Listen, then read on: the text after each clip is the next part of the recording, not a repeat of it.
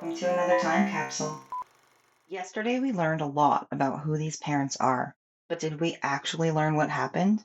Dad admitted to infidelity, though only in the most minimized terms.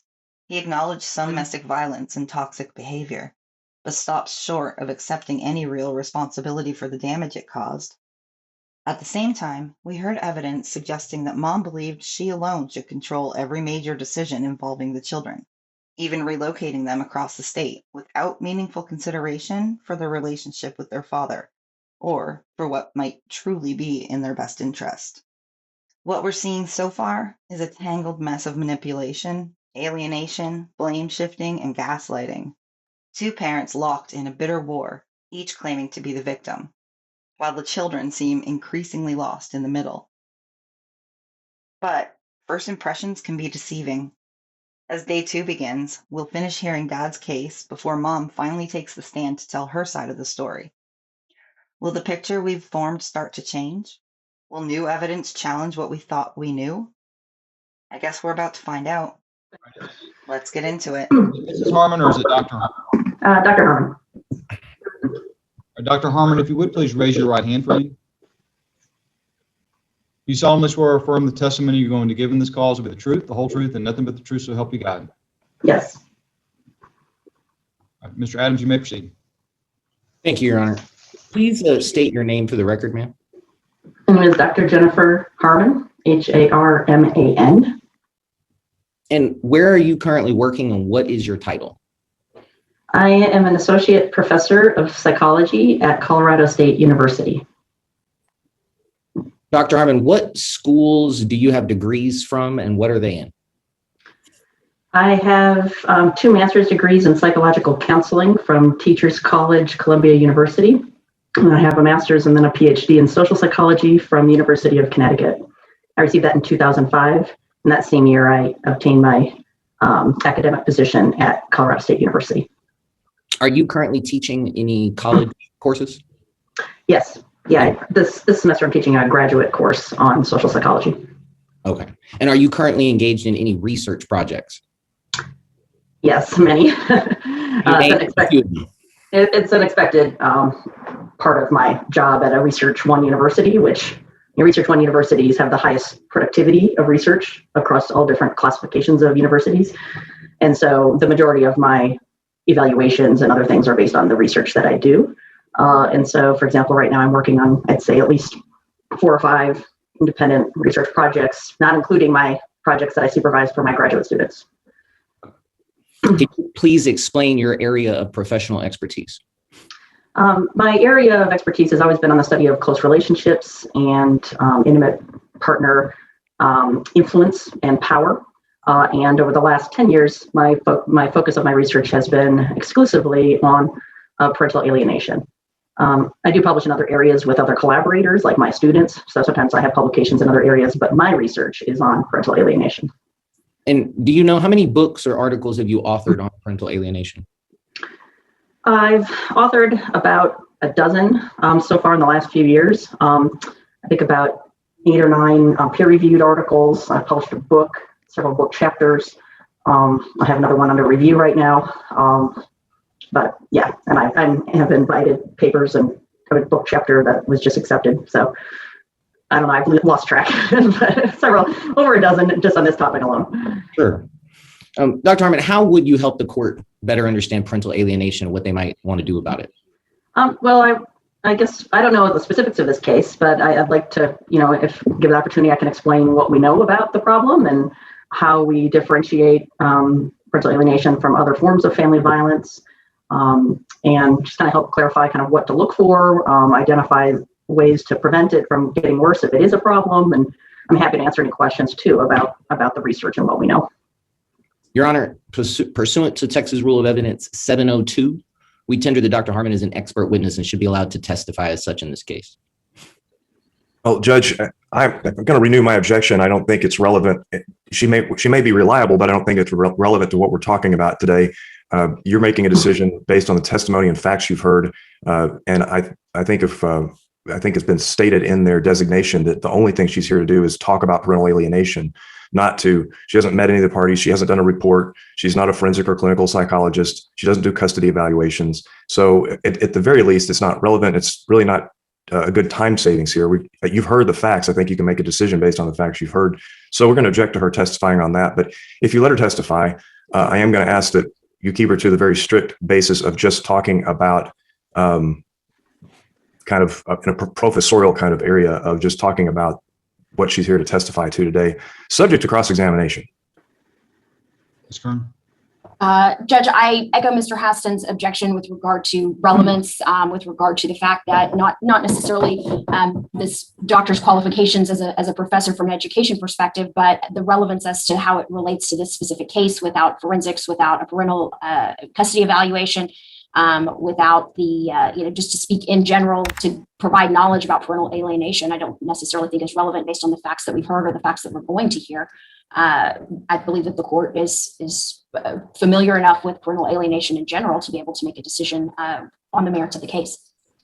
The court's going to find that she can testify as an expert. I will take the relevance objections as they come in her testimony. Mr. Adams, you may proceed. Thank you, Your Honor. Your Honor, at this time, I would like to direct the witness's attention to what has been marked as petitioner's P37. Dr. Harmon, do you know what this is? Yes, this is a book that was just published in April of 2020. And specifically, do you know what this chapter is? Yeah, that's a chapter that I co-authored with Dr. Mandy Mathewson, who's a clinical psychologist down at University of Tasmania. Based on your professional experience and knowledge, is everything contained in this chapter true and accurate? Yes, I don't publish anything else. It's verified by scientific support. Yes, ma'am. Your Honor, at this time, we would offer petitioner's P37 into evidence pursuant to Texas Rule 803-18. So are you, I guess you're, sorry, Judge, I didn't mean to talk over you. So I guess it's being offered as like a learned treatise, is that right? A peer-reviewed article? That's Texas Rule of Evidence 803-18. Yeah, thank you. I appreciate that. Judge, I am going to object to it because I think it's irrelevant. She's about to testify to the same things that are in that book. I don't think we should have an addition. It's cumulative evidence. It's either the book or her, one or the other. Response, Your Honor? May. The bottom line here is that she's not going to testify to every word that's in the article. Otherwise, that would take up too much time. The reason we're admitting it into evidence is because it's accurate and the court can consider it. I'm imagining the court's not going to want to take this case under advisement, but if it did, it at least would have this as a resource to refer to. And whether it's redundant or not doesn't mean it shouldn't be entered into evidence. Also needs to be part of the record. Judge, if I may respond. May. That's okay, Judge. I'll just let you make your ruling. I know you want to move on. No, if you have an additional objection, Mr. Hassan, I'll take the objection. Just let me know what you wanted to add. Well, the other thing I want to add is that I don't believe this qualifies as a learned treatise. Something like Prosser on torts, that is an educational tool that's been vetted over and over and over, and people learn from it, is one thing. This is much like a CLE article that somebody's written based on research they've done on other people's articles. And it's to say that everything in it is true. True how? True based on what she's pulled from other people's articles or maybe some empirical studies she's done. So I don't think it's relevant, and I don't think it's the same thing as what we would call a learned treatise. I'm object on that basis. The objections to P37 or P37 is admitted. Thank you, Your Honor. Dr. Harmon, hold on. I'm sorry, Your Honor. It looks like there's someone trying to enter the waiting room. Should we admit them, Your Honor? It's a lady that's a witness on a 12. I had a hearing I couldn't finish this morning. So I had to take Judge Shepard's docket. Long story, but so I'm going to hear something at 12 o'clock during my lunch hour. Yeah. Sorry, Your Honor. Okay. Dr. Harmon, what is parental alienation? Parental alienation refers to it's a mental condition in the child where the child aligns with a parent, which is sometimes called the preferred parent or the alienating parent, and then rejects or refuses to have a relationship with their other parent for unjustified reasons. What is the 5-factor model? 5-factor model was developed as an assessment tool or like a framework in which to help differentiate cases where there's parental alienation versus other kinds of family conflict, like loyalty conflicts or estrangement.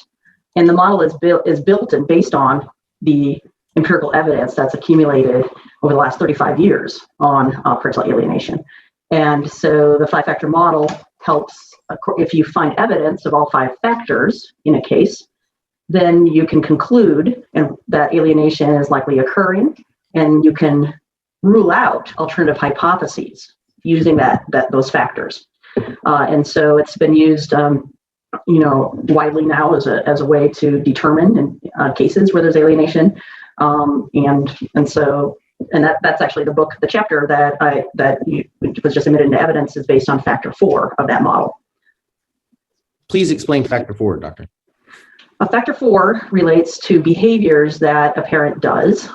There are patterns of behaviors that a parent does over time that undermine and harm the relationship between the child and the other parent. And again, to be considered, no parent's perfect. So in order to be considered an alienating behavior, this is where we look to patterns over time. And we look to see whether or not, there's certain, clusters of different types of behaviors that parents do that have been identified in the research literature. And then those are related then to associated with long-term outcomes of the child's rejection of a parent. What are some common things that you've seen in your research or work that mothers do when they want to alienate fathers? Well, first, let me preface that I don't find gender differences in my research on who alienates children. That's kind of a misconception of parental alienation, and I've conducted population-based studies using representative samples, and we do not find gender differences. Where we do find gender differences, though, is in how men and women use alienating behaviors. Just like we find gender differences in other kinds of aggression that I've studied. For example, men and women just abuse differently, right? They engage in abusive behaviors differently. Men are much more direct and kind of confronting in their abuse. Women are generally more indirect in the way that they use aggression. And so we find that with parental alienating behaviors as well, that women use twice as many indirect behaviors as men. This is a paper we published back in 2019. And this is based on interviews that we've conducted with alienated parents, as well as reviews of appellate court cases where the behaviors were described in the cases. And fathers tend to use similar amounts of both types of behaviors. And so when we're talking about indirect behaviors, we're talking about like bad mouthing and derogation, kind of like gossiping and, destroying the reputation of a parent, trying to use loyalty-inducing behaviors to get a child to align with a parent. And those can be very subtle, like guilt, making the child feel guilty for expressing any affection, or withholding love and affection when the child expresses wanting to see the other parent.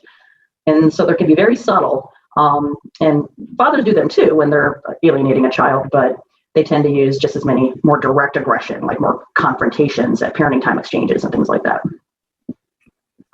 What do you think, what are you concerned about when you hear that a parent has been married and divorced multiple times in terms of parental alienation? Objection, relevance. Response, Your Honor? Well, you may answer, Sorry, it cut out. I didn't hear what the decision was. overall, you may answer that question. Okay. Well, there's been some research looking at characteristics of parents who alienate their children, or who are more likely to be people who alienate their children. And I'm not sure exactly the multiple marriages, that could be any type of person, right?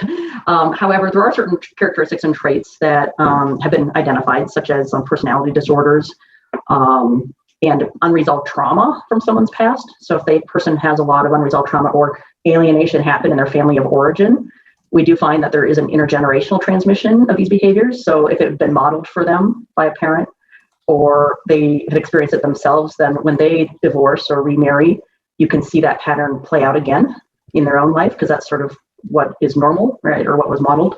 And so depending upon how those relationships resolved, if there's children in those relationships and other things where there's alienation occurring, I've worked on several cases where that's happened, where a parent has alienated their children from multiple marriages. And those patterns you can see over time in those relationships are can help identify whether there are concerns that alienation could occur again.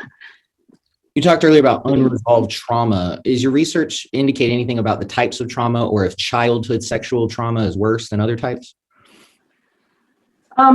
Yes, and in most of the studies that have looked at that in the parental alienation work, have looked at when allegations of sexual abuse or child abuse have been made. Not all cases where parental alienation is raised as a concern have allegations of abuse. In fact, in an appellate study that we just did last December, we just published, we found that less than half the cases even had an allegation of abuse.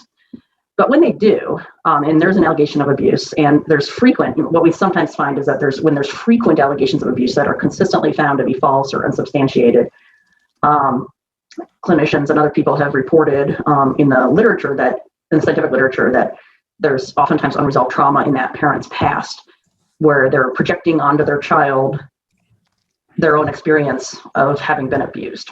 And they're trying to protect the child from this abuse that they're perceiving, but is not there, right? And so now it's very difficult to study that topic because it's hard to find samples that you can really generalize from. And so a lot of those samples are coming from clinical reports and other things that of people who've worked with these families. And so it's not obviously definitive, but there is substantial kind of documentation that this occurs in some families where there's been a lot of allegations of abuse and the children have been alienated. Dr. Harmon, what is gatekeeping behavior? Gatekeeping behaviors are one of the many different types of alienating behaviors that parents do to try to undermine the relationship. So Baker and Darnell back in 2007 published a paper where they identified 17 different categories. And so gatekeeping behaviors are one of them. And these are, in fact, there's a whole scientific literature even just on that alone without even looking at it from a parental alienation perspective. There's a lot of research documenting how parents will interfere with parenting time.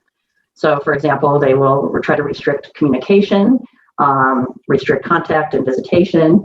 They will not relay messages to the child when a parent calls. They will move away, or even in really severe cases, abduct the child to prevent all contact. And so they range in a lot of different kinds of behaviors, but essentially the goal of those behaviors is to try to minimize contact with the child and kind of serve as the intermediary who controls that contact, like the gatekeeper, which is why it's called that. What would the effect be if a parent is engaging in gatekeeping behavior and then they were made the primary custodian of a child? Objection calls for speculation. Staying at this time. What concerns would you have if a parent was engaging in gatekeeping behaviors with young children, say under the age of 8 years old? Well, we know that quality parenting time is really important in order to maintain an attachment with a parent. And so when that's minimized, it's more and more difficult for a parent to maintain a quality relationship. And this is independent of any other behaviors that might happen, right? And so we know, for example, outcomes for children, even after divorce, even when there's high conflict, are better the more proportionate the parenting time is. And then if there's, if a parent starts to lose that parenting time and the attachment starts to kind of suffer because of undermining behaviors that a parent would do, that unequal time allows parents who maybe have proclivities or are leaning to try to undermine that relationship to get more power and more control in that relationship, then that time in the sole care of them can create an environment where parental alienation is more likely to occur. And so it's not necessarily the cause of it, but again, an alienating behavior needs to be clusters of behaviors over time. So one behavior in and of itself won't necessarily cause that. But if a situation is created where a parent has sole custody and all control over access, all control over communication, and abuses that control, and then the other parent's relationship starts to suffer, then that can easily develop and kind of snowball into a problem. Dr. Harmon, your literature talks about parentification. Can you explain that for us? Parentification is part of the cluster of behaviors of these loyalty-inducing behaviors that I kind of briefly described earlier. And this is where, when the relationship between the two parents ends or they separate, oftentimes when there's alienation occurring in the family, the child will be, especially an older child, will be elevated to almost the status of the other parent in the family. And so they're often told very inappropriate information that should only be shared with adults, especially teenagers. They're kind of treated like an adult, told information that they shouldn't know, even if they are an adult. It's information that's probably between the two parents. And so the child essentially kind of starts to take care of the needs of the alienating parent in that case. So like they become the parent to them, and then the child also then starts to parent other siblings because the family system is broken and the power in parental alienation cases, the power dynamic becomes imbalanced. It's not like this is very different than in a loyalty conflict family where both parents still have positive relationships with the children and the kids just feel like they're stuck in the middle, like being pulled in all directions, and they're trying to maintain a relationship with both parents. That's a very different dynamic than parental alienation, where a child's aligned with a parent and rejects another parent. And so when you have that happen, the power dynamic is really imbalanced because the rejected parent loses all their authority, right? They can't oftentimes discipline without being accused of being abusive. They can't, do normal range parenting skills without being rejected by a child. If they took their phone away to punish them, the kid says they never want to see them again, right? So the power becomes really imbalanced because you have one parent who has all control in really severe cases, and the child is treated like an adult. So it's sometimes interchangeably called adultification. And then when the child starts to take on kind of this parenting role of siblings in place of the rejected parent, that's what we call parentification. There's a statement in your chapter writing that we admitted that says that alienating parents will justify their behavior by claiming they are simply acting to protect their child from the real abuser, and that the child's rejection of the alienated parent is that parent's fault. Can you please explain that?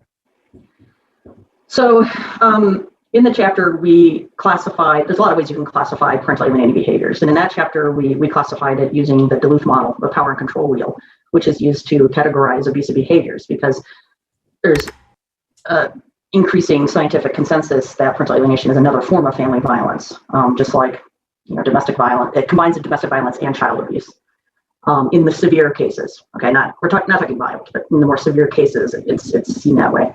And so one of when you look to the domestic violence literature, scientific literature, they talk about how abusive parents or abusive individuals will often deny that they're abusive, right? They blame everybody else. They blame stress at work. They blame, behaviors of the other person. They blame, other things rather than the real problem, right? And we find that often in parental alienation as well.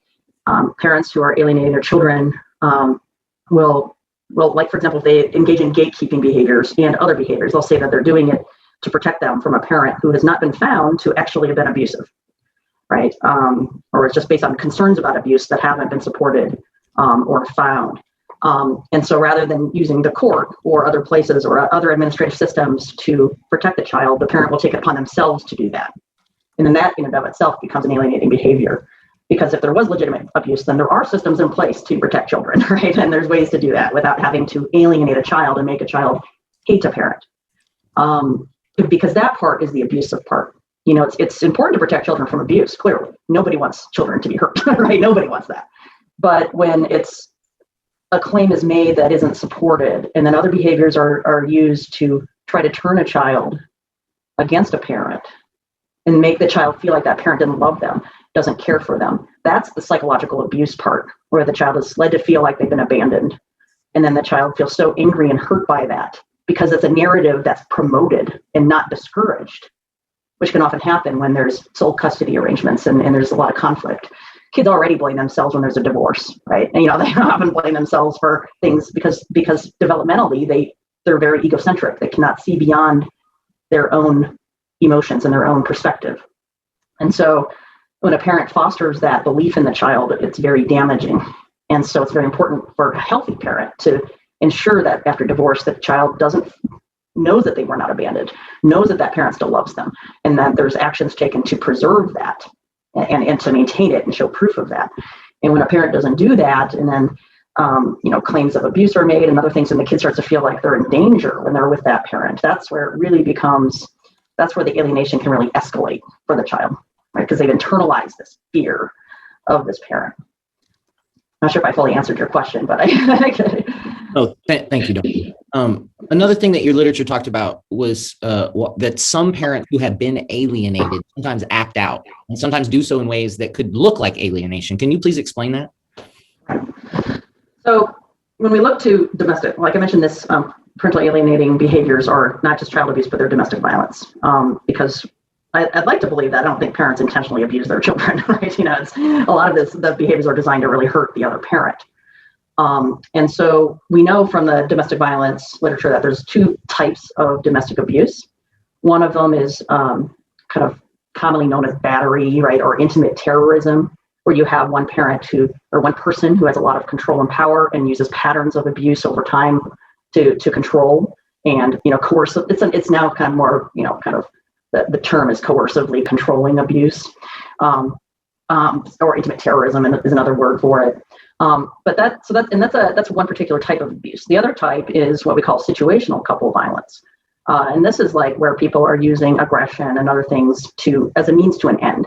It's not a strategy to just control and dominate somebody. It's usually through frustration and trying to get one's way. They'll use violence or aggression, in order to stop a fight, or to get the person to shut up, right? Because they can't manage their anger. And those are very different power dynamics. Okay. And so one, is where you have a very powerful person and you have a less powerful person. The other is where you have two people of similar types of power using aggression to try to resolve a conflict, right? And with parental alienation, what we find is that there is this very big power difference that happens when the child aligns with a parent and the other parent becomes, essentially, their authority becomes undermined. And then as a result, this parent, when you have somebody who has less power, their behavioral choices become restricted, right? They have fewer options. And it's very frustrating as victims of domestic violence, intimate terrorism. You can see, even though it's not a syndrome that's in the DSM, you have battered wife syndrome, right? There's like even within the last year, there's been 3 papers published, scientific studies looking at the impact of alienation on parents who've been targets. In my research, I find that almost 40% who've been moderately to severely alienated have considered suicide in the last year. Sorry, I cannot pronounce her last name, but Mandy Mathewson, my colleague, she published a paper with a colleague where 23% of their sample had tried to kill themselves in the last year and there's financial stress, there's depression and anxiety that I find in my research on population-based studies is very stressful to be the target of abuse as anybody, right? And so a lot of times when a parent is in that situation, they're being attacked or accused of things, it's hard not to respond, right, to protect oneself. And this is where victims of other kinds of abuse are sometimes blamed, like because they're using self-defense or they're acting out of aggression or out of frustration. But if you don't understand the power dynamic that's happening, and you could tell usually by the patterns of abuse and things that have happened in that family, then it's easy to say, like, cherry pick one behavior of that parent and say, look, they're reciprocating, right? When it might be, if you're looking at this pattern of abuse, if that's what's happening, that one incident is not indicative of the power dynamic, right? And so we often have to look at the, not just pattern, but is it proactive or reactive aggression, right? Usually an alienating parent is engaging a lot more proactive aggression. Dr. Rick Warshak has even published about, he cites that, the behaviors of an alienated parent are not reciprocated because the power imbalance makes it impossible or very difficult to reciprocate, even if you wanted to. And so oftentimes it becomes a blame the victim kind of situation, where a parent who is being alienated is accused of causing what's happening, because a lot of times the behaviors are taken out of context. And I'm a social psychologist, where that's what we do. We look at everything in context. If you try to isolate one thing and try to make a determination on it, you can't. It actually does a violence to understanding what is happening.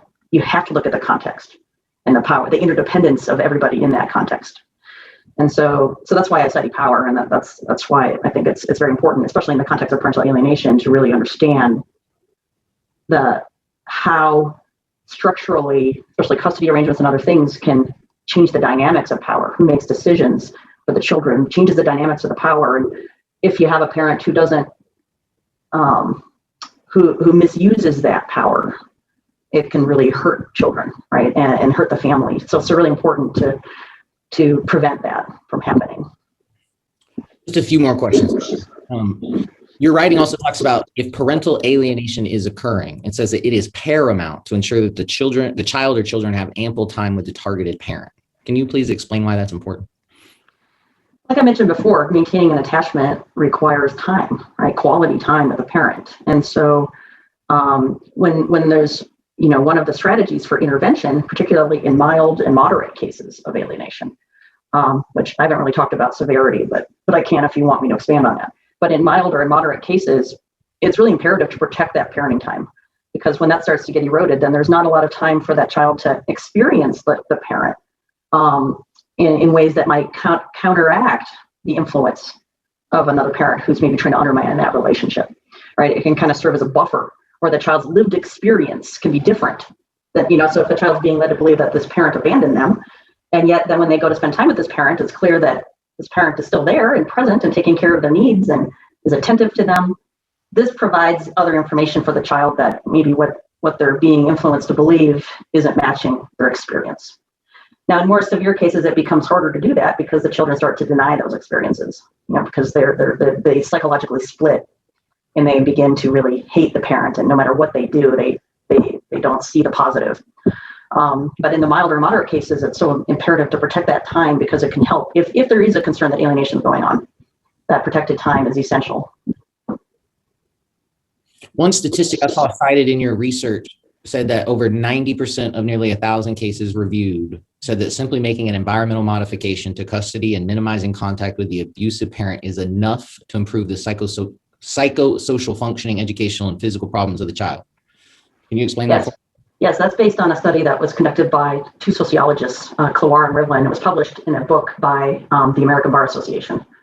They reviewed court cases where there had been brainwashing and the child had been influenced to hate another parent. It's called Children Held Hostage is the name of the book.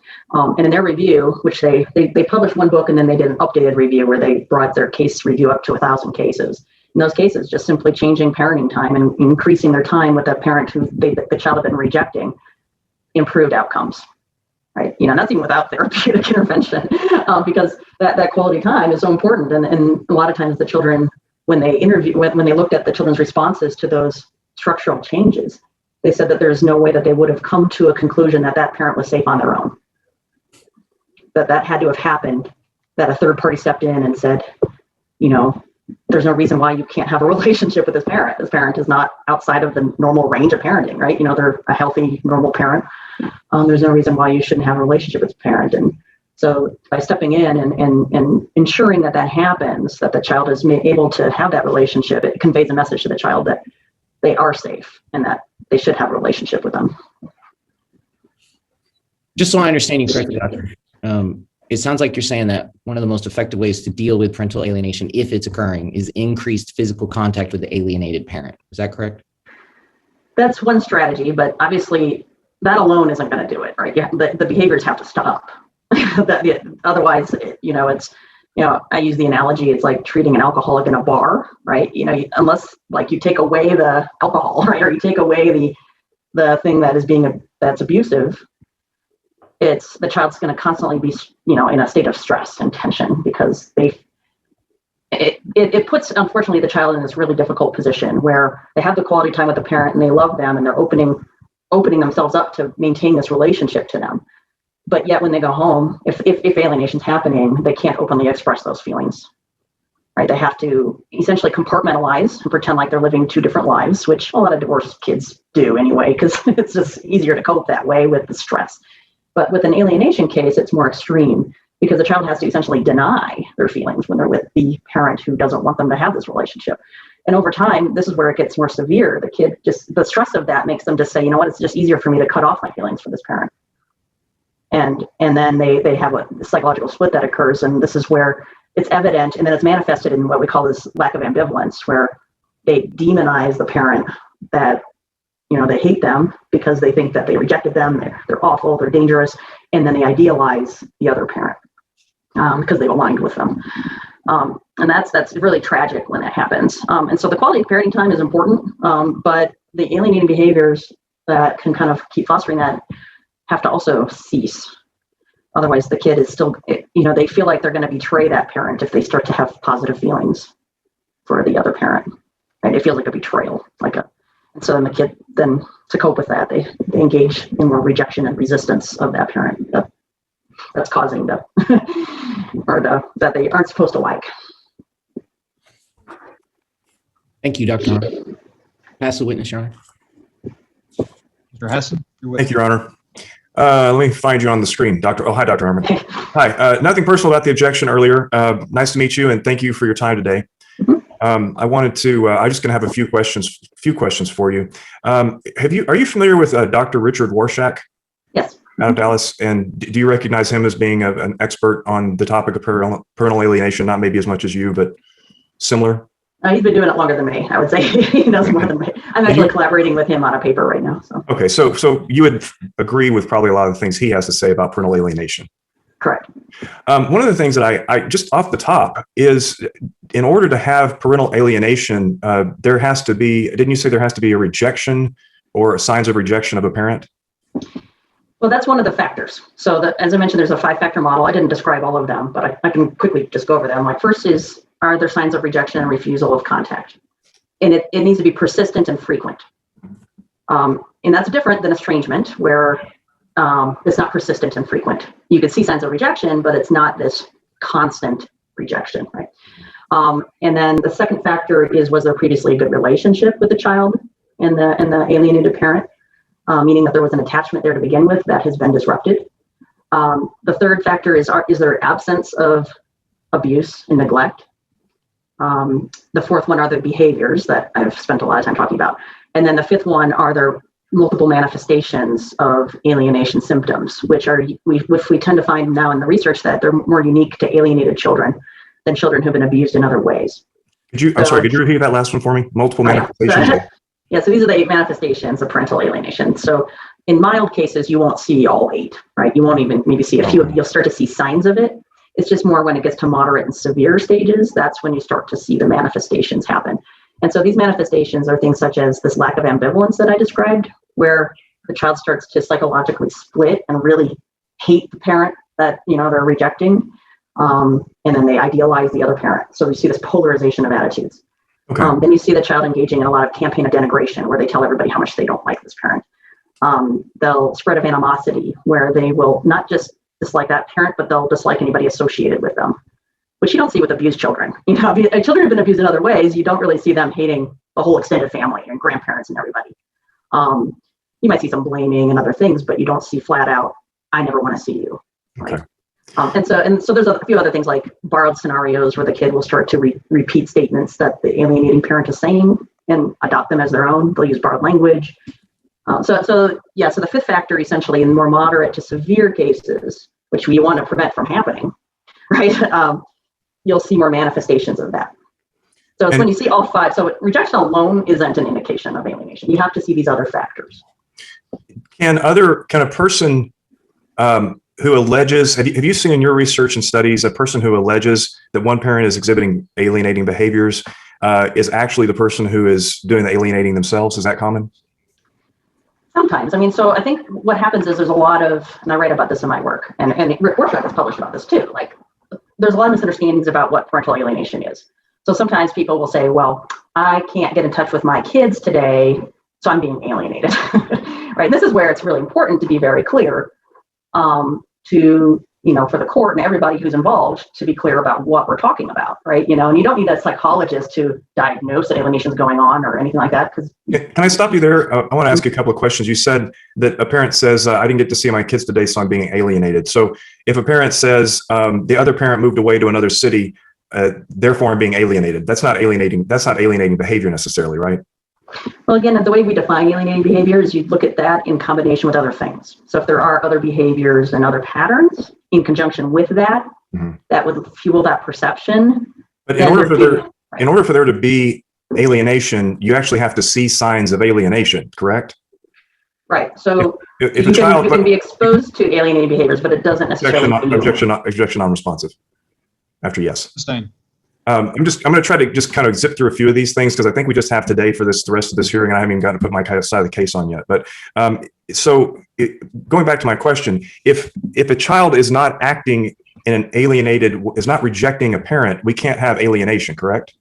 Right. It means the child isn't alienated yet. Yes. Okay. And if a child is screaming and crying and having a fit at a parental exchange, could that be a sign of alienation by the other parent? Could be a lot of things. Okay, but that's one thing. It could be that, right? Could be. But it can also be separation anxiety, correct? Right. Mm-hmm. And it doesn't necessarily mean that one parent's a bad parent or the other parent's a bad parent. Right. change that scenario for a minute, that if the children have been with the parent for 3 hours in a car before the handover, and then the child has a screaming fit and screaming about not wanting to go, could that also be a sign of alienating behavior by the parent who was first driving with them? I wouldn't say that's a sign of alienating behavior. Just you're describing an outcome in the child. Like you're describing a transition problems with the child, and I don't know what happened before that. Right? Again, out of context, it's hard to answer that. Okay. Let me ask you this. If a child says, "Mommy is leaving daddy," if a child says that to a parent, is that a sign that the other parent is using alienating behavior?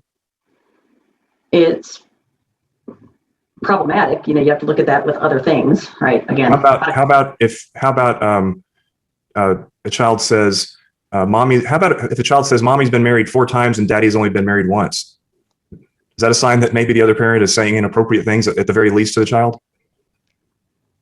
Possibly. I don't know. I don't know where the kid would have gotten the information, but it's possible. Yes, if depending on the age of the kid and what they've been told. What if a child has always called their parent mommy or daddy, but then begins calling them by their first name? That's considered, symbolic contact or and interference with that. And the things that I've been talking, that would be kind of that borrowed language that you were talking about, right? They're starting to say things that you'd hear it come out of the other person's mouth. The previous examples, the latter one is one that's used to try to what we call limit symbolic contact. That's something that actually Dr. Rick Warshak has written about, is changing names or having a kid refer to the other parent by their first name or things like that. So I'm looking at an article by Dr. Warshak right now, and one of the things he says is a child is not alienated when the child's hostility and apparent rejection is one of 5 things. And it sounds kind of like the things that you were just talking about. I want to see if you agree with these. Number 1 is if the behavior is temporary and short-lived rather than chronic. Is that right? That's one of them? Yes. Another thing to look at is whether the behavior is occasional rather than frequent. Right. Another one is if the rejecting behavior of a child occurs only in certain situations. Yes. And that it coexists with expressions of genuine love and affection. Yes. And then lastly, a child's not alienated when the child is directing the behavior at both parents. Right. Correct. So quite often the child's behavior could actually be just because of the stress of the breakup or the things they witness the parents say and do to each other, right? Correct. And it could be a loyalty conflict, right? The hard part with mild cases of alienation, if that's what's happening, is that the child doesn't consistently reject, right? You don't see all the manifestations. And so this is where when prevention is difficult because you don't know early on if it is a loyalty conflict or has the potential to be an alienation thing. We're learning more. In fact, I'm collaborating with some folks down in actually the Houston area where we're looking at mild and moderate cases. Because excuse me, I'm sorry, that's another question. And Dr. Warshak says that wrongly invoking the parental alienation label does a disservice to families in which a child is truly truly alienated. It contributes to skepticism about the concept of parental alienation. Do you agree with that? Yes. Yeah. And do you agree that there has to be evidence that the child is rejecting a parent before we can even talk about alienation? There has to be evidence of that. Right. There has to be somebody has to get on the stand and say, these are the things that are happening to me with my child that I think show alienation by my spouse. Objection, Your Honor, calls for a legal conclusion. No, I'm asking her a medical. You can answer, ma'am. Doctor. Well, your question kind of supposes that the behaviors themselves aren't abusive. I mean, the alienating behaviors themselves, even if they don't result in the alienation of a child, are still very abusive. Okay. So I think, okay, let me ask you this then. So if we're going to talk about behaviors, would are you there? I think maybe she froze. We have a witness that's frozen, so we're going to go off the record for a second while we work on this issue. Thought we were actually doing pretty good till then. I apologize. Okay, my internet dropped. Great. No problem. Give me 1 second. Okay, I'm back. Back on the record, we're going to pick up where we left off. We've got Dr. Harmon back with us. We're on the cross-examination. Mr. Hassan, you may proceed. Thank you, Your Honor. So talking about alienating behavior, would an alienating behavior be one where a parent takes the children around the house with them and takes down every picture of the other parent in the house? That can fall under what we call symbolic. That's limiting symbolic contact. I'll pass witness, Judge. Turn. Judge, in the interest of time, I have nothing for this witness. Any redirect, Mr. Adams? Very quickly, Your Honor.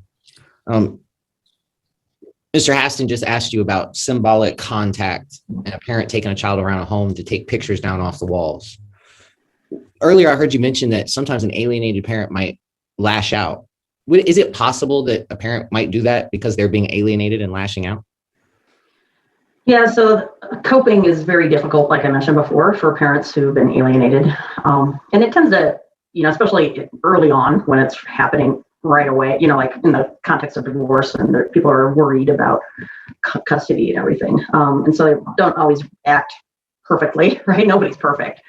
And so, and I know that this is where it's really difficult early on, or when you're trying to figure out what's going on in a family, you got to kind of look at these patterns of behaviors. And is this a reactionary response, or is this part of a larger pattern of behaviors over time to hurt the relationship?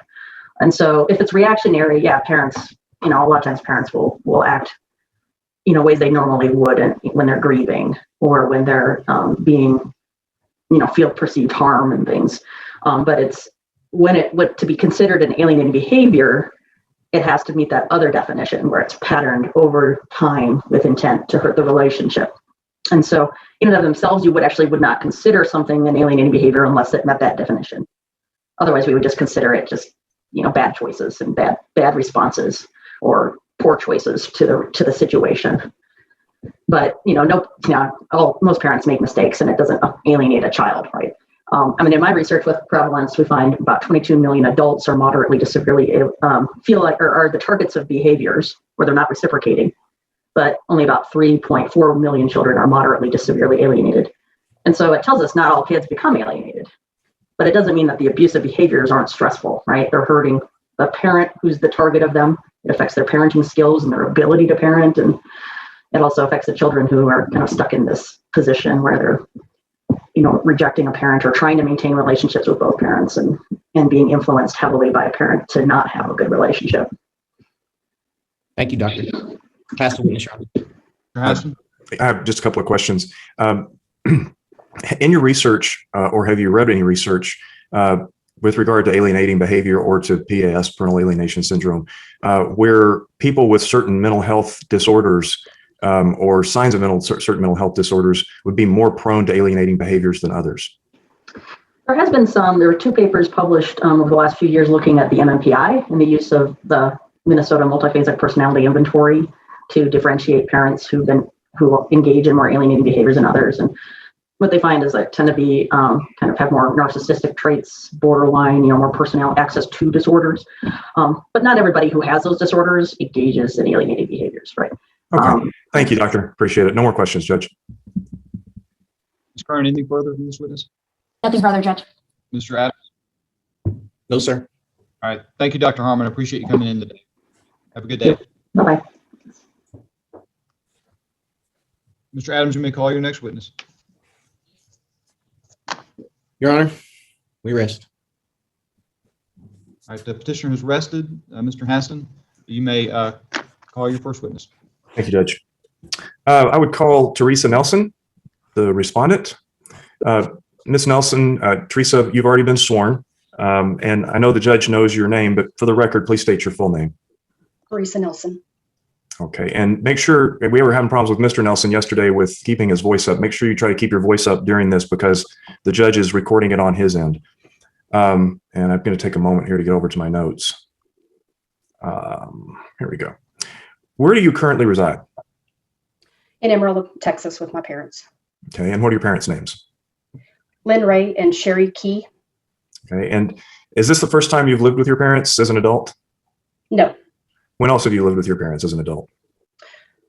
I moved back in with my parents short term whenever Bo and I separated in December of 2012. Bo moved in with my parents for about 3 months while we were working on the marriage and trying to find a home in Amarillo. And then again, we lived with my parents in December of 2018 until February of 2019, whenever we were also in the middle of trying to find a house when we moved back to Amarillo to the Bushland area.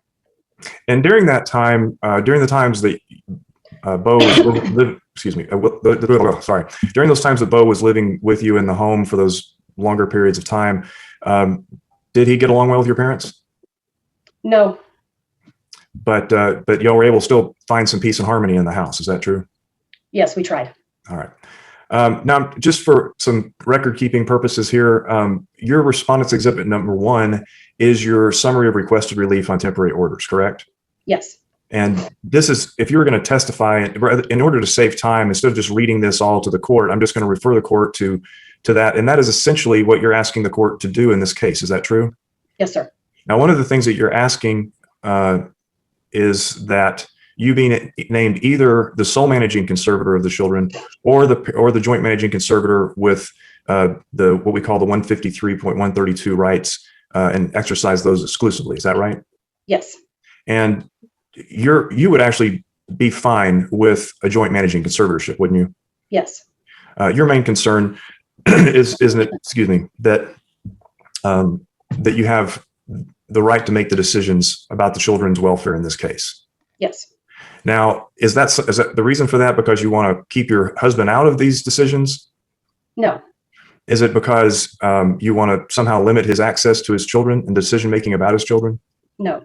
Historically, who has been the primary decision maker for all medical decisions for your children? I have been.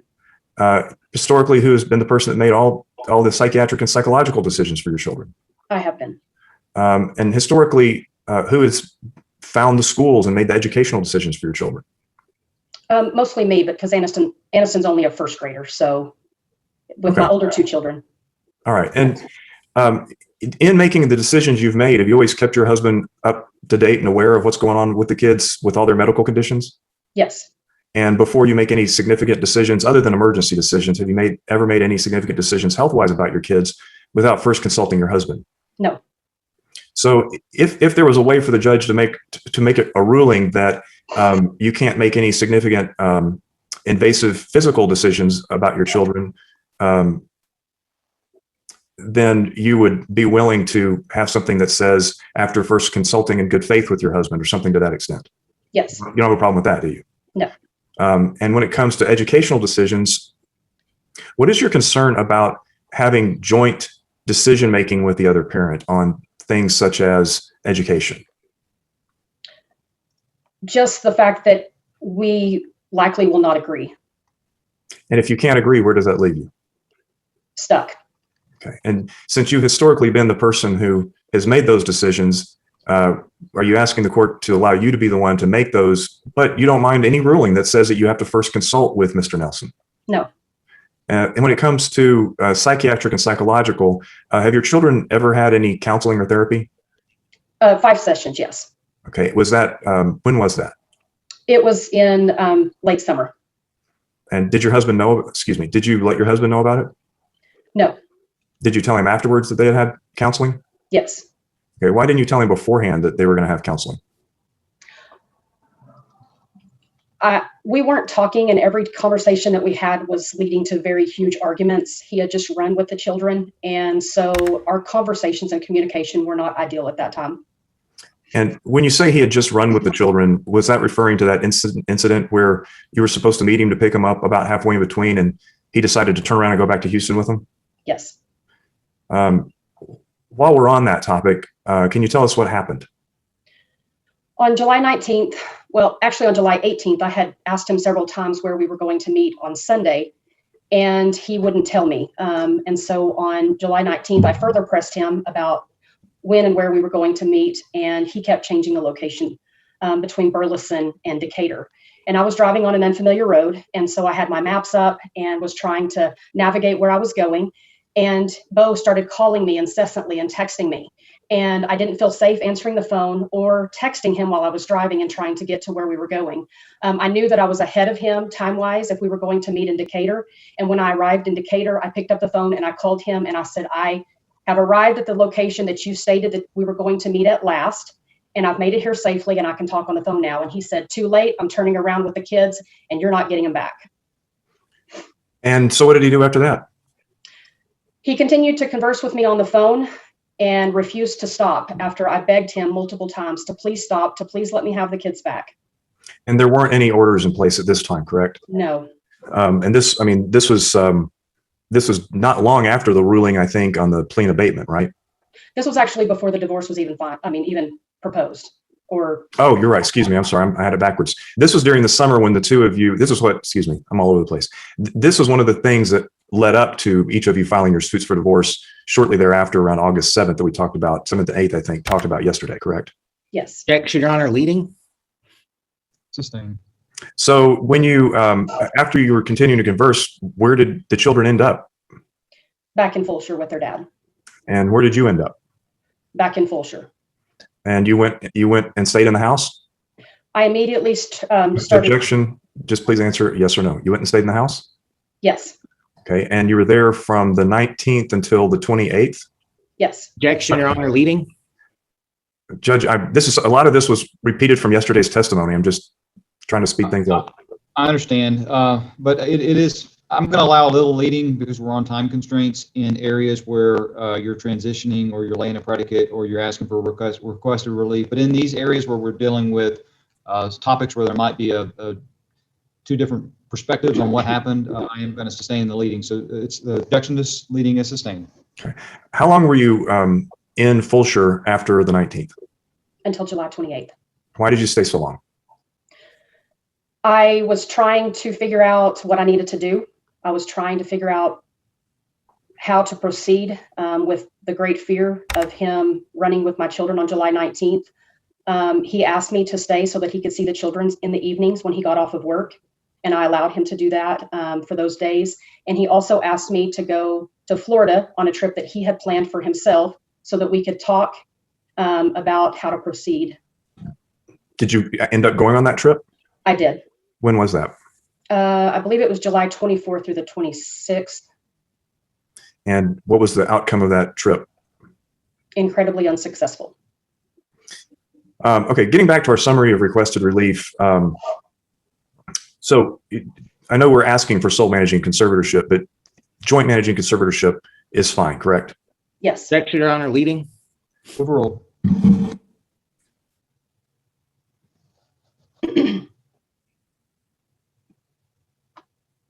One of the things you're asking for is that Mr. Nelson, that there be an injunction against Mr. Nelson drinking before or during periods of time that he has the children. Can you tell us why you think that injunction is important to have? Yes, Bo's drinking has progressively increased, especially in 2020 with COVID lockdowns and the stress that it caused him. He was away for about a 6-week period, and whenever he returned at the end of April, his drinking had increased to 3 to 4 drinks per night. On Bryston's birthday on December 30th, he sent me a video of Bryston, them singing happy birthday to Bryston and Bryston blowing out his candles. And in the background, you see big bottles of liquor in the background on top of the refrigerator. And you can see, I don't know what they're called, the things that you go have filled up at breweries. You can see them in the background. And it just hurt my heart that they turned Bryston's birthday into a drinking celebration. When you were living with Mr. Nelson, did he have a drinking problem? He drank daily. And did he drink to the point of inebriation daily? Not always, no. But when he did drink, did he get inebriated on what? How often did he get drunk? I can think of probably 10 times where he was drunk to the point where he either vomited or was very abusive to me. And that was in what time frame?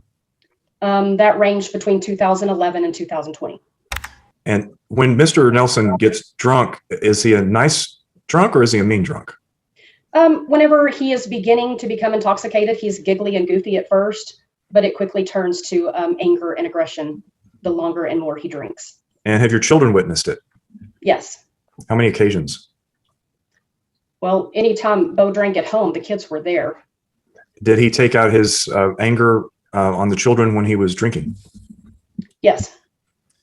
How often did that happen? Anytime they got on his nerves or he lost. Objection, Your Honor, non-responsive. Overruled.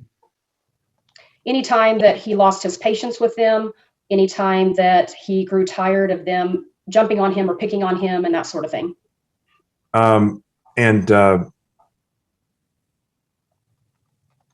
Did that happen only when he was drunk or that happened when he was also sober? Oh, it also happened whenever he was sober. He said yesterday that he just kind of like did tap your daughter on the side of the head. Was that an accurate description of that situation? No, it wasn't. Can you tell us what happened in that situation, in your opinion?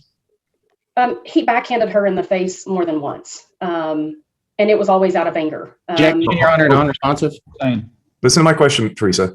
Okay. On that occasion, tell us what happened on that occasion.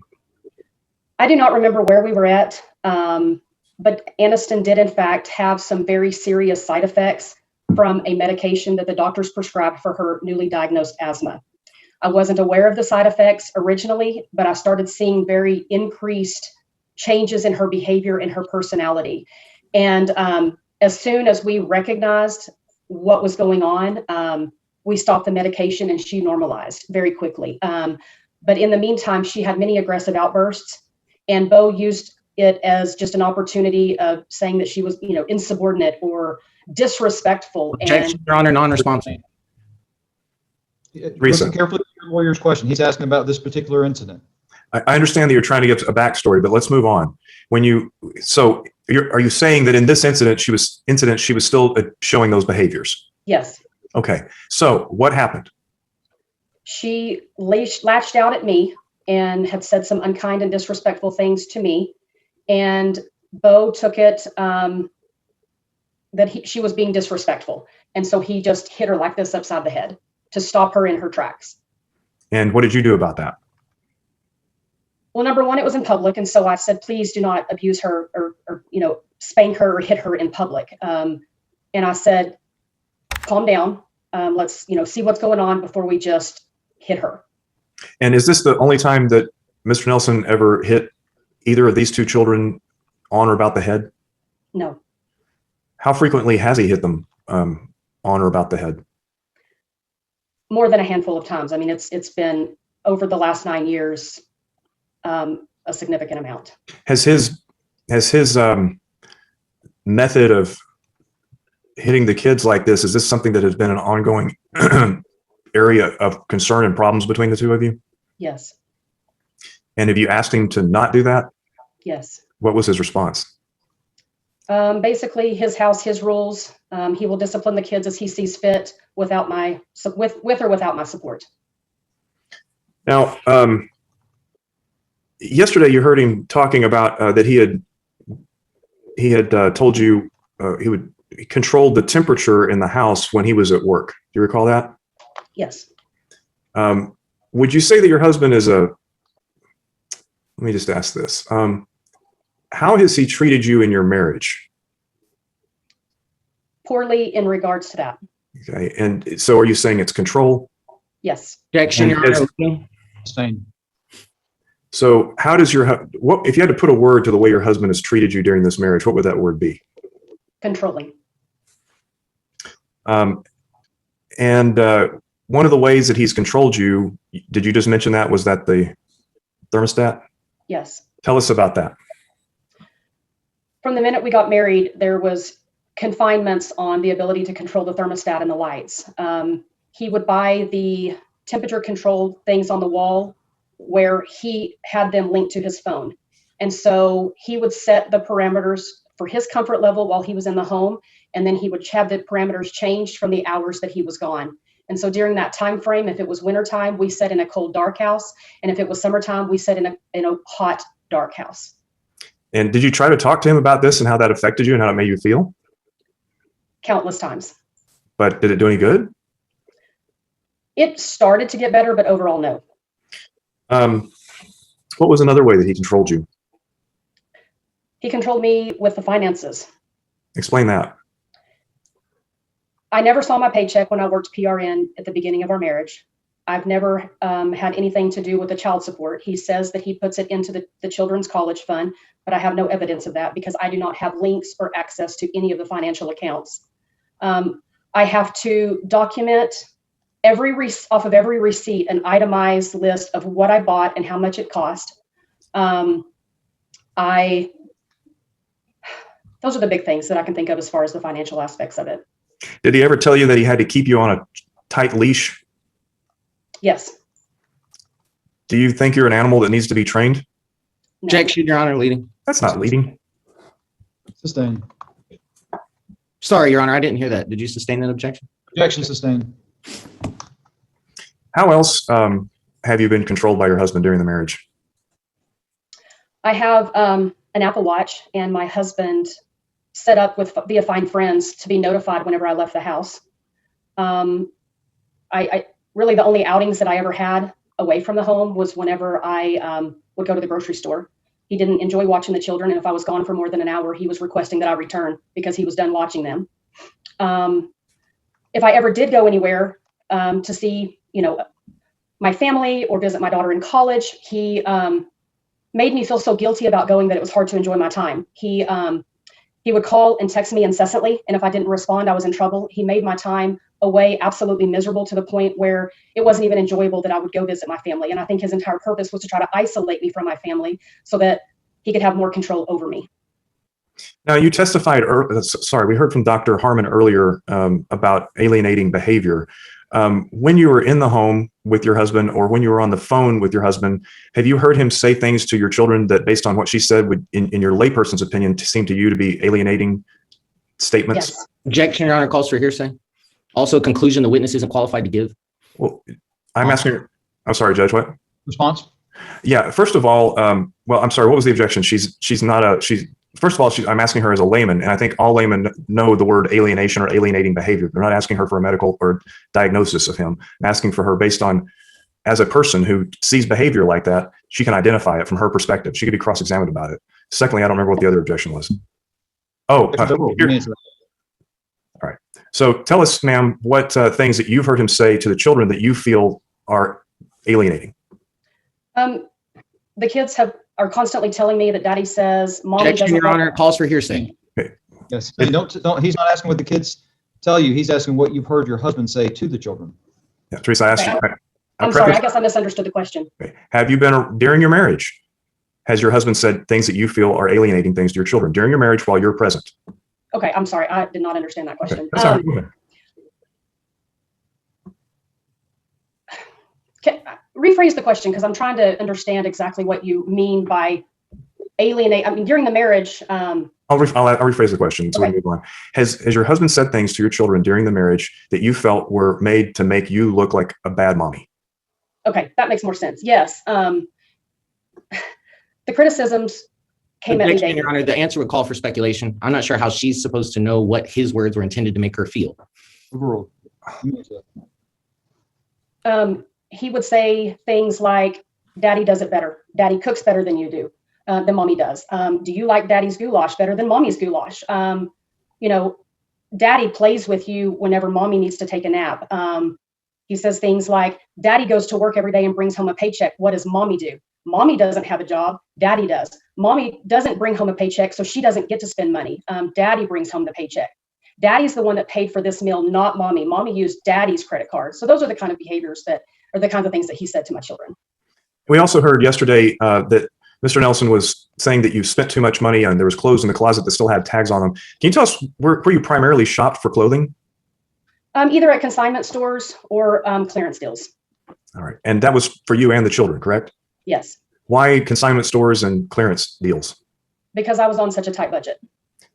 And who gave you the budget? Bo. And who controlled the money? Bo. Are you saying you didn't even have access to the checking account? Objection, Your Honor, leading. Did you have access to the checking account? Yes. Okay. And was there ever, how much? I'm sorry, Mr. Hassan. I didn't hear the answer because first she said that she wasn't linked to any of the accounts, but did you have access? I didn't hear your answer to the joint checking account. I had a set of checks in my purse. Okay. But you didn't ever know how much money was in the account? No, I didn't have any passwords or access to the account information. If you ever violated the budget, what happened?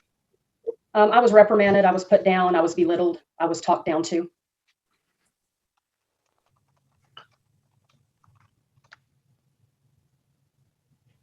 During the pendency of this case, you had access to a credit card. Is that true? Yes.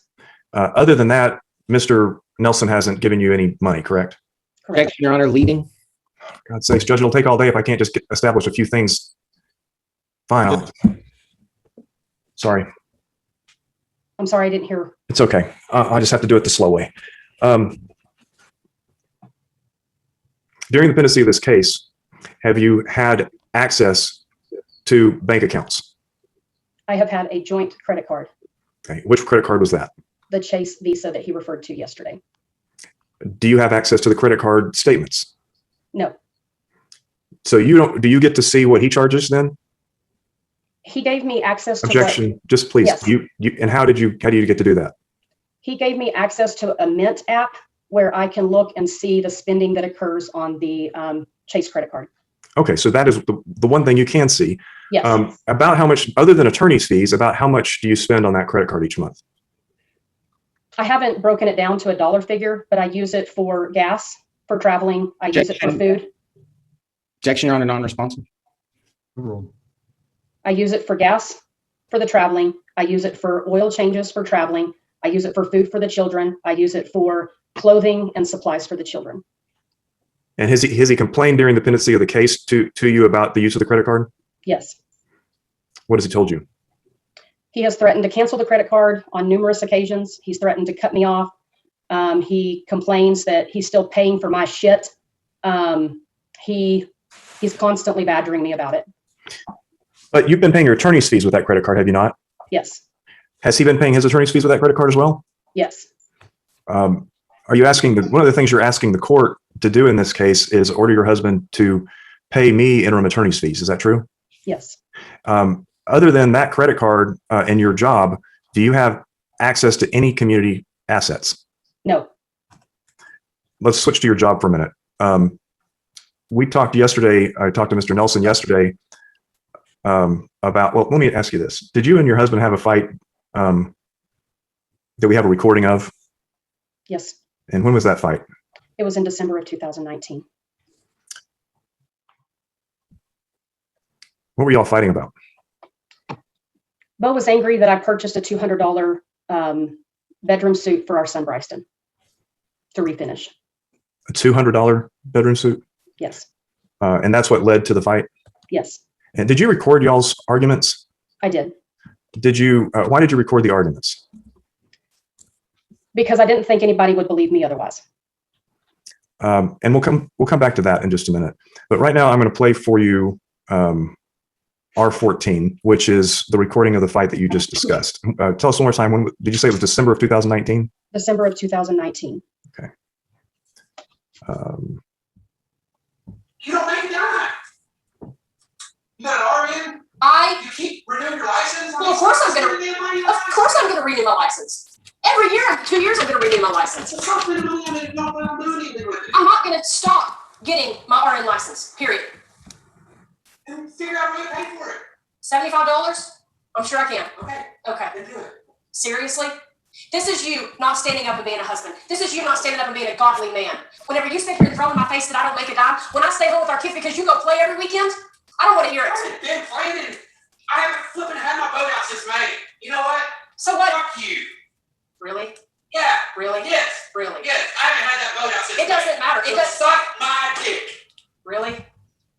Really? Does that make you feel good to talk to me like that?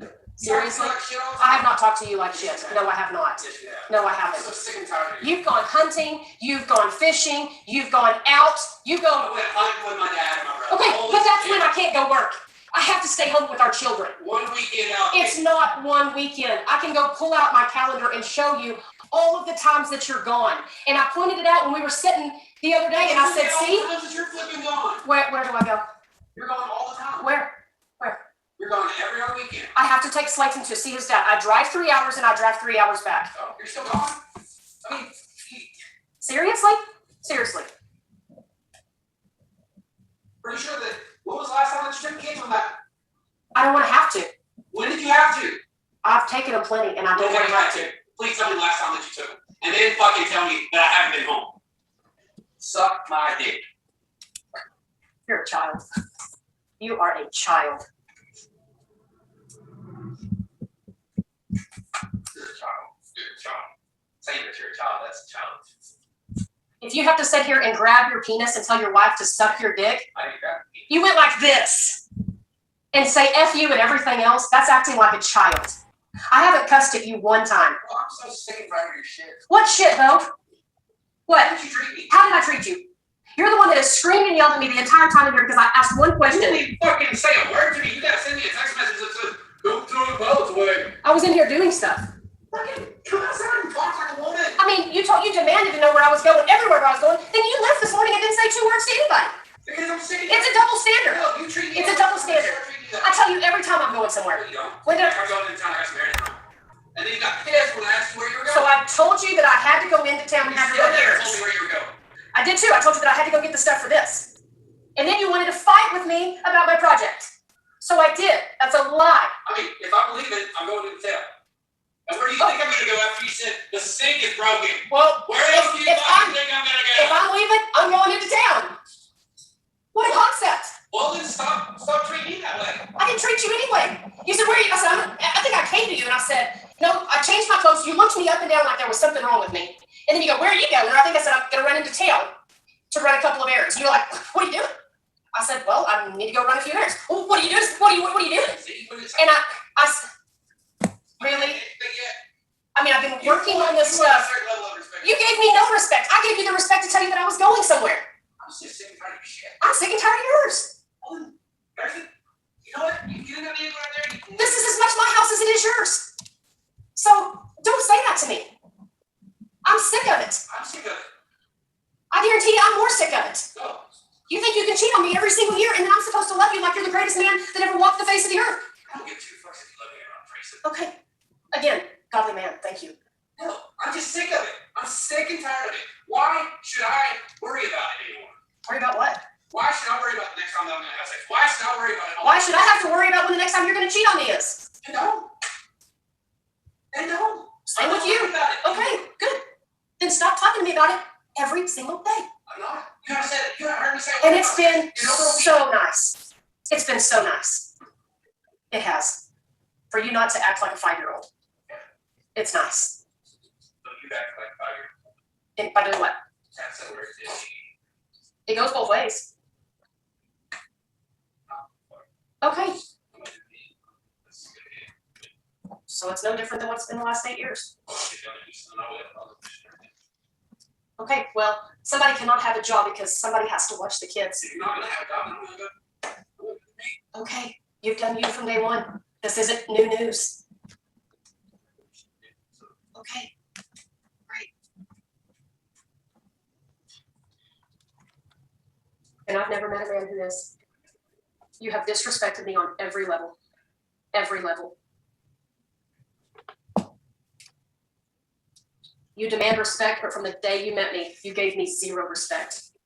It doesn't work that way, Bo. You can't demand respect from somebody and then show no respect to anyone around you.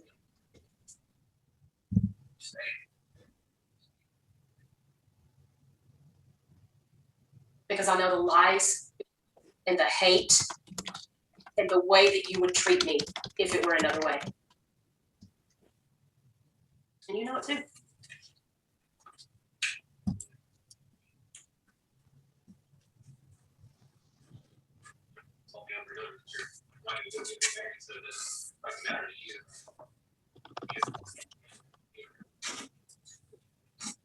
I've been bleeding for like 3 months. I know you don't give a shit. It's very obvious. You couldn't care less whether I have health problems or not. You don't care. And you just pointed it out.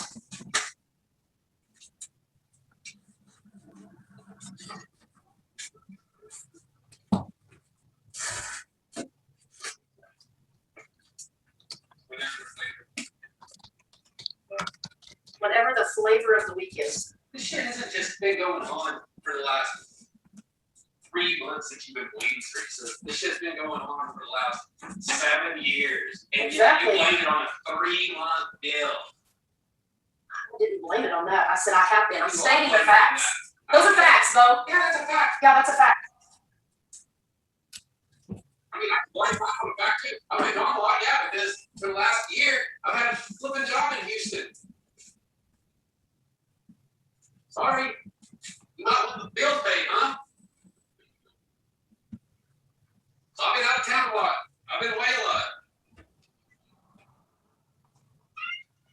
It goes back to the very beginning, though. Yes, it has a lot to do with the fact that I'm bleeding like a stuck pig right now, but it has to do with what you've been doing from the day that you met me.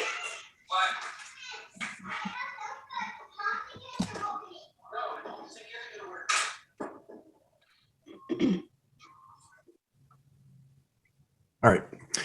During that, one of the things I don't think I heard quite clearly, I'm going to make sure I understood what he said. He said, if you're not going to get a job, did you hear what he said after that?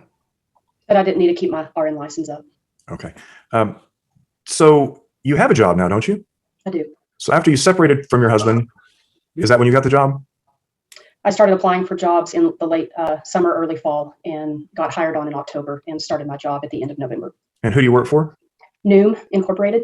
What is that? It is a healthy weight loss that uses psychology as its guiding principle. As part of your degree, your college degree, do you have what is your degree in? I have a degree in nursing and a degree in psychology. Did you get this job because of your RN license? No. But because you've kept your RN license, if you needed to, could you go back to being a nurse? Yes. And what are you currently making gross about at this job? $37,500. Okay. And we have put into evidence your financial information statement and I believe your pay stubs, correct? Yes. We'll talk about those in a little while. In that audio, had he been drinking during that or before that argument, Mr. Nelson? I don't know if I can answer that. Answers you don't know? I don't know. And when you said you had been bleeding for 3 months, what were you referring to? The ongoing female health problems that I had been suffering from. And this was in December of 19, before you moved to Houston, correct? Yes. When you, let's go back for a minute. There was a conversation yesterday where they showed a letter or a note you had written to Mr. Nelson the evening before he accepted the transfer that he first said was a promotion, but then later admitted it had to do with the problem with the young female intern, right? Yes. Objection, Your Honor. Compound question. Was your answer yes? Yes. And you were aware that evening, you'd already been made aware by that time that was the reason y'all were moving to Yes. Houston. Yes. Why did you write him that note? He had just been caught texting another woman and had done a lot of apologizing and making a lot of promises. And I decided to turn all of the problems over to God. I decided to stop living in fear and trusting in God and having my faith and trust in God. And so I wrote Bo a letter saying just that. Okay. Okay. So, and before that, had y'all been discussing this move for some period of time before that evening? Yes.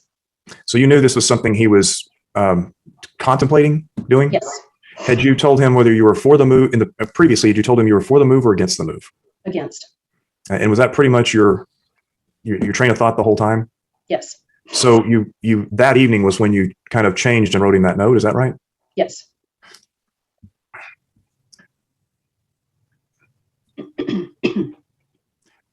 During those discussions that you had leading up to it, when you were telling him you didn't want to move, what did he do to try to convince you that the move was going to happen? He just kept saying that they're really trying to convince him to move, that it would be good for our family. He said that Slayton would have a better chance sports-wise, being at a bigger school. He said that there's lots to do in Houston versus Bushland, that sort of thing. Did you ever have any fights over it? Many. Okay. And what did he tell you in those fights? Basically that he was going to make the decision, regardless, that he would do what was in the best interest of him and us ultimately. Did he say anything that made you feel threatened? Yes, in some of the agreements, he threatened me with leaving me. He threatened me he threw his ring at me. He told me that I would be poor if I was without him, that I would live in a shack if I had to be on my own. He told me that he would spend $1 million fighting me to take the kids away, things like that. So after all those, you said agreements, but you meant arguments, right? Yes. So through all those, about how long did that go on? It started at the end of August and went on until I wrote that letter. So how would you characterize what led you up to writing that letter? What do you mean? Well, I mean, you had these arguments, you had these fights, you had this coercion, and then finally you wrote the letter. Mostly out of fear, just being scared that he would do all the things that he said he would do if I didn't agree. Now, did you wake up? Was he still home when you woke up the next morning? He woke me up the next morning. What time did he wake you up? Very early, about 4:30, I believe. Was it common for him to get up that early? He did on occasion to exercise. And how often did he exercise? It varied throughout the marriage. He would have periods where he would do it a lot, periods where he wouldn't. I don't think he exercised that morning. Okay. On a weekly basis, about how often did he exercise? I would say on average, maybe 2 to 3 times a week. So during the work week? Yes. And what time would he leave the house on the days that he worked out? Often he would go run or ride his bike whenever he would go work out. And so he would leave. He would get up around 4, leave at 4:30 to go exercise. And would he come back to the house and get ready, or would he just head on into work? He would come back to the house and get ready. So that particular morning, did you have a conversation? He woke me up very emotional. Yes. Okay. And did you say he woke you up very emotional? Yes. What did he say? He said that he had done a lot of praying after reading my letter, and said that he decided that he was going to tell the company that he was not going to take the job in Houston, that he thought that it would be in the best interest of me and the children and him to stay in Bushland. We loved our home. He had a big, huge shop that he loved. He said that he promised Slayton he would get to graduate from Bushland and wanted to hold true on that. And Aniston had developed many friendships in kindergarten. We had developed relationships with our neighbors, and we were all thriving. And so he said he made the determination that we were going to stay in Bushland. So what happened later on that day with regards to this topic? He sent me a text message at lunch and said, quote, "Change of plans, we're moving to Houston," end quote. How'd that make you feel? Destroyed. Did you ask him to go back to his boss and change it back? No, Why is that? because I knew that he had made the decision and he wouldn't go back on it. He didn't even call you to discuss it with you one more time before he made the decision? Just did it on his own? Yes. Judge, I know you said you had a noon thing. We're coming up right on noon. I just wanted to be sensitive to that. If you're about to move to a different topic, then I told them I would break as soon as there was a transition. So if you're about to move to a new subject, then we'll go ahead and break for lunch. Yes, sir. I think it'd be a good time to do that. Okay. We're going to go off the record. Let's resume at let's do 1:15. I'm going to try to give you all as much time as I can today. So let's do 1:15. We're off the record, and we'll resume at 1:15. Thank you all. Thank you, Judge. We're back on the record in the Nelson matter. We're going to resume the direct examination of Ms. Nelson by Mr. Haston. Mr. Haston, you may proceed when you're ready. Thank you, Your Honor. Ms. Nelson, when we left off, we just heard the audio tape of the, I guess we'll say it, the conversation between you and your husband in December of 2019. And I want to ask a couple more questions about that. You know, he's complained quite a bit during his testimony that it's really bad for the children to be in the car so many hours driving back and forth. You heard that testimony, right? Yes. I mean, do you agree that it's not the best thing in the world for them to be traveling that much? Yes. And you have some ideas about other ways that they could see their dad more than just them always being in the car on a weekend. Yes. Could you tell us one of your, well, before we get to that, maybe I misheard it, but did I hear him say in that when you were arguing about not things that you didn't do, that you should just take the kids with you or something like that? Yes. What was he referencing? What was he referencing? Me having to be gone every other weekend to take Slayton to see his dad. And what was your agreement with Slayton's dad for exchange for visitation? We usually met halfway. And Slayton, you had moved Slayton away from his father. Is that true? Yes.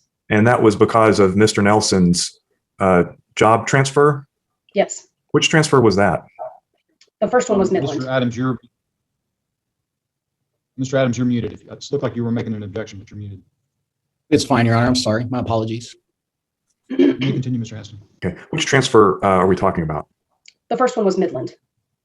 And that was that when and why did you move? It was just a regular transfer?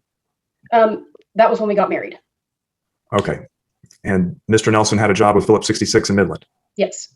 And so he wanted you to move with him to Midland. Is that right? Yes.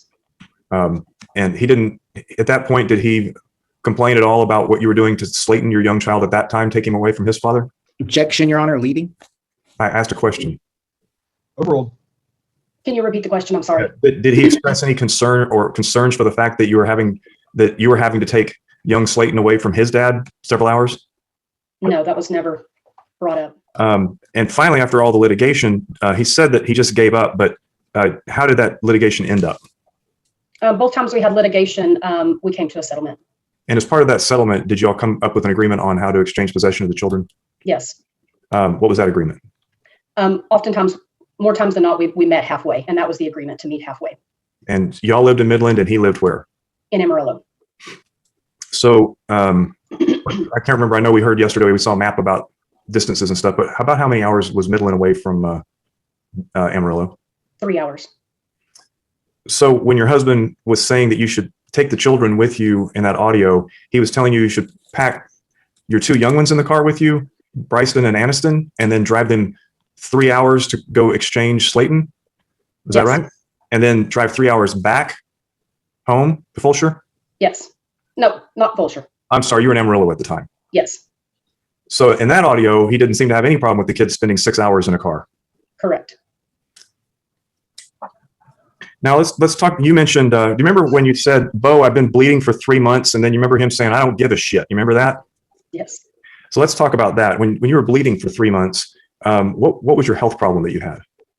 I had abnormal bleeding every day. I had large ovarian cysts, and I ended up having a vaginal prolapse, which is a rectocele and a cystocele, which in layman's terms, that is when your vaginal wall collapses and your bladder and your rectum are protruding and coming through the vaginal opening.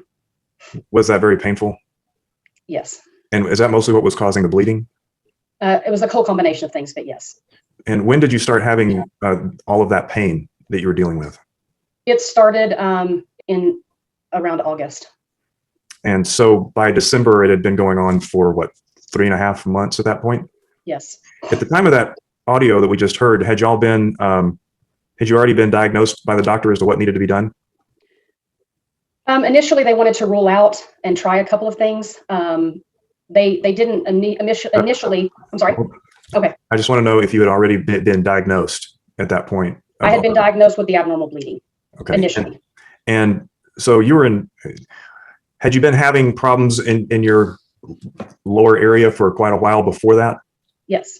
And had you been having problems? I heard a lot of testimony about you sleeping and taking naps all the time. Was that related in any way to your medical condition? 100%. And since you've had the surgery, have you had to take naps, and have you felt like getting out more? I haven't taken a nap in months. Okay. Did you feel like that was fair to kind of attack you for something that was due to your illness? It was very unfair. So anyway, I guess you had surgery. When was Yes. surgery? Okay. When was surgery? Surgery was February the 18th of 2020. And then where did you have surgery? In Amarillo. How long were you in the hospital? I was in the hospital for a little over 24 hours. And was it pretty major surgery? It was, yes. Were they, I don't want to get too descriptive, but did they have to go in from different orifices and different places in your body to do the surgery? Yes, they did. What was your recovery time? Could not travel for 2 weeks. Then I was on pretty restrictive activity for 2 months, but I had ongoing problems after that for a little while. And then so where did you stay for your recuperation? I stayed in Amarillo at my parents' house. For how long? 2 weeks. And that's something that had been planned, right? Yes. The children stayed in Fulshire, is that true? Yes. And did Mr. Nelson stay home and take care of them? Did he take any time off to spend a lot of time with the kids? He stayed with me for the day of surgery and the night I was in the hospital, and then one more night. He went back home after that. His parents were there during my surgery, and then when Bill returned, he did not take time off. Okay, so he just went right back to work, and when he could have spent some personal time with the kids, he went to work and had his parents take care of the kids. Yes. So, we heard Mr. Nelson yesterday say you had ripped the phone out of his hands, but the word rip came out of his own interrogatories, where he testified in his interrogatories that he ripped the phone out of your hand. When was that incident? That was on March the 7th of 2020. Okay, and when did you get back home from your surgery? On March the 3rd. So 24 days after your surgery, this happened? 18. And when he testified that somehow, without touching you, he grabbed the phone, he ripped the phone out of your hands. Was that true? No. Can you tell the court what really happened? He came at me like he often did, and I picked up my phone because it was laying on the counter, and I started to walk away, and he charged at me, And he wrapped his arms around me once he caught me and yanked my phone out of my hands. And were y'all fighting at the time? Is that why he was trying to get your phone? Yes. And were you trying to record? Is that why he took it? Yes. After he got your phone, what did he do to it? He ran into the bedroom, locked the door, and proceeded to delete the audio recordings that I had between him and I. So we just heard this audio recording between the two of you. How did we get lucky enough to preserve one insight into y'all's marital life? I actually sent that recording to my daughter. Okay, so she had it, and that's how it was preserved. Yes. All right. And did he testify that he lectured you on Corinthians and how you shouldn't make recordings of people's bad deeds? Is that true? Did he really use the Bible on you when he was ripping your phone out of your hands? Yes. Assaulting you? Yes. So we also heard yesterday a lot of testimony, quite a bit of testimony, and I guess the summation of it is my wife has been depriving me of possession of my children. But he kept saying 66 days or 67 days, something like that. Other than that period, when we have had agreements in writing where you knew that he would be bound to these agreements in writing, you have always worked with him to have periods of possession, have you not? Yes. Have you stuck to the agreements that were in writing? Yes. And even when you thought it was unsafe to drive in way below freezing weather with your kids, after he wouldn't agree to do the right thing for their safety, you went ahead and followed the order, right? I did. Did you think that was the right thing to do? I didn't think that it was in the best interest of the kids. Okay, but you knew you had to do it, but because whatever. So I want to talk to you a little bit about what was Mr. Nelson wants to have primary conservatorship. Did you hear him testify at any time yesterday about any of his skills of a parent other than playing with the kids and being at their sports events and things like that? I did not. Is there any doubt in your mind that Bo Nelson loves his kids, Teresa? No. And do these kids love him? Yes. And we've had a lot of talk about parental alienation. Have you seen any signs that these kids are their father? No, not at all. When you do the drive from Amarillo all the way to Houston, and your daughter has to take an absence in school because of it, they get to see dad. Do they throw temper tantrums and yell and scream and say no, they don't want to go? No. Are they happy to see their father? Yes. Have you heard any reports and all these text messages between yourself and your husband? And there's been hundreds of text messages, thousands of text messages. They're not all on evidence, but there's thousands, right? Yes. Do any of them say anything about the children rejecting him or ignoring him or treating him badly while he has possession of them? No. In his answers to interrogatories, did you read them? I did. Did you see anything in his answers to interrogatories that said in any way that his children were rejecting him or turning away from him? No. In his answers to interrogatories, the only things he quoted as alienating behavior really was that you moved the kids away from him, in essence, correct? Correct.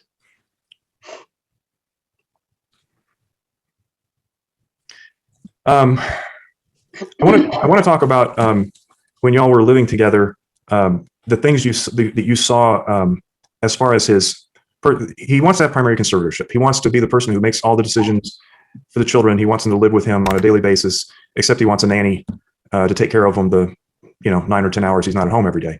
But that aside, living with him in the house, what type of personality traits have you seen that you think wouldn't make him a good primary conservator?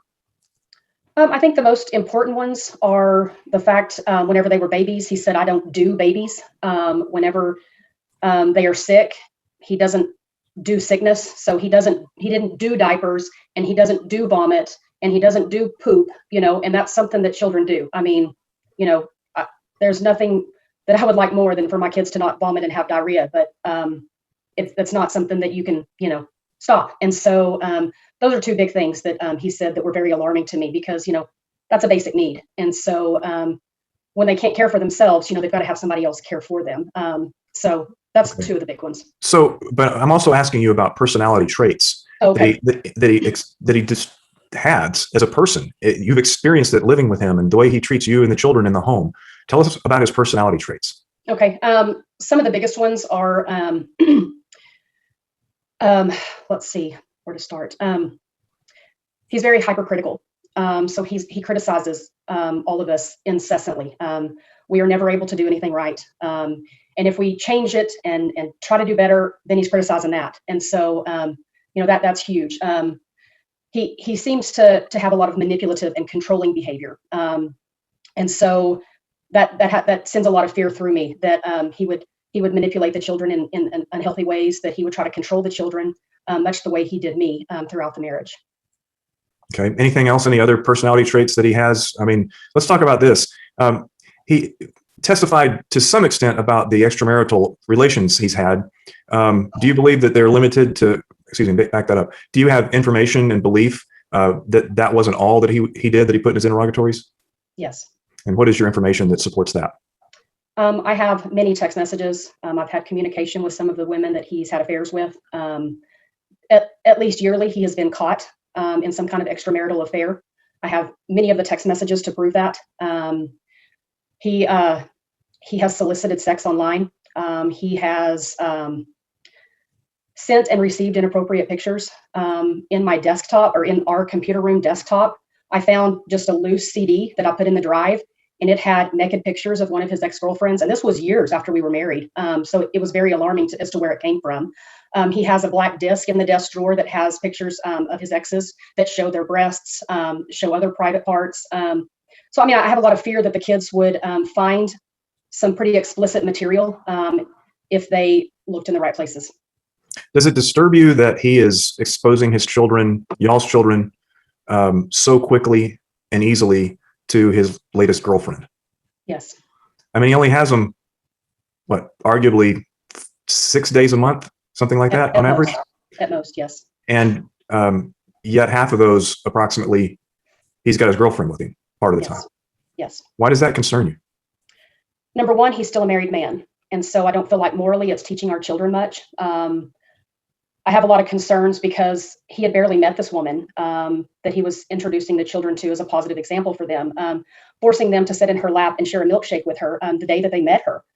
So it was basically a complete stranger to them, yet they were sharing milkshakes and sitting in her lap. That concerned me a lot. If he was so concerned about the 66 days that he went without seeing his children because he never drove up here, yet the very first day he spent the day with Katie, why were his children not more important?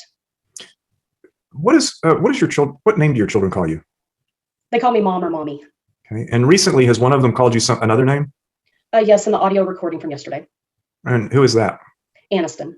What has she started calling you now? She calls me Teresa. Do you know where she got the idea to start calling you Teresa? I Check don't. your honor calls for speculation. I just asked her a yes or no question. All right. Overall, just said you didn't know. Okay.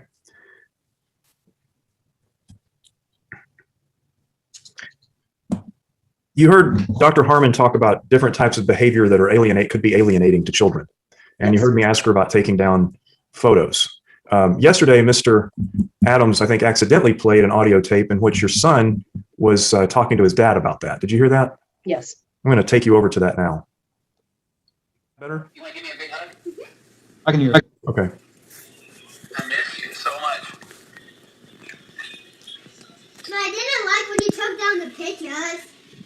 No, I took down the pictures. Remember? What? Mom and we were riding with you and we were going back home because Mom didn't call. Yeah? I didn't like when you took down the pictures. Well, they're probably going to remain down, buddy. Wait, remain down? Yeah, we're not going to put them back up. We're not? No. Why? Why? Just because. We'll talk about it one of these days when we're in person. Okay? Okay. Here's Mommy.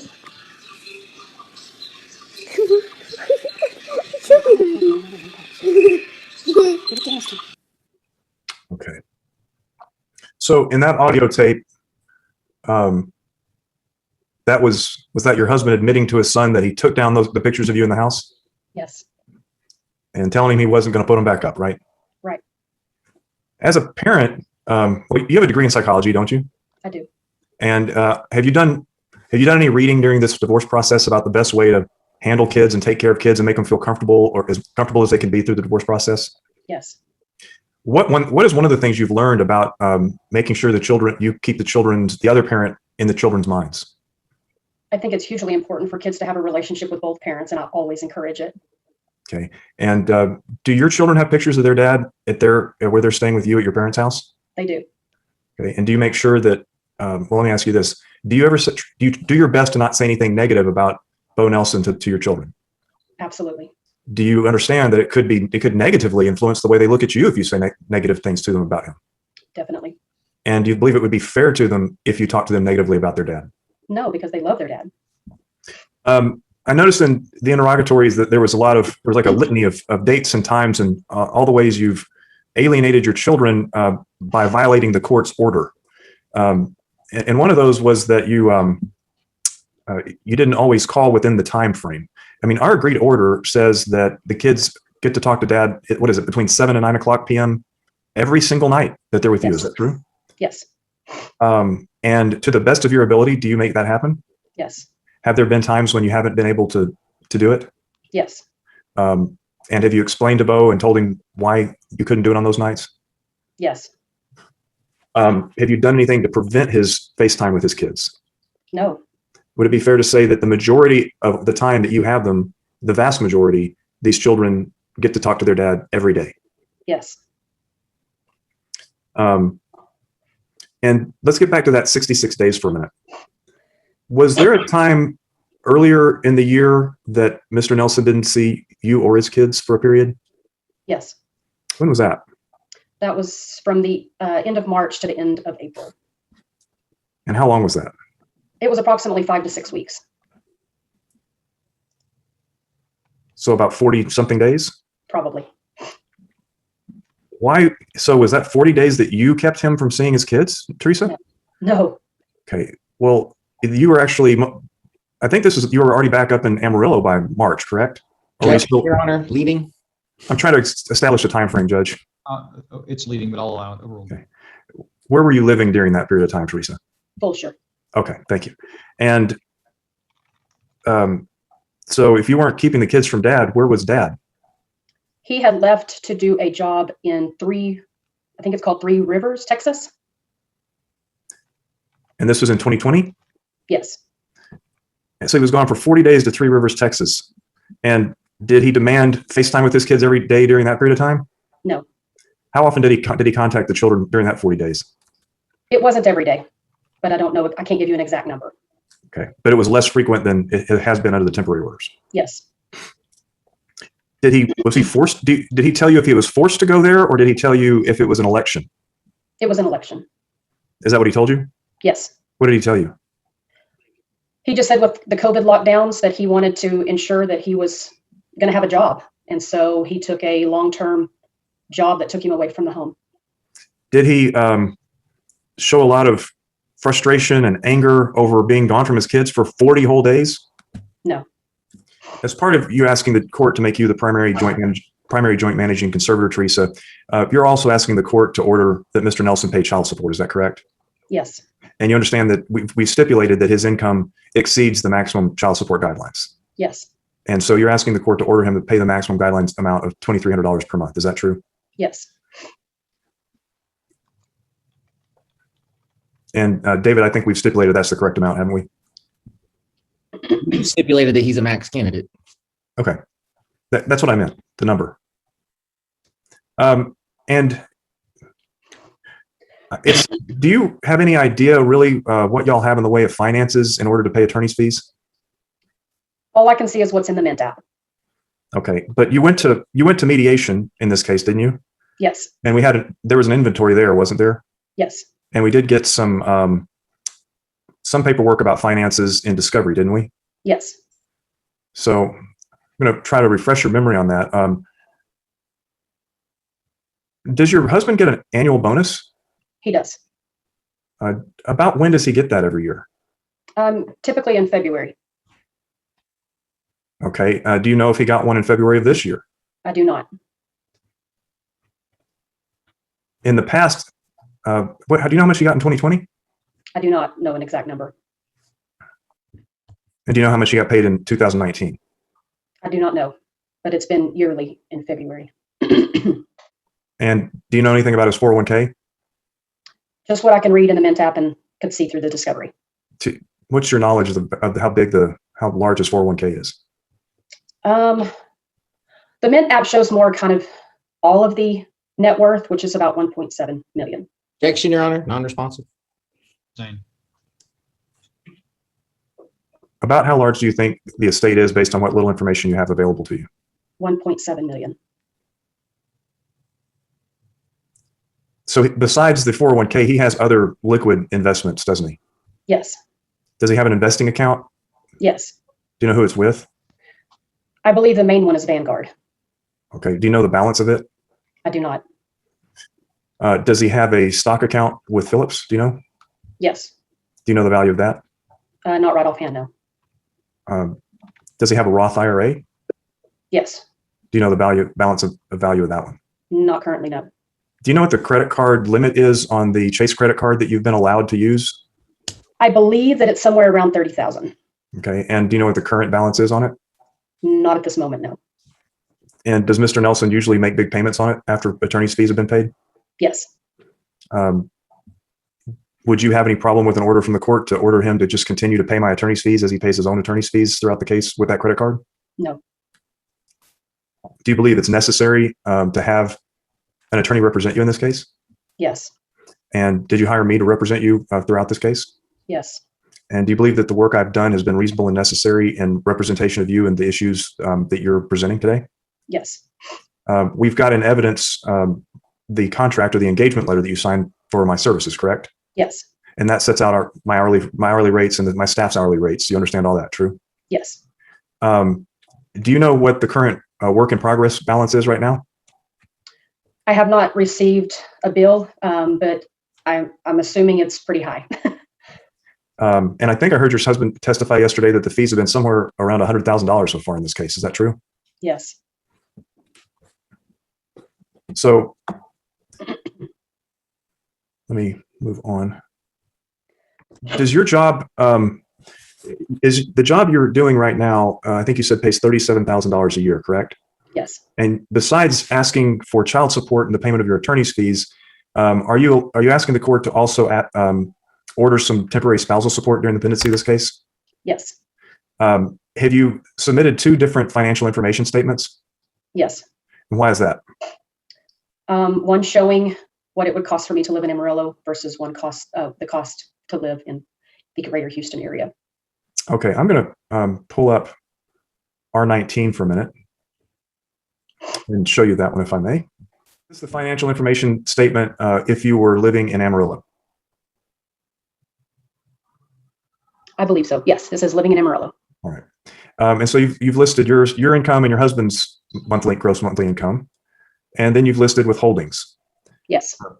I noticed that you say on here withholding for 0. Is that information come from his pay stubs that he produced? Yes. So he has, who claims Slayton as a dependent? We do. All right. And you get child credit for that? Yes. Yeah. So would it be fair to say he's over withholding? I would assume so. I mean, he has at least 4 to 5 dependents, correct? Correct. So he could withhold for fewer, right? True. Do you guys get a refund every year? In years past, mostly yes. Okay. Are you aware of whether you had a refund in 2019? I do not know the answer to that. And I see listed on here that you have $5,000 in a financial institution. Is that all the money you have available to yourself? Yes. Is that essentially what money does that represent? What I have received from working at Noom. And what do you use that money for? Anything that is not related to Aniston and Bryson. So to pay for Slayton and Alexis items, to buy stuff for myself, that sort of thing. Okay. And so I think you testified earlier that you do use the credit card, but you try to keep it to things that are solely related for the benefit of your children. Yes. Your younger two. All right. And then I know you're currently living with your parents, but is it your hope? I mean, do you plan to continue living with your parents, or do you want to do something different? I would love to eventually do something different. So is this $2,800 here, is this a number based on what it might cost you to rent a place? Yes, according to hard.com. Okay, so did you do a search for places up in the Amarillo area near your parents? Is that how you did that to come up with that Yes. number? And on all these other numbers, how did you come up with all your other numbers in here? There we go. A lot of them were comparable to what Bo had listed that he pays current bills and utilities. Okay, and some of it, did you just have to kind of to make an educated guess? Yes. All right. Do you feel that you were conservative on these numbers? In many ways, yes. Therefore, if you're allowed to live in Amarillo, are you asking that the court, in addition to the child support, order your husband to pay you $613.07 a month and to compensate you to cover the gap between your income and child support and your needs? Yes. Also, I'm going to show you 20 now, Respondents Exhibit 20. How's that? Yes. Good. Okay, so this is your estimation of what it would cost you to live in Fulshire. Is that right? Yes. And one of the things you're asking for in your your requested relief is that if the court orders that the children be returned to live in Fulshire, that you be given temporary exclusive use and possession of the family home, correct? Yes. Do you believe that as the primary joint managing conservator, that you and the children should have that home to live in if you're going to have to live down here? Yes. So then these numbers are derived again partially from Bo's numbers and from your own estimates. Is that true? Yes. But the mortgage number is correct, isn't it? Yes. And most of these other numbers are roughly correct. Yes. Did you do your best to be as honest as possible about your needs under this scenario? Yes. In addition to that, I've noticed you haven't listed like health insurance or car insurance, things like that. You're hoping that the court will order your husband to keep paying maintaining the health insurance and car insurance and things of that nature, both on you and the children? Yes. And under this scenario, in addition to the $2,300, you're asking the court to order your husband to pay you $1,824.45 a month to maintain kind of the same lifestyle as children had when you were in the home. Is that right? Yes. Well, we saw, I don't know how, trying to get through this pretty quick, but we saw a lot of photos from Bo, lots and lots of photos of the kids and him. And you were in some of them, right? Yes. Did you look through those photos? I did. And a lot of the pictures didn't have you in them. Correct. In almost every single one of the photos that you were not in, who was the person taking the picture? Me. Okay, so as a family, y'all did things and you took pictures like every other family, right? Correct. And so just for a second, if I may, real quick, Respondents Exhibit 3, tell me what that's a picture of. This is a picture of my 4 kids plus my daughter's fiance. Okay, and so that's fairly recent? Yes. And whoops, what have I done? Can y'all see this one? Yes. Who's that little beautiful girl? That's Aniston. And same little beautiful child. Yes. She is again. So I noticed that a lot of these are like all pictures of her, so far, all pictures of her birthday, right? Yes, that is correct. Are you presenting these photos, ma'am, to show just what an involved mom you are? Or are you Yes. offering them just so the judge can kind of see the beautiful kids that we're talking about today? Both. I mean, you have a ton more pictures than this, I would guess, right? Almost 8,000 or 9,000 on my phone. Okay. Did you feel it was necessary to put in hundreds and make a collage to impress the judge today? No, sir. I'm going to go through a few other exhibits here. Can you see this one? It's pretty small. Okay, that's better. I've blown it up as big as I can. Okay. So I'm showing you a text message that is, Exhibit 4. And can you tell me the purpose of showing the court this text message? Let's see. This is where Bo was telling me that he had started therapy and that she didn't help him. Okay. And had you and he had a lot of discussions about why he needed therapy? Yes. And you have a belief that your husband may have a diagnosable mental health Yes. problem, correct? That's And correct. what is your concern? He has many traits of narcissistic No, personality disorder. okay. I'm not asking you to diagnose him. I'm just asking you, what is your concern? That he might be narcissistic? Yes. So he actually agreed to go to to a counselor to learn if he had narcissistic personality disorder, NPD, Correct. but he never actually did that, did he? No. He kept telling you he would, but he didn't? Correct. All right. So this text message, well, instead of reading all these to the court, I'm just going to leave it to the court to, as part of its judge making his decision. I'll let him read they're in evidence. He can read them, correct? They speak for themselves. So let's move down. Judge, I am going to be moving on to R5, which is the one that has not been agreed to. And I don't believe it's a medical record, but I think Mr. Adams thinks it is. So this may be the one you don't want to publish until you've seen it first. All right, if you can lay the predicate for it, and then we'll get it offered and determine whether or not it's coming in. Okay. Ma'am, do you know what R5 is, Teresa? I believe so. Okay. Can you tell the court what R5 is? If my memory serves me correct, it is. Can I look at my exhibits on my screen to look at it? Would that be okay? Yes, ma'am. Okay. Yeah, you're allowed to look at your exhibits. Okay. And it's R5? Yes. Okay. Yeah, that's what I thought it was. Without telling us the substance, just tell us what it is. This is a picture from my laptop that he left open with a counseling session. With his counseling session?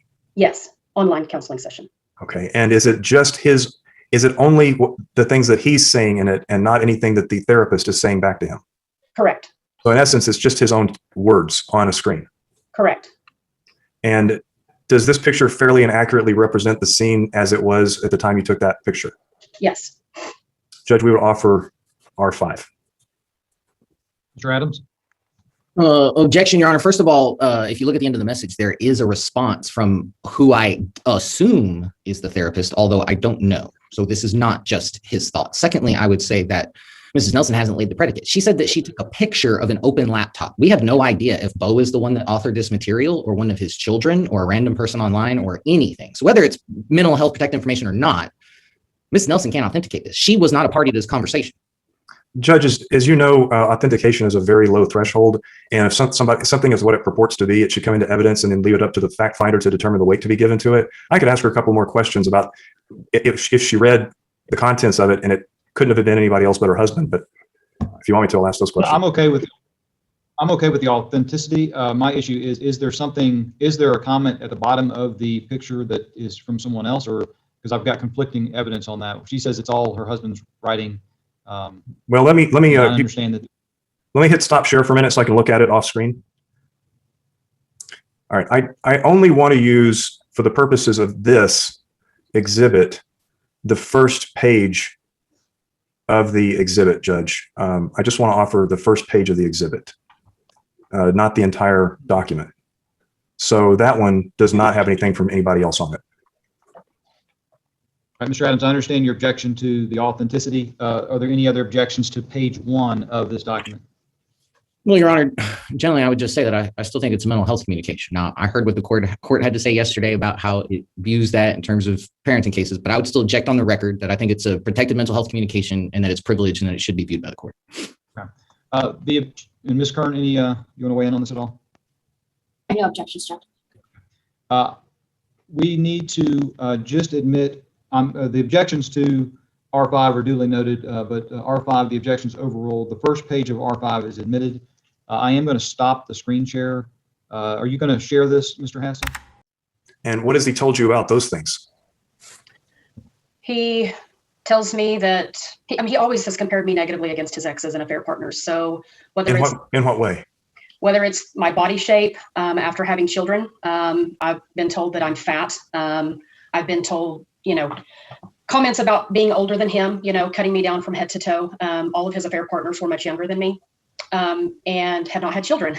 And so, being told that I'm fat, being told that I don't kiss him like such and such person does, or things like she's much more passionate than you are, or she gives me the attention that you don't, things along that line. So literally comparing you to his affair partners. Correct. Is that the kind of person you think should have majority of possession of your young, impressionable children? No. So let's talk about that. Let's get around to the meat and potatoes of this. From before the day they were born, who was the primary caregiver of these children? I was. And when I said since before the day were they born, do you know what I mean by that? Yes. What does that mean? It means that I became a stay-at-home parent just after I became pregnant with Aniston. Was that something that your husband agreed to? Yes, and encouraged. But he was yelling at you for not working in the audio. What caused that? What's the difference there? That's part of his abuse. So it's okay for you to stay home, but I get to yell at you about it because you don't make any money. Correct. And while we're talking about your job for a minute, just so we'll know up front, this is a job that's an online job. It is. So arguably, I don't want to hide the ball from the judge. If he were to order that you return the children back to Houston and live here with them, you could still do that same job from here, couldn't you? I could. It wouldn't be your preference, but you would do it for your children. Yes. Tell us how you have always been the primary caregiver to these kids. What do you mean as far as how? What my role was? Tell me from the crack of light to the end of day and all through the night. I'm with them 24/7.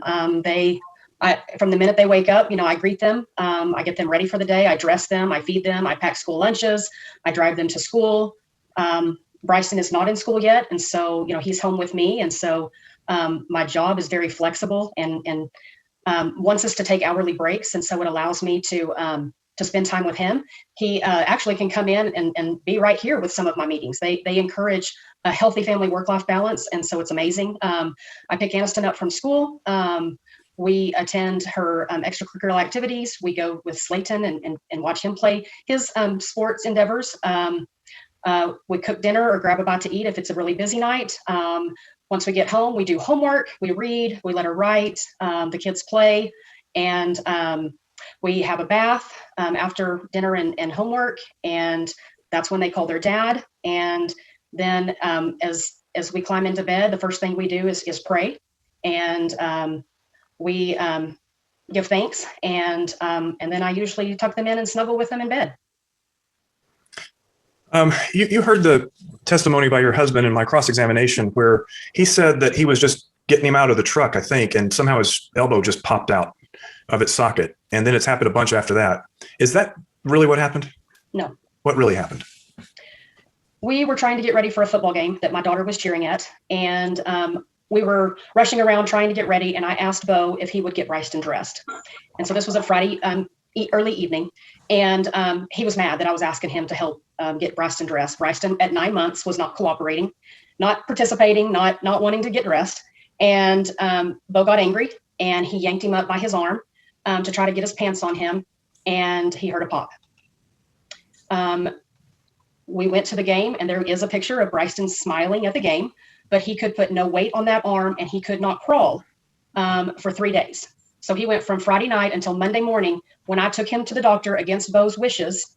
And Bo said that we went on Saturday. We went on Monday morning while he was at work.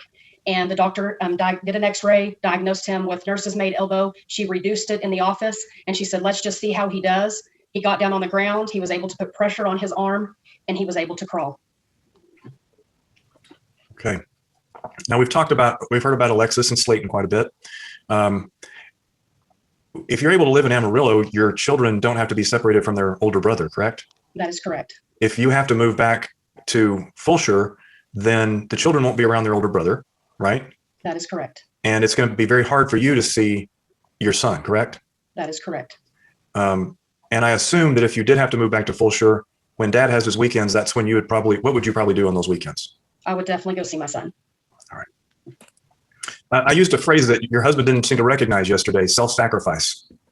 Do you know what self-sacrifice means? 100%. Okay. And do you feel that you are the person who better would put your children ahead of your personal needs and what your personal wants are? Yes.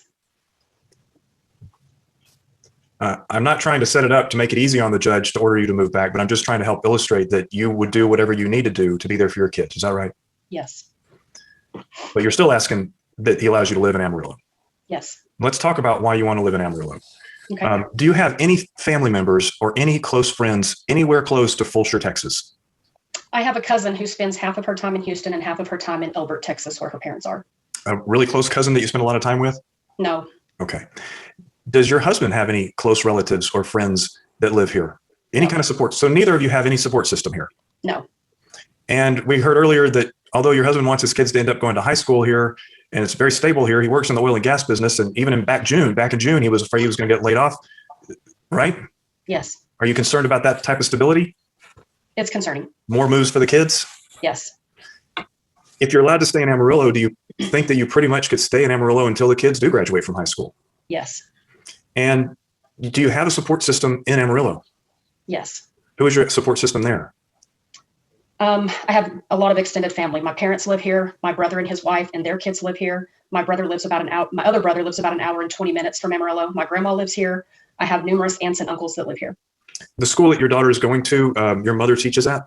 Yes, And how's your daughter doing in school? she is thriving. Okay. Does she exhibit any signs of alienation when she's with you? No, Do you believe either parent is really trying to alienate these children from the other? no, Do you think your husband inadvertently says things and does things to the kids that could lead to that, but it's not on purpose? yes. Besides your mother and father, who else do you have there that is close with your family?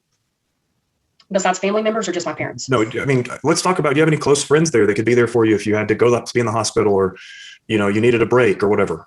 Oh, yes, I have numerous friends that would be there for me. I'm good friends with our old neighbor that we lived, where we lived in Bushland. I've developed some new friendships since I've been up here. And so, yes, 100%. And do your children have friends there that they developed during the over 1 year period that they lived in Amarillo, Bushland before y'all moved to Houston?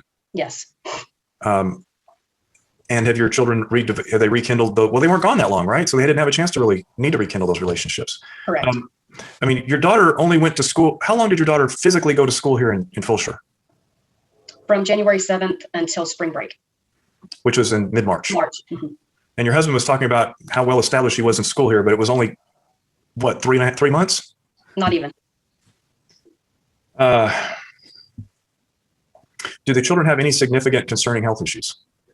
Aniston suffers from asthma that is controlled with an inhaler, and Braston suffers from eczema, which is controlled with prescription creams. And you heard my questioning of your husband yesterday about who's the one that takes care of all that with the prescriptions and everything. Yes, Who was that? Who's that? me. I didn't get quite I couldn't quite figure out what his answer was about attending doctor's appointments, but let's talk about you making any type of doctor appointment for the children, whether emergency or otherwise. Who by far and away has been that person during the children's entire lives? That has been me. Can you count on one hand the number of times your husband has attended a medical appointment for your children? I can't even count on 5 fingers. It's less than 5. Yes, And then when I asked him about his involvement with school, he said I think he said he went to the first day of school each year, right? Yes. But I guess, are we talking about, what is that, kindergarten and first grade? Only kindergarten. Okay, so he attended the first day of kindergarten. I'm sorry, I thought Amos was in first grade. She is now. Yes. Okay, so he attended the first day of first grade too? No. He didn't? No. So only attended the first day of kindergarten? Correct. To your knowledge, did he ever go up to the school to eat lunch with the kids or with Aniston? He did one time, I believe. And how many PTO meetings did he go to? We didn't have it. Calls for speculation. Overall, any that you're aware of? We did not have one in Bushland, so there was none to attend. We did not have one in Fulshire because the school year was cut short and we went virtual. And so we spoke to the teacher through Zoom. Okay, so, and he attended that with you? No, Okay.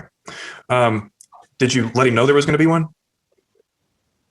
there wasn't any labeled parent-teacher conferences. Could your husband have called the school and had a video chat with the teacher?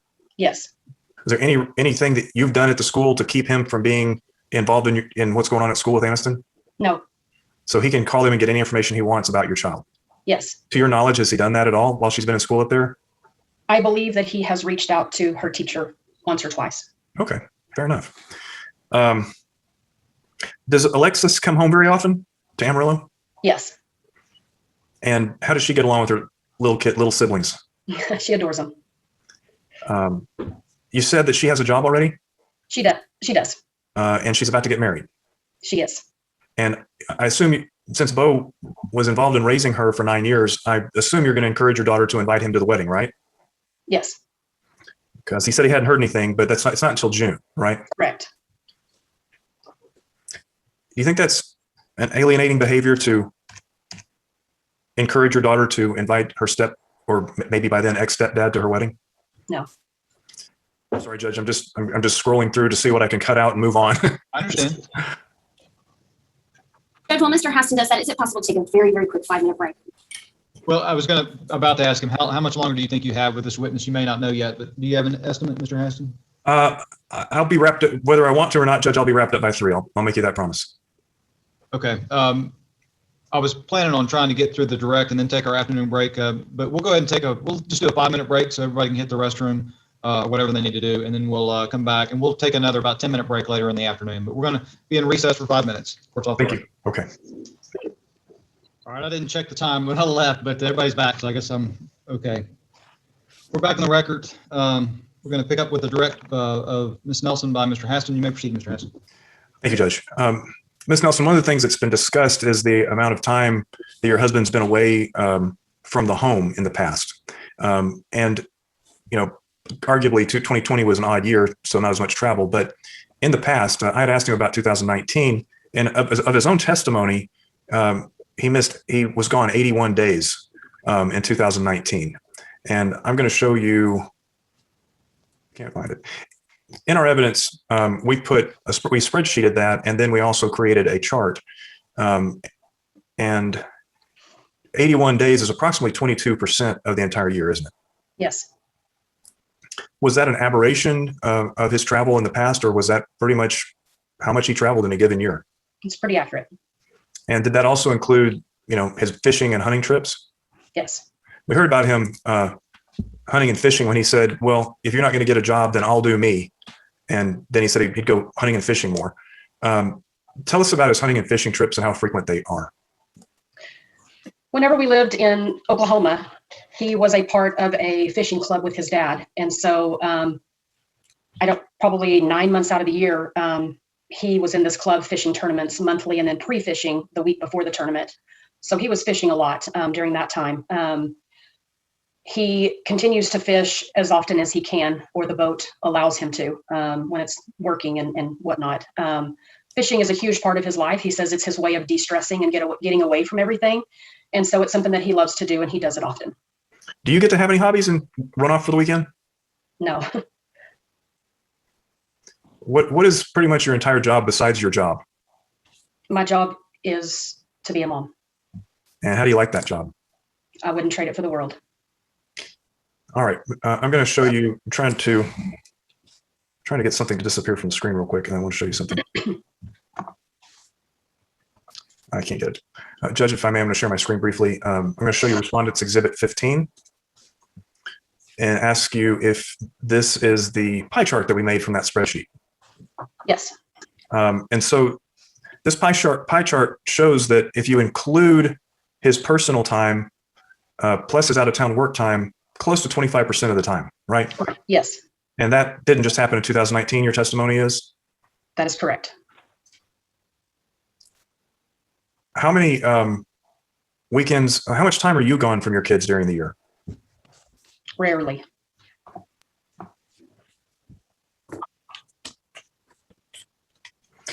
We've heard about absences, and I don't remember if we talked too deeply about that, but one of the things that I like to ask people about in a custody case is, I think is important, is the flexibility that parents show to work with the other parents. Do you agree with me that that's an important parenting tool? Yes. Or trait? Has Bo, do you think Bo has been a flexible co-parent during this process? No. How has he not been flexible? Well, first and foremost, with Aniston's schooling on those Fridays. When we made this agreement for you to drive all the way down on Fridays, at that time, did you know that it would impact her being able to attend school? Not to the extent that it has. I mean, at that point, we thought we were going to have a hearing in about 3 weeks, right? Correct. Or I'm sorry, we were going to mediation to settle the case. Correct. So you thought you were making a short-term agreement, and maybe she could miss a couple of school days? Correct. But then when this thing got strung out and strung out and strung out, were you concerned? Very. Why were you concerned? Because you have to be in school for a certain amount of time to before, you start getting the letters from the school with the threats of truancy court, with the threats of summer school, with the threats of not being able to progress to the next grade. And have you discussed that with Bo, didn't you? I did. There are text messages and our evidence about that, aren't there? Yes. I think there are, but maybe not. So what was it that you requested from Bo? I asked if we could leave 1 hour later so that she could be counted present on those Fridays. So essentially, so she could stay in school till 10 o'clock, was that it? Correct. And he even testified that, no, he wasn't about to bend on that. Correct. Right? And you've sent him the copy of the truancy letter, haven't you? I'm not sure if I have or not. Okay. And you've told him that you were concerned about her being absent from school. Very. And you've done it more than once. Yes. But no flexibility. No. Further, did you offer him some options or try to explain to him what might be, how it might be good for him to do that? I did. What were your suggestions? I suggested that either we leave an hour later and I drive the entire way, or he meet us 1 hour up the road so that he could still have his possession starting at 6 o'clock. But he testified yesterday that the judge said that the party who moves away with the kids has to do all the driving, and he wasn't going to bend on that either, was he? No. Even at the expense of being able to spend more time with his kids? Correct. I'm not trying to sound whiny for you, but your children do spend a lot of time in the car. But during this whole process, you've been driving, I want to make sure I have this right. You've been driving all the way from Amarillo to Houston, to Fulshire, and then turning around and going back. Is that right? Most of the time? Some of the time, yes. Okay. And then on Sunday, you drive halfway to Burleson and you pick them up there and then drive back. Correct, except for Burleson's still further for me. Okay. And so you're putting a lot of miles on yourself, even more than your poor kids are having to go through, true? Correct. But you're doing it to make sure you comply with the court's order. Correct. And you're doing it willingly. Correct. But recently, since you got your job, you were able to make an agreement. Were you able to make an agreement with Mr. Nelson that you stay here in town while you're home or after you drop them off? Or was this just something you did on your own? This was something that I did on my own with communication with my work. So tell us what you do now. I got the approval from my work to be able to work from 6 a.m. to 9 a.m. and then get in the car and drive my children for 9 hours where I drop them off at Fulshire with their dad. And then I immediately go to my hotel and check in. And then I work another 4 hours plus to complete my job for the day. All right. And then do you just go ahead and stay in the hotel for the weekend and then drive back? I do. Yes. Has it been kind of weird? I mean, did Mr. Nelson know you were staying in town? I believe so. I mean, he sees the credit card receipts. He can see the hotels, right? Correct. And was it just this past Sunday that he asked you to not meet him in Burleson? Yes. What was his request? He requested that I stop where I was and meet him because it was psychologically damaging to take the kids all the way to Burleson. So he didn't want it. He didn't want that extra time with them in the car. I mean, it is kind of weird that you were both driving to Burleson about the same time, right? Correct. And so he didn't really mind giving up that time in the car if he didn't have to drive since you were already there, right? Correct. And you actually agreed to that, didn't you? I did. But what happened? Once I agreed to it, he took it off the table. And did y'all end up meeting in Burleson, or did he drive all the way back to Amarillo? We met in Burleson. Did he threaten you that he was going to drive all the way to Amarillo? No, what he said is that he would see me at 6, and I said, no, we meet at 4:30. Oh, okay. I understand. So even then you were trying to be flexible with him. Yes. Can you tell us some other ways he's been inflexible? As far as? Actually, let me move on. Let's talk about the kids and their health. Has he ever made a doctor's appointment? No, he has not. Action, Your Honor, asked and answered. What was your answer? What was your answer, Teresa? My answer? Uh-huh. No, he has not.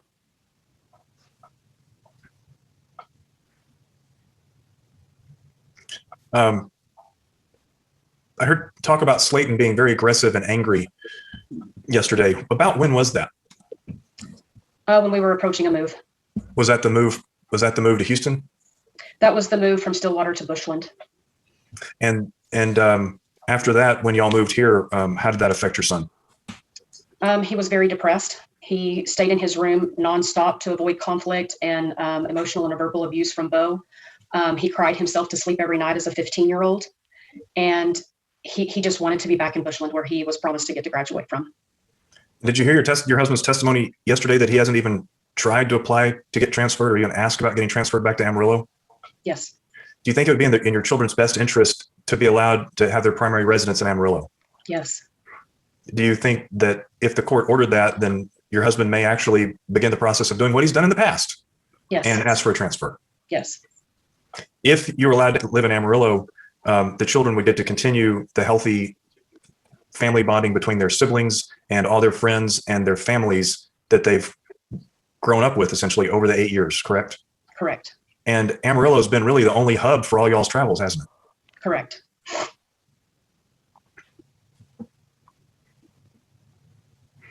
You mentioned a ton of stuff from dawn to dusk about how you handle the kids. In any of that, what does Bo do? When he gets from work, he'll usually wrestle with the kids, play with them for a very short time. And then he goes back to, kind of doing the things that he wants to do. Such as? Drink, watch TV, be on his phone, work out, go have drinks with a coworker or a contractor, go have dinner with a coworker or a contractor, go fish. And did he, when y'all were living together, so he would come home from work and then he would leave and go to the gym? No, he didn't go to the gym. He would go run or do a workout or go ride his bike, that sort of stuff. Just, he would, like he said, he would just be doing me, taking care of him. Correct. And we saw that really cute picture of him cooking the kids some scrambled eggs and a waffle. Have you ever seen him make the kids scrambled eggs and waffles? He often does it on the weekends. Okay. But the day in and day out, who's that? It's me. I mean, by the time the kids get up, he's gone, right? He's already gone to work. Yes. You don't have your youngest one in daycare or mommy day out? No. So you're there 24/7 on the job? Yes. A couple more things. Is there anything to keep Bo from coming up there and exercising his weekend in Amarillo? No. Would you welcome it? And I mean, under an over 100 mile standard possession order, you and I have discussed that he can pick a weekend in any given month. So like he could pick a weekend that has a Monday holiday, right? And have a longer period of time. Correct.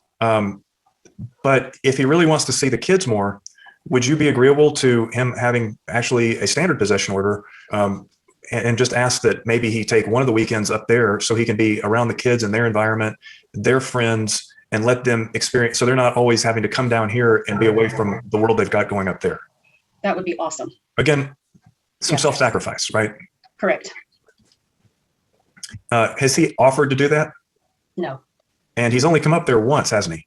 That is correct. And that was for about 2 hours for Aniston's birthday. Correct. He says that you didn't let him have the kids overnight. Is that true? He didn't. No. Well, what happened? He didn't ask. Well, he says he did. He didn't ask me. Who asked you? Aniston did. And what did you tell Aniston? I told Aniston that we would see. And then whenever Bo arrived and she was asking about swimming, he said, "The pool's broken, honey." Okay. And so he didn't even ask you? No. Very best case for him, he used as a child as a go-between to communicate with you. Correct. If he had asked, would you have let him? I would have considered it, yes. Well, he came all that way. You would have let him, wouldn't you? Yes.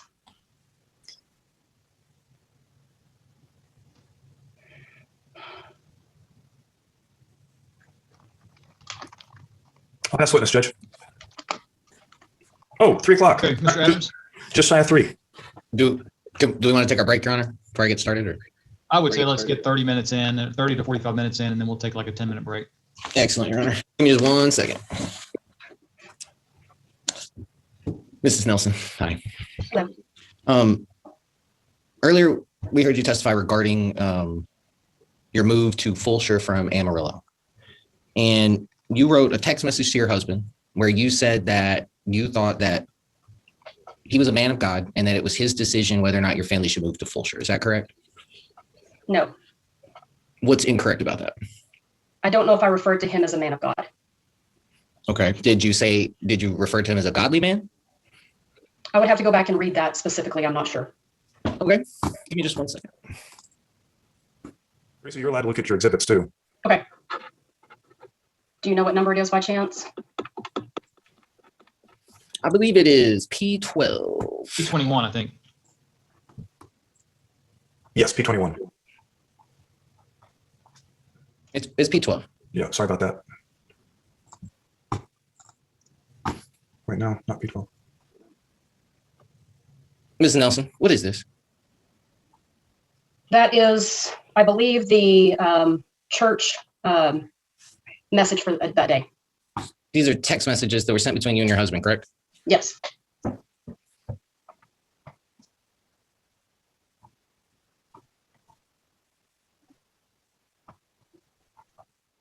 I'm sorry. You said, and I'm just reading from the page we're looking at here.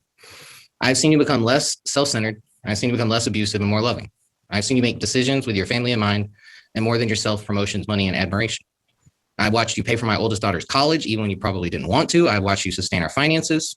I've watched you go to work each day, each and every day with your family in mind. Judge objection. I mean, the document speaks for itself. If there's a question, I'd ask a question. Same. Mrs. Nelson, did you mean these things when you sent them to your husband? Yes. So these are true statements. Yes, but it needs further explanation. So you testified that you told your husband it was his decision to make about moving to Fulshire, correct? Correct. And that the next day you then changed your mind and told him you had changed your mind. Is that right? No, What did you tell him the next day? it was him the next day that told me when he woke me up that he was not going to move to Fulshire or to the greater Houston area, that he was going to stay in Bushland. Okay. And then the next thing that you testified to is that then he told you, no, we're moving to Houston anyway. Is that right? At lunch that day, yes. So at the time that he made the decision to move to Houston, the last thing you had told him was that you were okay with moving to Houston. I told him that I would trust his decision. After he made that decision, what did you think about it? Which decision? The one from first thing in the morning or the one from lunch? When you found out that he was going to move you guys to Fulshire, I was devastated. you're devastated. You didn't think that move was in your children's best interest? I did not. Mrs. Nelson, why would you agree to do something that you didn't think was in your children's best interest? I explained in my testimony earlier that I had a lot of fear surrounding if I chose not to go with him. He had threatened that he would spend $1 million fighting me to take my kids away. He threatened me that he would cut me off from everything, that I would live in a shack if I was not married to him. So you agreed to move even though you knew it wasn't in your children's best interest because you wanted to avoid divorce litigation. Is that right? I wanted to avoid the hell that I knew that he was going to put me through and has. What does that mean, ma'am? Well, I mean, what do you mean by hell? You mean the divorce litigation? You mean the abuse you'd already testified to previously? All of the above. After you guys moved to Fulshire, you did quite a few things that would made it seem like you wanted to stay there, right? What things are those? Well, I mean, like you guys decided to put a pool in, correct? Yes. Was that something that you approved? I have many text messages saying that we should probably wait, given the circumstances. Objection, Your Honor, non-responsive. It's the same. Mrs. Nelson, did you approve the pool or not? No, Bo had the ultimate decision on putting the pool in Did you give Bo feedback about the pool when he asked. when he asked? You did help him select the materials for outdoor kitchen stuff, correct? Yes. You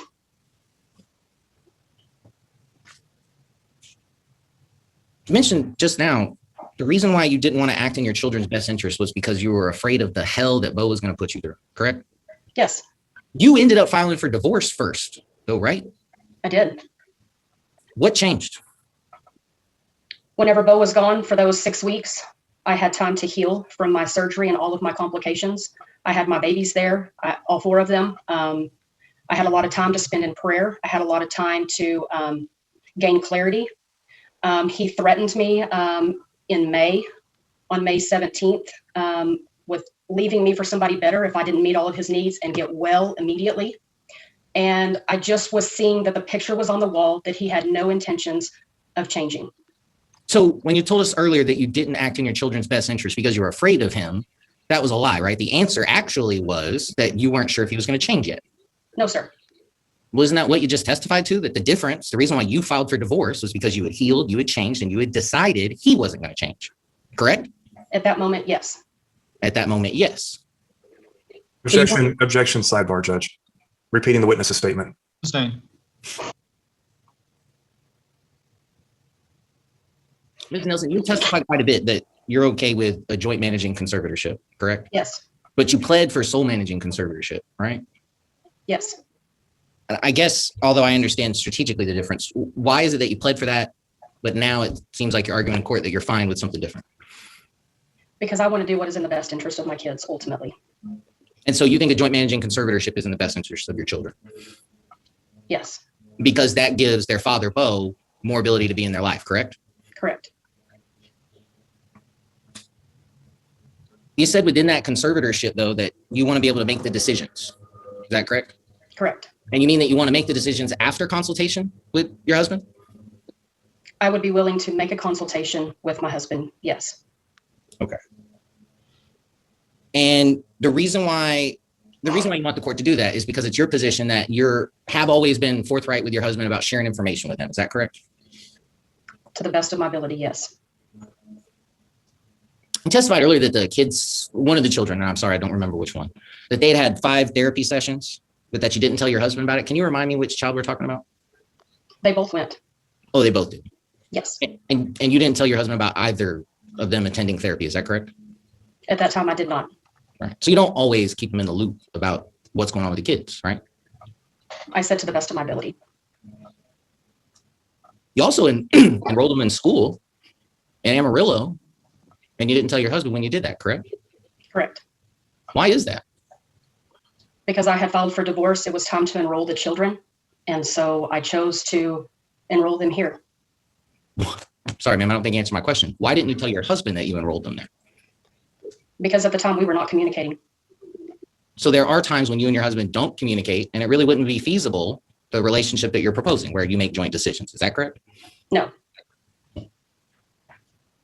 Earlier, you testified that the reason why you went back to Fulshire in July and then ultimately went on a Florida vacation was because you were trying to figure out how to proceed, which is why you stayed until the 28th of July. Is that correct? Partially, yes. Okay. And when you say you were trying to figure out how to proceed with what? With my next steps. Bo had encouraged me to seek counsel with an attorney because he was doing the same. When did he encourage you to seek a lawyer? I don't know the exact date, but it was during that time. Between July 19th and July 28th? I believe so, yes. Okay. So let me make sure I understand then. You're saying that you stayed in Fulshire because Bo recommended that you talk to an attorney. Is that right? Partially, yes. Did you talk to an attorney? I did a free 20-minute consultation.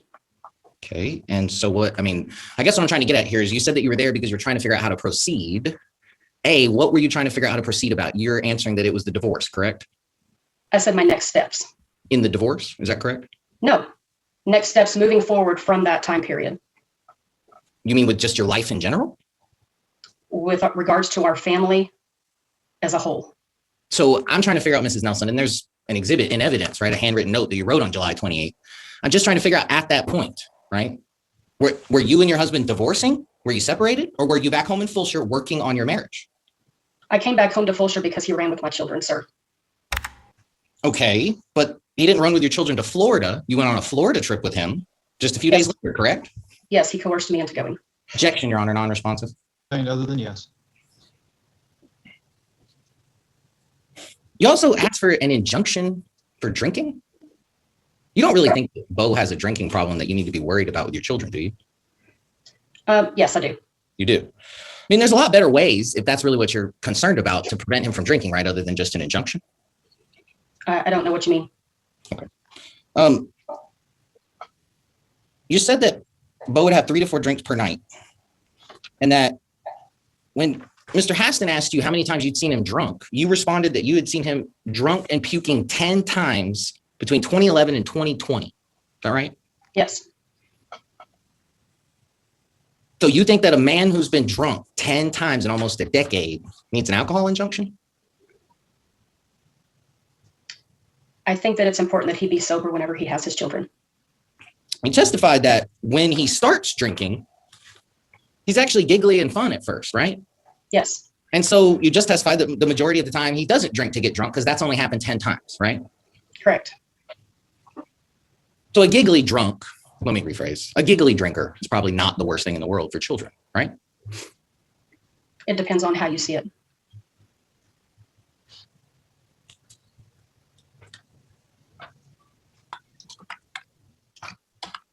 There was an incident that we've talked about quite a bit about Bo placing his hand on Aniston's face.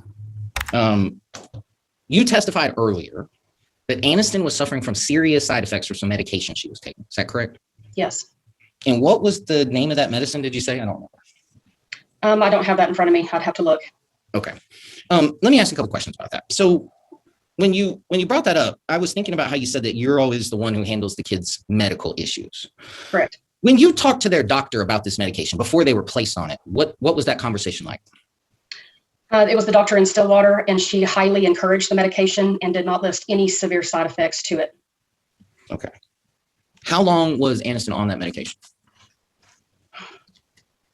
In my best recollection, I would say maybe about 4 or 5 months. I'm not 100% sure. 4 or 5 months. When do you remember her first having? When do you remember there being an issue? How long after she started the medication? When she started the medication, she was having great success. A lot of her asthma symptoms had subsided. So we were ecstatic about that. Within probably the first month or two, we started noticing some small symptoms, but not enough to think that it was the medication causing it. So by, I would say, probably the 3rd or 4th month, she was showing some pretty severe symptoms. She was waking up with horrible nightmares at night. She was lashing out whenever she's been kind and loving her whole life. She just was having a lot of issues with it. So it took you quite a few months, even though your daughter was on a medication that had very serious negative side effects for her, before you realized there was an issue and were able to do something about it, correct? Correct. After that incident where Bo put his hand on her, when did you speak with her doctor about the medication? Very quickly after that. What do you mean by very quickly? I can't tell you. I would say within a week or two, likely. As soon as we put 2 and 2 together, I immediately reached out to the doctor. But you're not sure exactly when you put 2 and 2 together, right? Very quickly after that.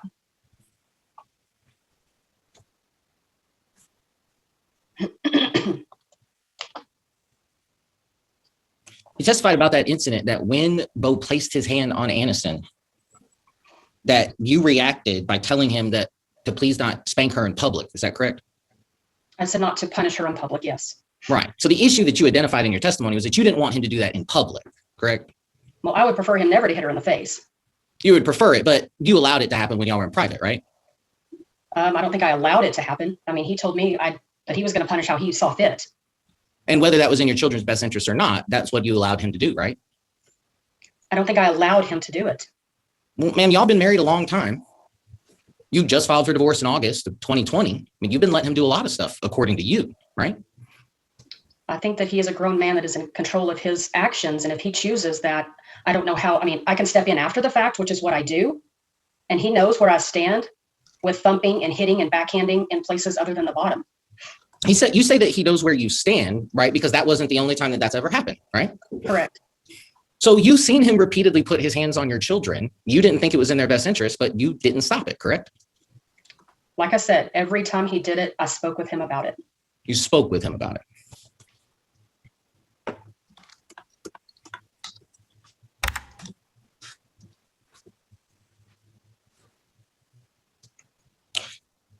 Earlier, you guys talked about control, financial control.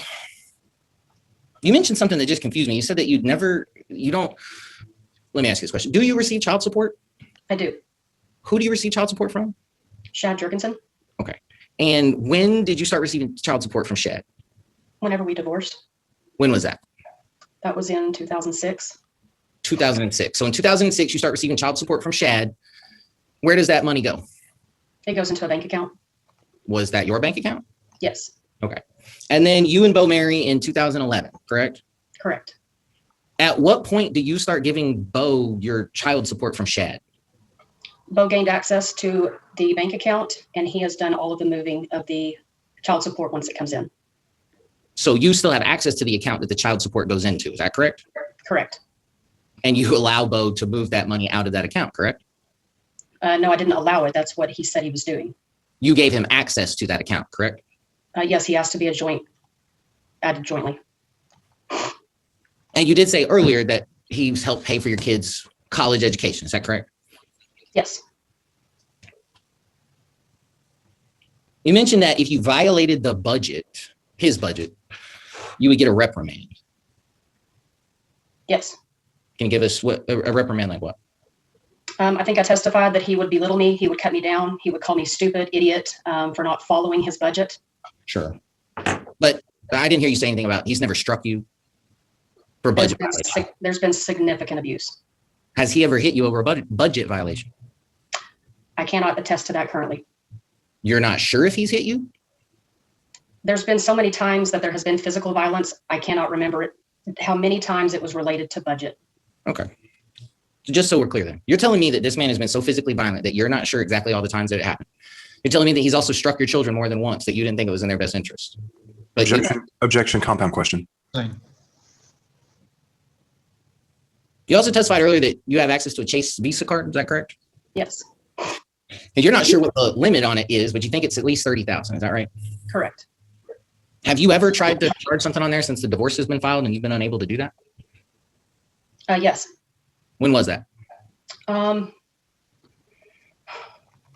think it was the 1st of September. 1st of September. And how long were you unable to use the card? Until I called and asked why I was not allowed to do so, and they re-granted me access because we share the account jointly. Objection, Your Honor. Non-responsive.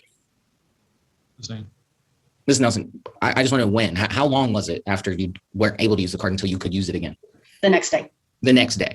Okay. And that was the only time during the divorce that you couldn't use the card? I believe so. Okay. Every time that Craig has sent or his office has sent you a bill, have you been able to pay it? Yes. So for the foreseeable future, there's no reason why you would need interim attorney's fees in order to continue to pay your attorney. Is that correct? Judge, if they're going to stipulate to that, I would stipulate to it as well. Maybe we need to talk. I don't understand the stipulation, Craig. Do we need to get off the record or? Well, it was sounding like you were saying that she's going to continue to get to use the credit card to pay her attorney's fees. And if that's the agreement, then I'm happy to do it that way. Well, I guess that's something we can talk about. Can I continue with the examination? Sure. Yeah. Okay. So we're clear, Mrs. Nelson. You've been able to pay your attorney throughout this litigation, right? Yes. Your Honor, just for my management, can you give me an idea about where you were thinking about stopping? Today? Or, well, just for, weren't we taking one more break or? Yeah, I was going to do between 3:30 and 3:45 since we just had one. But if the lawyers need a break now, I mean, we can do our break now. But I was thinking we get a little more in unless y'all. Let's continue a little bit. Ms. Nelson, you also testified that you have a degree in nursing and psychology. Is that correct? Yes. And look, I won't belabor the point. Mr. Haston did an effective job at pointing out that you are flexible enough to be able to relocate to the Houston area, correct? Yes. Right. Would you at least admit that it's probably going to be easier for you to find a new job than it will be for Bo if he has to go back and change companies? I don't need a new job. Oh, I'm sorry. You're right.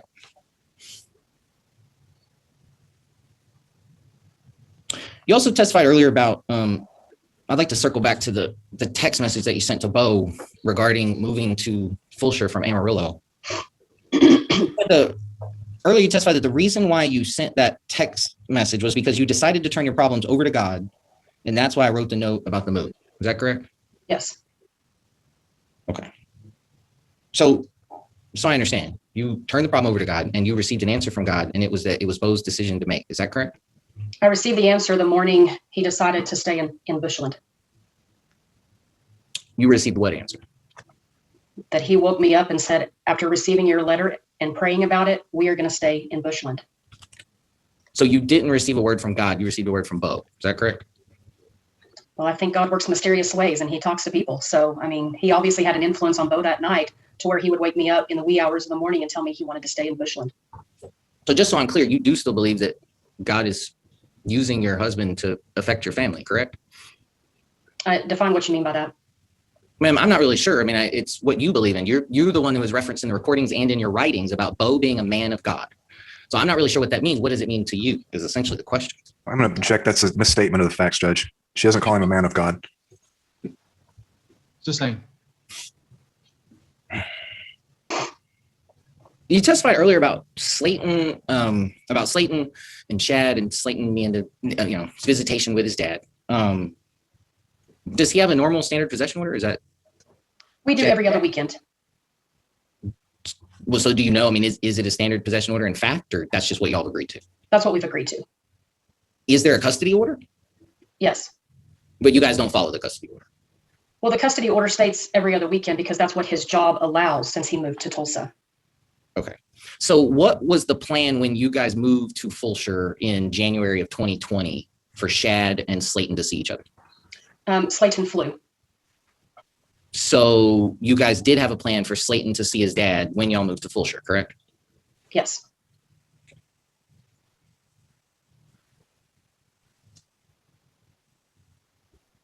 You also said that the reason why we have, and I can't remember now, forgive me, but the recording that you guys played from December of 2019 is because you sent that recording to your daughter, Alexis, correct? Yes. Was that the only message or recording that you sent to her? I think I had possibly sent her others. I'm not sure. Possibly sent her. So you're in the habit of sending damaging evidence regarding your spouse to your to your children and his stepchildren. Is that correct? I have since she became an adult. Yes. So when she turned 18, you started sending her damaging information about her stepfather? She witnessed so much of it that yes, occasionally. Do you do that with any of your other children or just with Alexis? Just with Alexis.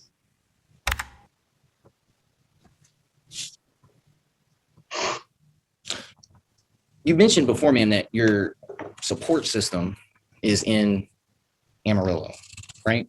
Yes. But you've moved away from that support system quite a few times throughout your marriage, correct? Yes. I mean, one time when you guys lived in Bartlesville, you lived what, 400 plus miles away? Approximately 6 hours. Right, approximately 6 hours. How far is the drive from Amarillo to Houston? 9+ hours. 9+ hours. So at one time in your marriage, you were willing to live 6+ hours away from your support system with your husband. Now you guys are getting divorced. It's going to be 9 hours away and you want to go back to Amarillo, correct? Yes. What was the difference when you were in Bartlesville? Why was that okay, but you say living here now isn't? Well, 6 hours versus 9 is significant. Whenever we moved to Bartlesville, both parents were there. So it did allow for a little bit of a support system. So Bo's parents are a strong support system for you? They have been, yes. They have been. You and Bo both decided to move to Fulshire, correct?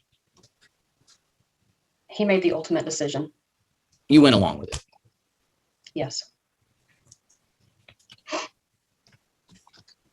You said that Slayton got aggressive when you moved from Stillwater to Bushland.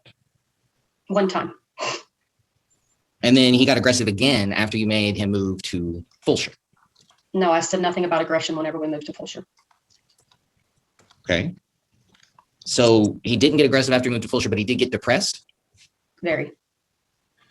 Okay. So you had seen signs in him before you moved to Fulshire that he was negatively affected by relocation, correct?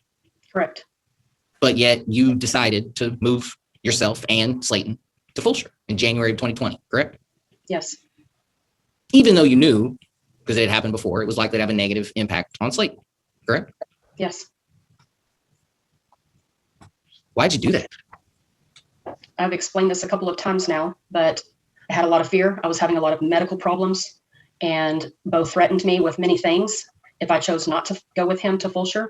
And so out of fear, I felt like that's what I had to do. So if you get threatened enough or fearful enough, you won't act in your children's best interest, correct? No.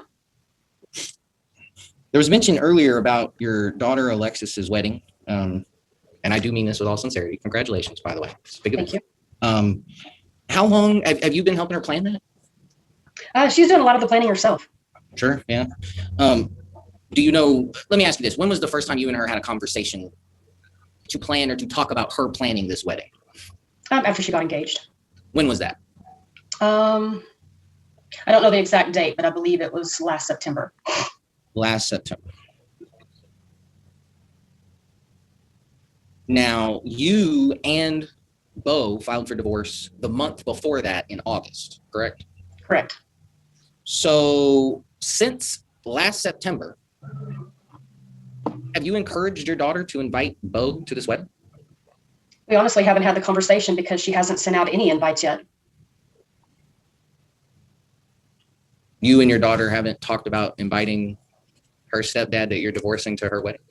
She is just now in the step where she's starting to obtain addresses. Okay. Y'all didn't have his address? I never said that. Of course I know his address. Earlier, there was a discussion about Aniston and her absences and when she leaves school. We've actually made two different agreements in this case, right? We made an original agreement before mediation. Do you remember that agreement? Yes. And that agreement gave Bo possession and access for, I believe, a two or 3 week period until we could go to mediation, correct? Yes. After mediation didn't work, we then had a couple of different settings for hearings, right? And on November 30th, we signed an agreement that you signed, right? Related to the exchanges and the pickups and the times for the children, correct? Yes. So you had done exchanges with Bo before you made that agreement on November 30th, correct? Yes, 2. Right. And you decided on November 30th to agree to possession and pickup and exchange times, correct? Yes. Did you ever reach out to Bo about officially changing that agreement? What do you mean officially? I mean, changing the agreement, changing the start times, the stop times, the exchange times, the locations, whatever it was that you thought would better accommodate Aniston. Did you ever reach out to Bo about officially changing that agreement? Yes, I did. What did you tell him that you wanted that agreement changed to? I told him that Aniston's absences were adding up, and it would be in her best interest to get to stay at school until 10 a.m., which put us down the road 1 hour later. And if he still wanted his possession to start at 6 o'clock, he could drive north 1 hour to meet us. You testified earlier that Aniston is thriving at this new school that your mother works at, correct? Yes. So when you said just now that it was in her best interest to stay an hour later, I'm just a little confused because it sounds like she's thriving, according to your testimony, leaving when she needs to go see her dad at 9 a.m. on Fridays. Is that correct? I cannot answer that with a yes or no without an explanation. I'll play along. An explanation of what? It's always in a child's best interest to be at school the most amount of days possible. And so when we have to travel and she doesn't get to be at school on those Fridays that she refers to as fun Fridays, it has a pretty devastating effect on her emotionally and the fact that she's not at school on those days. So earlier when you testified. Objection, Judge. Can she finish the answer? She was still speaking. Ma'am, you may continue. So whenever I asked him to do what was in her best interest to get to stay until at least 10 o'clock, it was because it was truly in her best interest to be there. She's had 8 absences now. There is a state law that requires kids to be at school at least 90% of the time. So it's vitally important for her to be at school. But earlier you testified that she was thriving at school, right? Yes, and she is thriving in school. Earlier you testified that Bo had come up to any of her school functions in Amarillo, correct? I think I was asked if he attended driving her the first day of school and parent-teacher conferences. Okay, well, let me ask you, has he attended any school activities in Amarillo since you enrolled her? Are we talking about when she was in kindergarten or are we talking about currently? Has he attended any activities in Amarillo schools since you enrolled her last year? I believe that he's had some communication with her teacher. So he hasn't attended any school activities that you know of? They aren't allowing that, sir. Okay, so he can't attend any school activities. He has reached out to her teacher, correct? I believe so. Okay.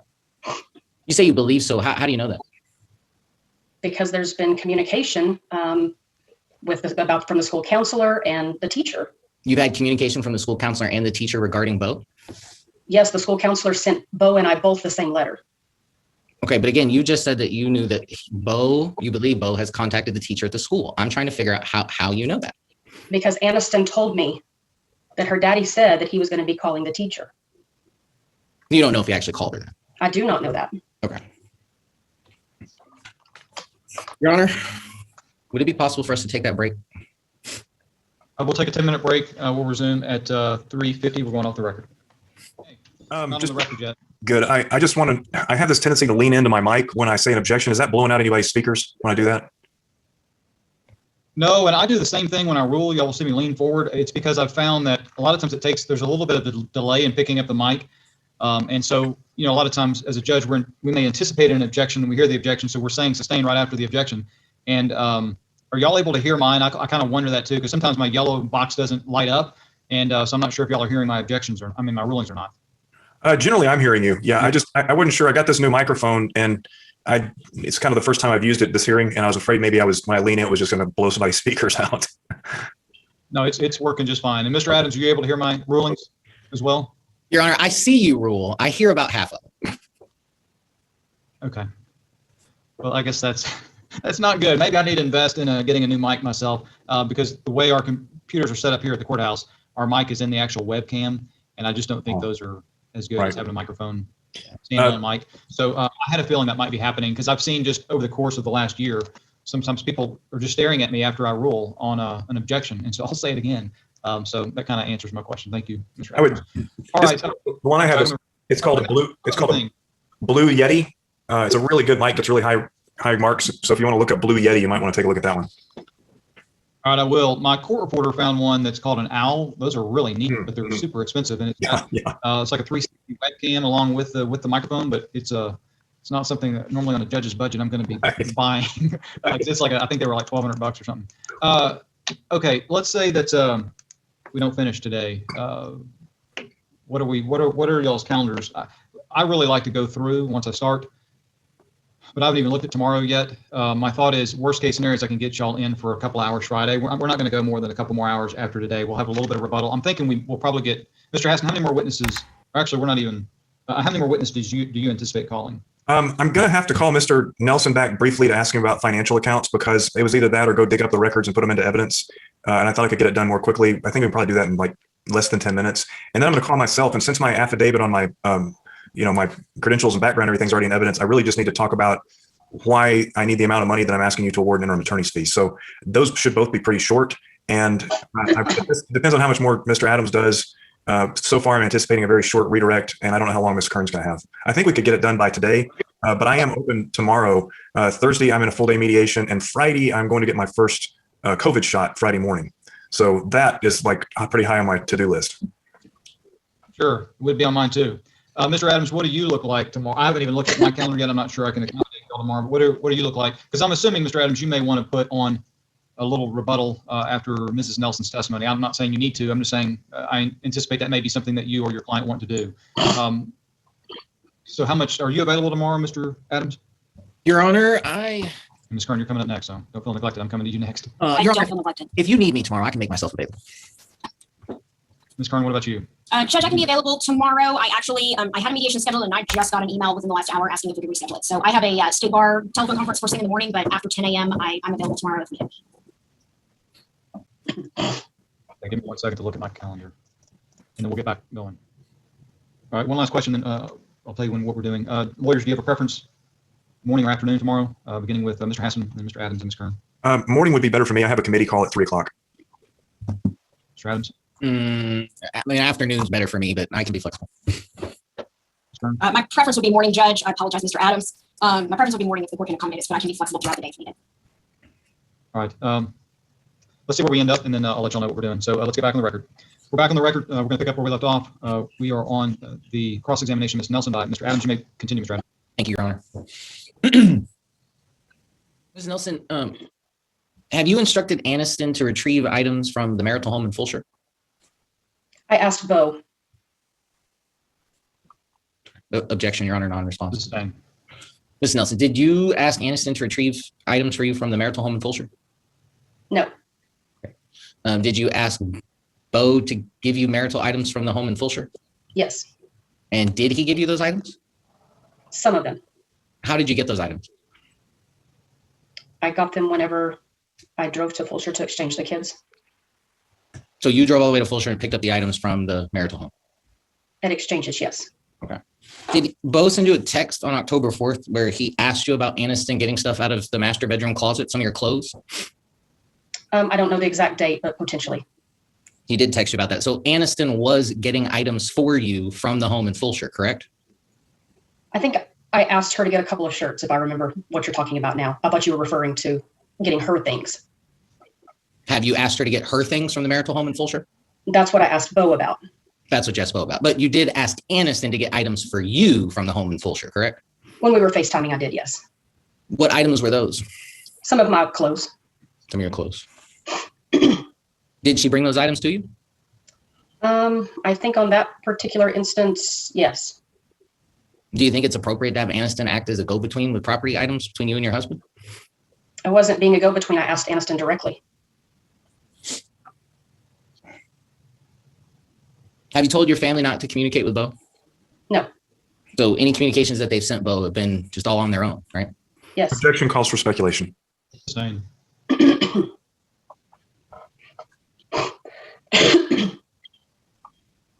Mrs. Nelson, you have spoken with your children about the divorce, correct? Which children? Let me rephrase. Which children have you spoken to about the divorce? Objection assumes facts not in evidence. Overruled.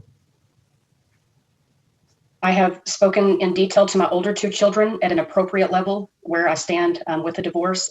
And at the first exchange with on October the 2nd, I spoke to the children and told them that mommy and daddy are no longer living together and that mommy and daddy are going through a divorce process. I told them that mommy and daddy did not love them any less, that we both loved them. We both wanted them to be happy and healthy, and we would continue to support that. Didn't you indicate that they were better off without as much contact with Bo because of the conflict that was created in y'all's marriage? No, I did not. You sure about that? Yes. Do you think having that conversation with your kids is appropriate in the middle of a divorce, Mrs. Nelson? Which comment? The conversation that you had with Aniston and Bristol. I think it was 100% appropriate. Bo wanted to have the same conversation with him. So you're okay with Bo having conversations with them about the divorce as well, correct? He asked if I wanted to do it together, and I made the decision that I thought it would be better separate. And so, I mean, yeah, I think it's important to be honest with your children. So Bo asked you about having a joint conversation or a coordinated conversation with him, and you unilaterally decided to have that conversation alone, correct? Objection. She just answered that question. Overruled. I think he's trying to clarify, make sure that was her testimony. Yes. Have you changed your phone since the divorce, Mrs. Nelson? Yes. Do you have your husband's phone number saved in your phone? The kids know exactly what his phone number is, and they're the ones that dial it. Objection, Your Honor, non-responsive. Sustained. Thank you. Mrs. Nelson, do you have your husband's phone number saved in your phone? I do not have him in my contact list, but he's in my recents, and they know to click on that. Is there a reason why you deleted his contact information out of your phone? To be perfectly honest, I didn't really want to see his name at the time. Do you think that's how he felt when he took down your picture in Fulshire? I don't know how he felt. Objection calls for speculation. Sustained.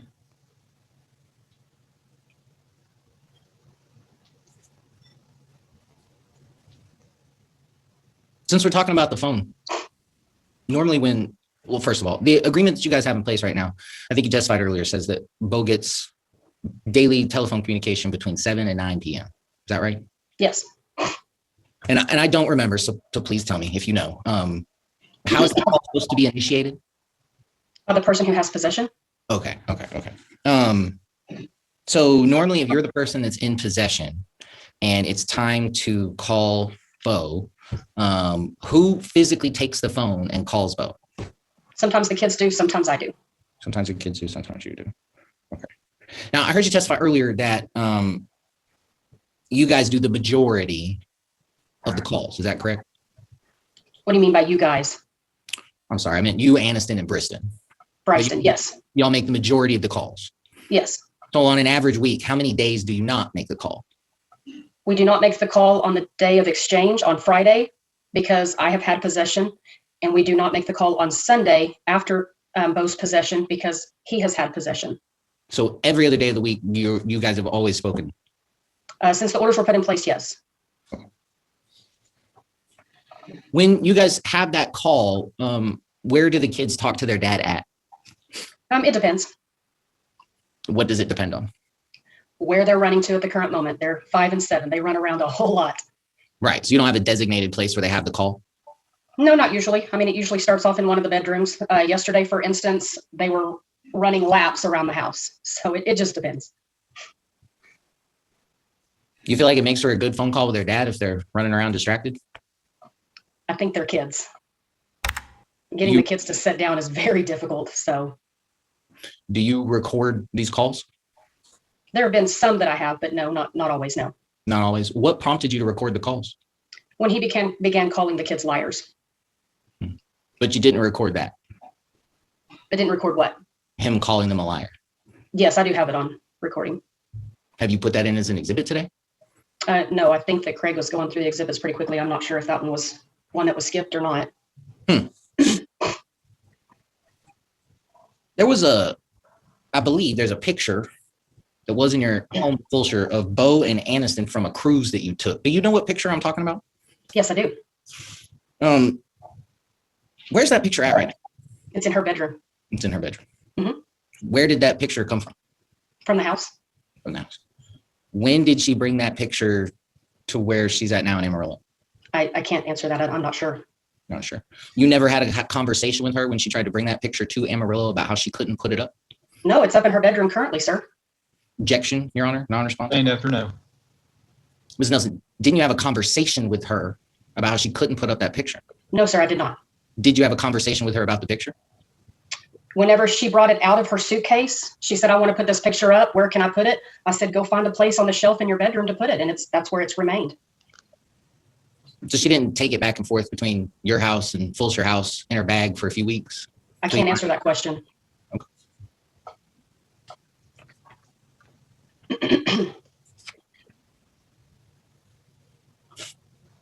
It's been a lot of testimony today, Mrs. Nelson, about Bo and his level of abuse. You wrote a letter to him when you guys were dating, and I would tell you when you wrote it, but I don't believe it's dated. Do you recall writing a handwritten letter to him before y'all got married? It was produced in discovery of this case? I've written him a lot of letters. Okay.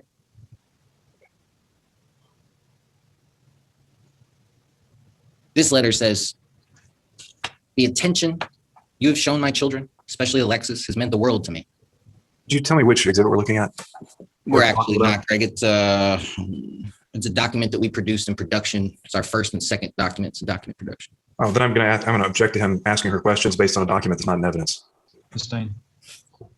Ms. Nelson, you wrote a letter to Bo when you guys were dating that stated that he had been a positive influence in Alexis's and Slayton's life, correct? I cannot answer that. That was from 10 years ago. Okay.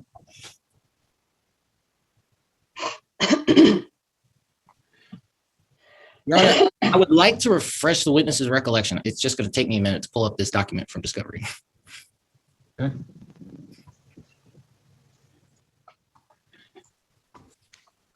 Your Honor, while we're doing that, I'm going to move on to some other things so we don't lose time. Hopefully come back to it. We also heard a lot, Mrs. Nelson, about physical abuse. There was a time that, well, let me say this. It's correct that you physically assaulted Bo before, right? I need to further explain that to answer yes or no. Ms. Nelson, I'm willing to give you a follow-up question so you can explain, but I would like you to answer my question. Have you physically assaulted Bo? I scratched his neck, yes. Was that the same night that he called the police and you were removed from the home? Yes. Why did he call the police on you that night? Objection calls for speculation. Sustained. Did Bo tell you why he called the police? No. Was that the only time that the police were called out to the home for you? Yes. Were you arrested that night? No. What was the result? The police asked if I would willingly leave the house, and I said yes. Why do you think the police asked you to leave? Objection, speculation. Sustained.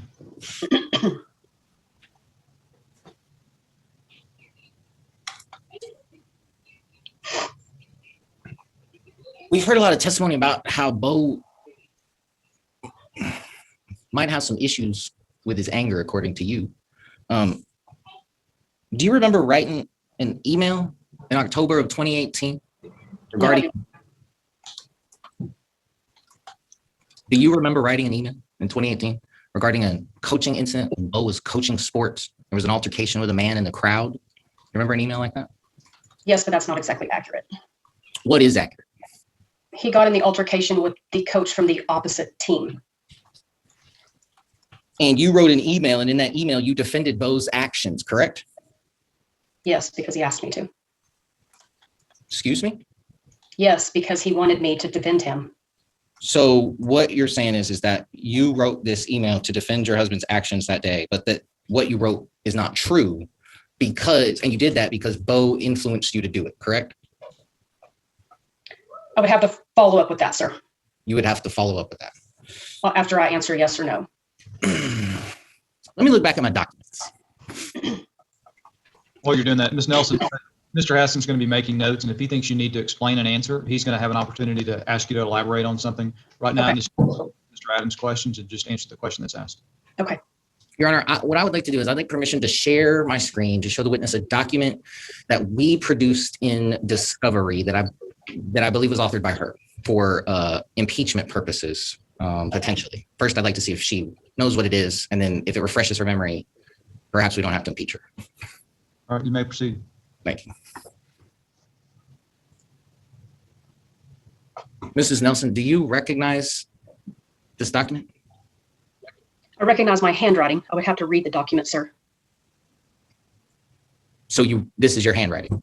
Yes. This is the first page, and I will admit we produced it backwards, and then this is the second page.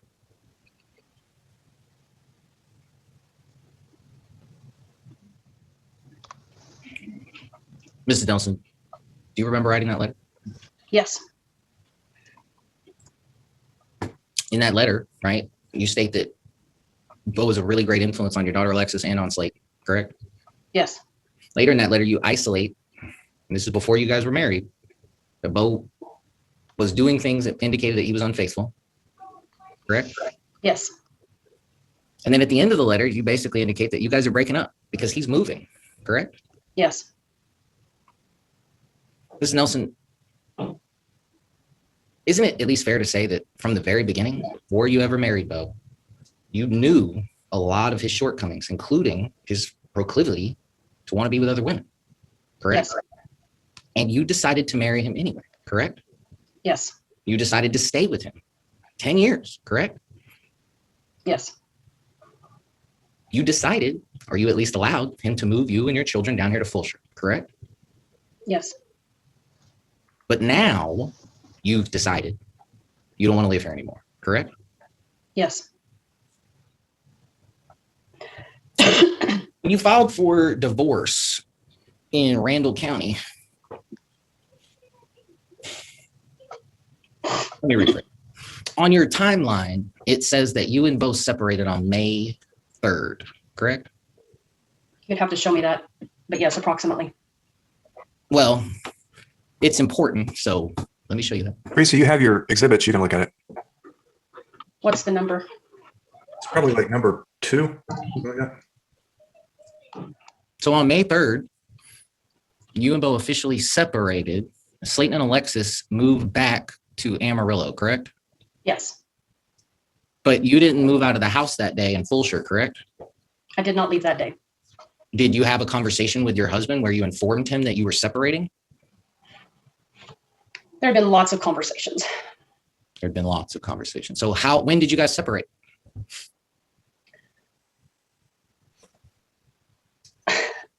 I mean, whenever I stated that I was going to Amarillo for a while, as we have shown through exhibits, we had decided to separate and take time for both of us to find healing. I did come back several times to try to talk to him. I brought the kids back for his birthday. Those talks did not progress us the way I hoped and prayed that they would. So I would return back to Amarillo. We would have more discussions. And ultimately, after him running with the children and after the Florida trip, I realized that it was likely not going to work. It was likely not going to work. Is it fair to say then that your husband was pretty blindsided when you filed for divorce in Randall County? Objection calls for speculation. Sustained. And I'd also ask, I'm just also going to ask the judge if we could ask Mr. Adams to quit repeating everything that my client says. That's bolstering the answers that he wants the court to hear, and it's also a sidebar. It's sustained as a sidebar. I know, try to refrain from doing that, Mr. Adams. I know that some lawyers, it's just they get into habits, but it is technically a sidebar. So if you can try not to repeat the witness's answers. Please forgive me, Your Honor. I will work on that. You produced a handwritten timeline in discovery of this case, correct, Mrs. Nelson? Yes. And if I remember correctly, I think it's a 2020 timeline. Yes, You have a May 1st, 2020 entry. You remember what your May 1st, 2020 entry said? I do not.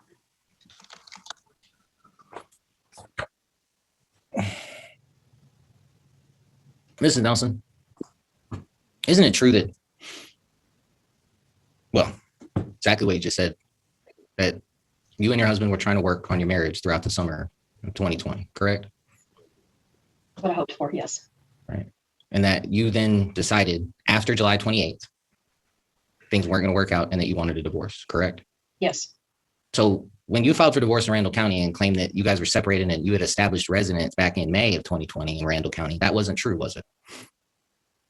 it was. Why did the judge dismiss your suit if that was true? Objection, Judge. I didn't know where to start with that one. Sustained. Hearsay. Mrs. Nelson, I'd like to show you a section of this message that's already been admitted into evidence. I'm going to go down to, this is page 4, Your Honor. Mrs. Nelson, is this your response here in black and white? Yes, I believe so. Can you read that response for us, Mrs. Nelson? You have had the kids every other weekend since we decided to take a little time for both of us to work on ourselves. You suggested a 2 to 3 month separation, and we agreed not to spend money on you a 1-bedroom apartment. I have come back a couple of times throughout the summer. I never tried to enroll the kids in Amarillo. You asked to bring all options to the table, and you shut down after the first one. We have agreed on enrolling Aniston virtually for you to take it off the table once I agreed. He doesn't have a girlfriend in Amarillo. They broke up almost a month ago. When was that text message sent, Mrs. Nelson? Do you recall? You'd have to show me the date. No, I don't. I'm sorry, I don't know that that one is timestamped. I think the beginning is, though. Does that seem accurate to you around that time? Yes, it was after he ran with the kids. Right. But after July 28th, after you claim that you decided that it wasn't going to work out, you sent him this message where you said that you haven't tried to enroll the kids in Amarillo. My question to you just is, don't you think he wouldn't have expected you to then turn around 3 days later and file for divorce in Randall County? Objection, speculation. Sustained. Pass the witness. Ms. Kern? Thank you, Judge. Ms. Nelson, what is your style of discipline of the children if they do something wrong? Overall, I normally use taking away of devices or TV or a toy that's important to them. Occasionally, I will spank their bottom, but overall, I try to do the method of taking something away to discipline them. Does your methodology generally work with the children? Most of the time, I would say yes. Okay. What kind of occasion would drive you to physically discipline the children by spanking them? Normally, if I've tried all other options, if I've talked to them and they continue the behavior, if I've taken the item away and they continue with the behavior, if I'm not seeing that there's any way that one of the two of them are not listening, it's my last resort. How would you describe Mr. Nelson's discipline style of the children? Very authoritarian, his way or the highway. He is quick to anger. And so if he gets angry, he immediately lashes out, usually in the form of spanking, thumping, slapping, backhanding. When you say thumping, would you mind describing for the court exactly what you mean by that? On several occasions, he's just taken his finger and just thumped the kids on top of the head.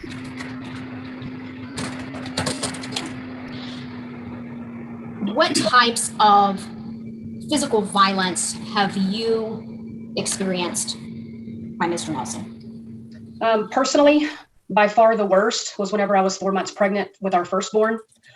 He came home incredibly intoxicated. Sorry, I'm going to stop you 1 second. Okay.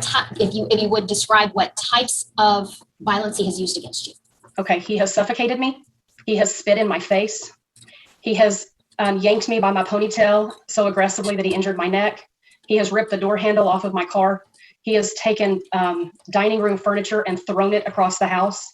He has damaged my bedroom furniture by throwing it against each other.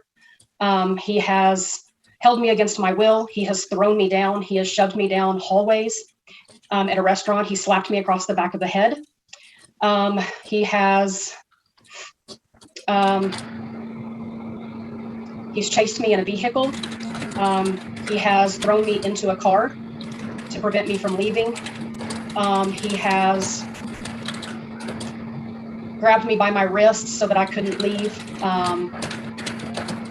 Those are the big ones. He of course lashed out at me when I had a boiling pot of water in my hand. Of those incidents that you've described, how many of them were the children present for? The vast majority of them. Have the children seen him try to suffocate you? I was pregnant with our firstborn, so no. Have the children seen him spit in your face? Aniston was there, yes. Have the children seen him yank you by the ponytail? That was before Aniston and Braston were born. What about throwing furniture?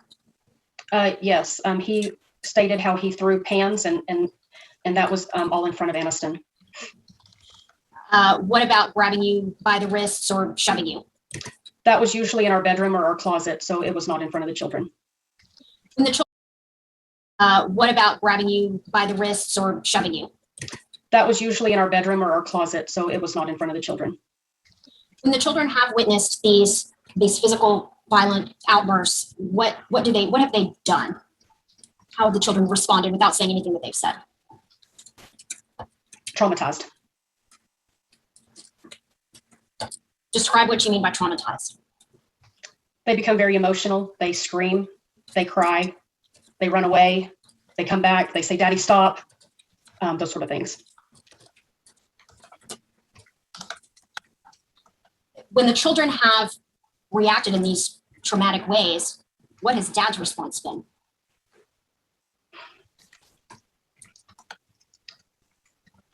Vocally, he will normally continue until his rage fit is over. And then he is always quick to apologize. "I'm sorry, get over it," kind of thing. Rarely has he gathered us up as a family and said, "I won't do this again," or anything like that. It's just an apology, move on.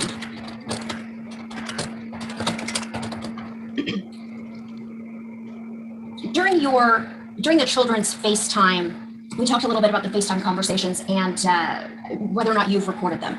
To your knowledge, has Mr. Nelson recorded them? I don't know. Do you know if Mr. Nelson has taken any pictures during FaceTime? Yes. You witnessed Mr. Nelson taking pictures? Yes. Okay. And what is Mr. Nelson taking pictures of? There's been occasions where if Aniston has started crying during the conversation, he will snap pictures. If the kids are running around and I happen to enter into the screen, he will take my picture. On the audio recording, you can hear Bryson saying, "Look, it's mommy, look, it's mommy." And he turns the phone towards me. Bo will take a picture of that. Without saying what Aniston would say, well, I apologize, strike that. How often would you say Aniston cries during a FaceTime exchange? I would say it's probably happened at least a handful of times. And without saying anything that she has said, what sort of scenario would cause Aniston to cry during a FaceTime with Daddy? Daddy will give her puppy dog eyes, a pouty face. He will act like he's crying and upset, and it plays on her emotions, and she's extremely emotional and cries very easily, and it hurts her heart whenever she sees this. Have you spoken with Bo about those behaviors and how it upsets Aniston? Yes, I have. On how many occasions? At least 2. And what was the general context of those conversations? I just explained to Bo that it hurts her whenever he makes those faces at her, whenever he, gives the puppy dog eyes and different things like that. He listened. I don't know how favorable he was because it has continued after a little bit, but I can say that it has been better since I addressed it. So Bo was able to address that upset of Aniston and somewhat correct that behavior. Yes. Correct? With regard to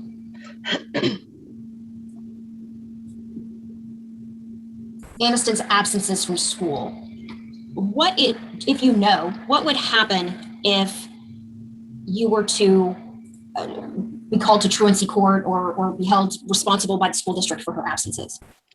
I don't If you know. I don't 100% know.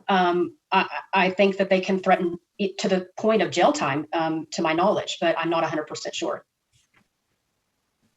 The letter from the school from Crestview Elementary that you received that we have entered into evidence was dated, I believe, February 5th. Yes.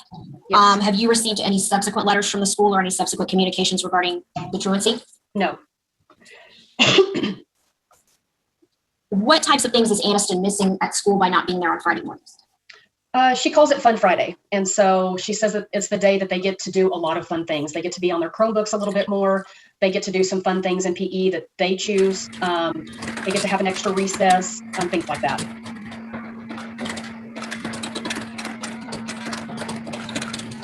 I'm having a hard time hearing the witness's testimony. There seems to be some background noise. Yeah, I am too. I guess we're going to have to work through that because it sounds like it's coming from Ms. Kern's office. But I don't know if there's any way. It sounds like somebody's printing something.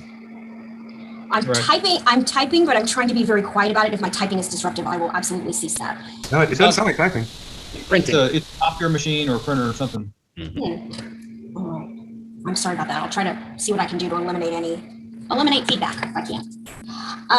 All right.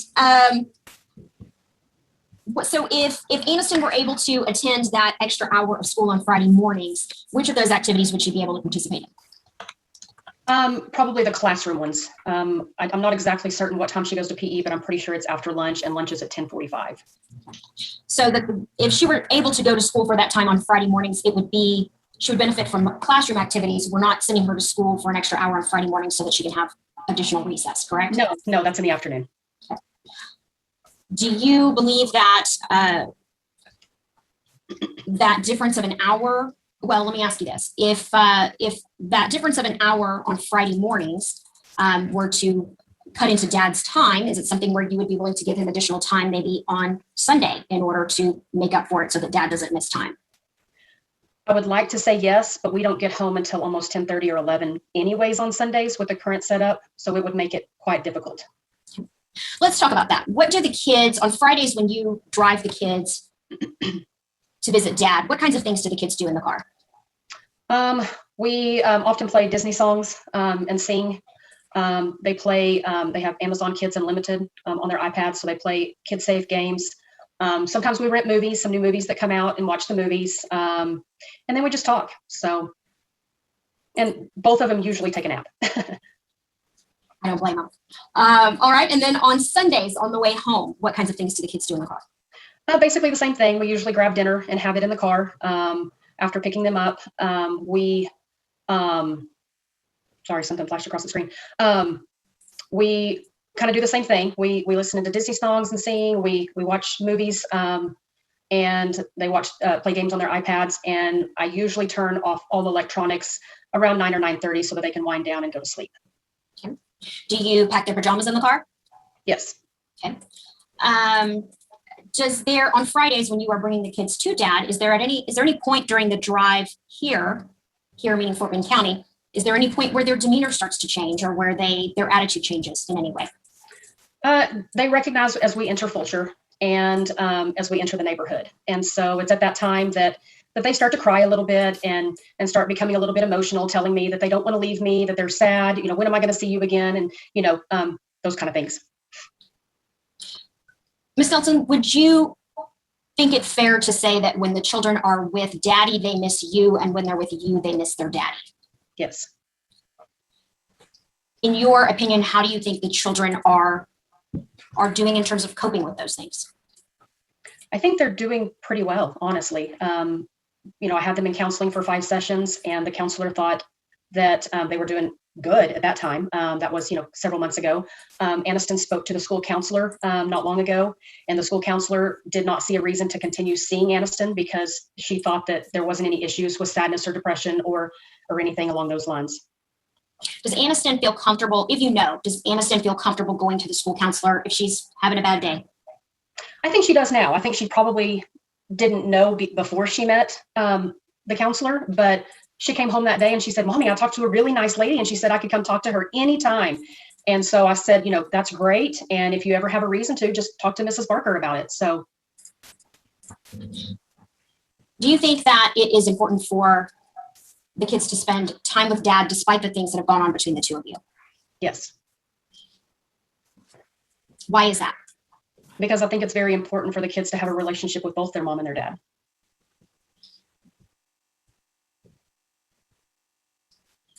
Do you believe that the back and forth, I'm sorry, strike that. Do you believe that the children experiencing the volatility between you and dad in your relationship is harmful to them? Do you believe that the children experiencing the volatility between you and dad in your relationship is harmful to them? Yes, Has that volatility lessened since you and Mr. Nelson began living in separate cities? yes.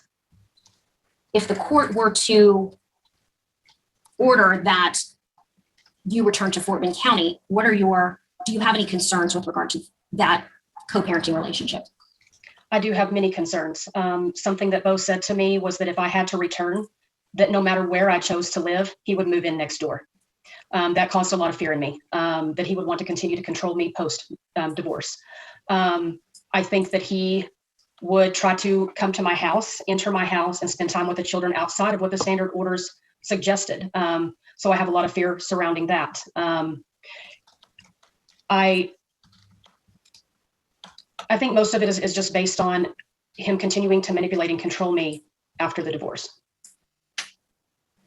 I'll pass the witness, Judge. Mr. Hassan? Teresa, when we were talking about Bo being drunk, or when you were talking to Mr. Adams about Bo being drunk, were you talking about 10 times where he had been to the point of where he was throwing up drunk? Yes, Has he been drunk other times besides just those 10 times? yes. Approximately how often, say in the last 3 years? I would say likely multiple times a month. Well, when you say likely multiple times a month, can you be more clear than that? I would say 2 to 3 times a month he was had drank more than he should have and was showing signs of intoxication. I wanted to ask you, have you looked at the flights between Houston and Amarillo? Yes. Oh, are there several direct flights a day? There's at least one. Is there any reason that you know of that Mr. Nelson couldn't fly up to Amarillo and avoid his children spending so much time and have some of his visitations up there? No. I'm really interested to know about the email that you looked at from before you got married, or was it a handwritten? I think it was a handwritten note. When Mr. Adams was asking you that question, what did you feel like you were being asked really? That I was accepting the abuse and the lying and the cheating. And that, you should just stay married to your abuser just because you allowed it before you got married? Correct. Is that has that been, well, why did you marry the guy after he had cheated on you before you got married? Because he made promises to change. He talked about how much he loved me and the children and how he wanted to be a good stepfather and a good husband to me. He made a ton of promises after that letter was written. Your background is nursing, right? Yes. Before you took this job and back when you used to work, what area of nursing did you work in? Newborn nursery. Would you say that you are a nurturer? Very much so. What do you think about your man picker? I think it stinks. And do you think that should be held against you through cross-examination? Because would you call yourself a fixer? A fixer, an empath, somebody who's very trusting. Those are great things for a mother to be, right? Correct. But not always the best things for picking a spouse. Correct.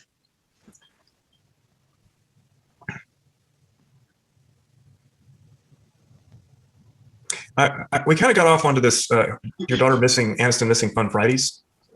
It would be great if she could spend a little more time at school, but really you're trying to follow the mandated state law about children's required attendance at school, correct? That is correct. And if she keeps having absences, somebody's going to end up in truancy court, correct? Correct.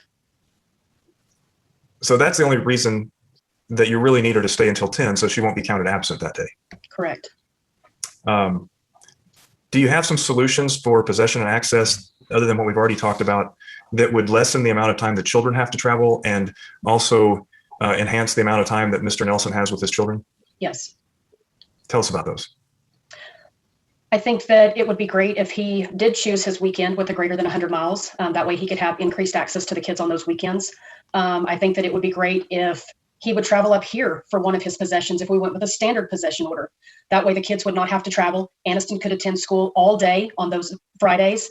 And I think that it would be in her best interest to get to stay at school until 10 o'clock on the Fridays that I have to travel. I think that it might be easier and more accommodating for them to spend more time with Bo if he would meet me on Fridays. Aniston could go to school. Both of us could work for a little while. We could meet and still exchange at 6 o'clock. So I have a lot of options to make it work. Also, under the over 100-mile standard possession order, the parent that has the visitation schedule could have 42 days during that summer period, correct? Correct. Do you believe that this summer, each party should only maybe have a couple of weeks of extended summer possession? Yes. And does that have anything to do with the fact that we're about to launch off into a custody evaluation? No. Wouldn't it be unfair to a parent if after spending 42 days with them, they then went in and interviewed with the doctor? Oh, I see what you're asking. Yes. Sorry, I didn't understand what you meant. Yeah. Okay. So if you're asking for a shortened period of summertime, it really has to do with the fact that you want the doctor to be able to have, good information and not a chance to have spent an enormous amount of time with one parent or the other prior to his interviews with the children. Correct. That's witness. Mr. Adams? Mrs. Nelson, isn't it true that all of the options that you just talked about to lessen the travel time on the kids don't cut down travel time as much as you coming back to Fort Bend County? I'm not sure. You're not sure if travel time would be lessened on the kids if you and Mr. Nelson both lived in Fort Bend County? I think to an extent, yes. I'm done, Your Honor. Pass the witness. Attorney, anything further from this witness? Nothing further. Nothing further, Judge. Nothing further from me. Mr. Haston, you said you have another witness that you'd like to call. I think we'll do that tomorrow. Do the lawyers anticipate that there's any way we wouldn't finish this if we start tomorrow at 10, that we wouldn't finish this by noon? From my perspective, no, I'd have to defer to Mr. Adams, Judge. Well, I think both sides have given me their case with the exception of attorney's fees by Mr. Haston. So what I would probably do is give you, Mr. Haston, about 15 minutes to do that or so. And then I'll put everybody on a clock tomorrow so that we finish tomorrow. Because that's my intent, is that we finish before lunch. But I feel like both sides got approximately a day to present their case, which is what y'all had anticipated the case taking. And I know we give these time estimates and we try our best to stay close to them. But I think at this point I've heard enough on the case that I have a pretty good feel for what's going on. And I think if each side has approximately an hour to present the remainder of their case, if any, that should be sufficient time to finish. So let's start back up tomorrow at 10 a.m. I did put a chat in the box. I'm sorry to if that threw Ms. Nelson off because it pops up to everybody, but I don't have petitioners 37, or at least I didn't unless it was sent today. I will take care of that now. Were you able to send? Okay, if you can just email that to her, because I think that may be a lengthy exhibit, and so I would like to be able to review that tonight, because typically I rule from the bench. I don't know, I didn't get to review exhibits last night because it was my son's birthday and I had a soccer game with my daughter, so I was busy last night. But I may be able to review exhibits tonight, which would allow me to rule from the bench tomorrow. So I would like to do that. And so if you can send me P37, that would be great, Mr. Adams. We're going to stand in recess until 10 a.m. tomorrow. Thank you, Judge. Appreciate your time. Yes, sir. We're going to resume the temporary orders hearing. When we left off, we were on the direct examination of an adverse witness by Mr. Haston on Mr. Nelson. And Mr. Haston, you may proceed with your question. Thank you, Judge. I'm having a little bit of a hard time remembering where I left off, so I hope I don't recover any territory. I know I had to go through and admit each exhibit the long way. I believe I was just starting to ask questions about them, so that's where I'm going to begin today, is just a flag to the court and the parties. Mr. Nelson, I'm going to refer you to, well, I believe I just want to make sure, last time we were before the court, you agreed that you had been withholding 0 on your pay stubs. Is that right? That's incorrect. Okay. How many dependents do you claim on your pay stubs? 11 exemptions. And when did you start claiming 11 exemptions? I have been. So if you look at Exhibit 27, if we take that exhibit up on the screen, I want to point out in the claim section on the top right, that's if I claim any additional money. So like $100 or $500 a paycheck. But if you look in the top page under tax status, it shows federal married there's a number right next to that showing 11. That's the number of exemptions. Okay, and how many actual dependents do you have? If you include myself, Miss Nelson, Slayton, Alexis, and the two children in this case, Aniston and Bryston, that would be 6. So why claim 11? We paid in for taxes in 2020, a little less than $1,000, and I was claiming 11 on there just due to the move. So you believe that by claiming 11, you'll still come out just about fine at the end of the year and not actually owe any money for 2020? That was correct at the time. I have since switched that and changed that. And yes, today I'm claiming 0 due to the divorce situation. So in 2021, it will be 0. So for 2021, you're claiming 0 exemptions, not even including yourself, correct? That's correct due to Objection, non-responsive after that's correct. Sustained. Which means that's less net income available to you to pay bills of the community estate each month, correct? That's correct. That's correct. All right, I'm going to move on to Exhibit R28. This is R28. This document was produced by you in evidence, and I'm going to ask you if you can identify this document. That's a financial statement Of what? of a Vanguard account that I own. Is this your 401k? Yes, that's correct. And so the sub-accounts are all part of the things that make up your 401k, correct? Those are mutual funds and associated with that. Correct. All right, and you have one loan out against your 401k? That's correct. And what amount? What do you still owe? $45,000. Okay, so besides that, you don't owe any money to the 401k? No, You could take further loans from it if the court were to so instruct, correct? that's correct. And the current balance of your 401k, how much is that? It looks like 707,000 on that document. Yeah, I'm asking you currently. I don't know. Do you not check your accounts frequently, sir? No, I don't. When was the last time you checked your balance on your 401k? When I pulled this document. Okay, so knowing that we were going to be talking about balances of accounts and values of accounts, as of the last hearing, I was asking you all about the balances of accounts and whether you looked at stuff. You didn't bother to look at your 401k balance between now and then. No, Craig, I did not. So you have no way of knowing whether your account balance is higher or lower. I would imagine that it's higher due to what the stock market's done over the past 3 months. How hard would it be for you to log into your computer right now and find out what the balance of that account is? I can do that if you would like me to. I can tell you that the state has plenty of money to pay for the attorney fees. Okay. So I'm not asking you for an exact number, but would it be fair that it's somewhere over $800,000 right now? I would say that it's over $700,000. That's accurate. But would you mind checking for us and testifying to the court based on what you find out from the internet?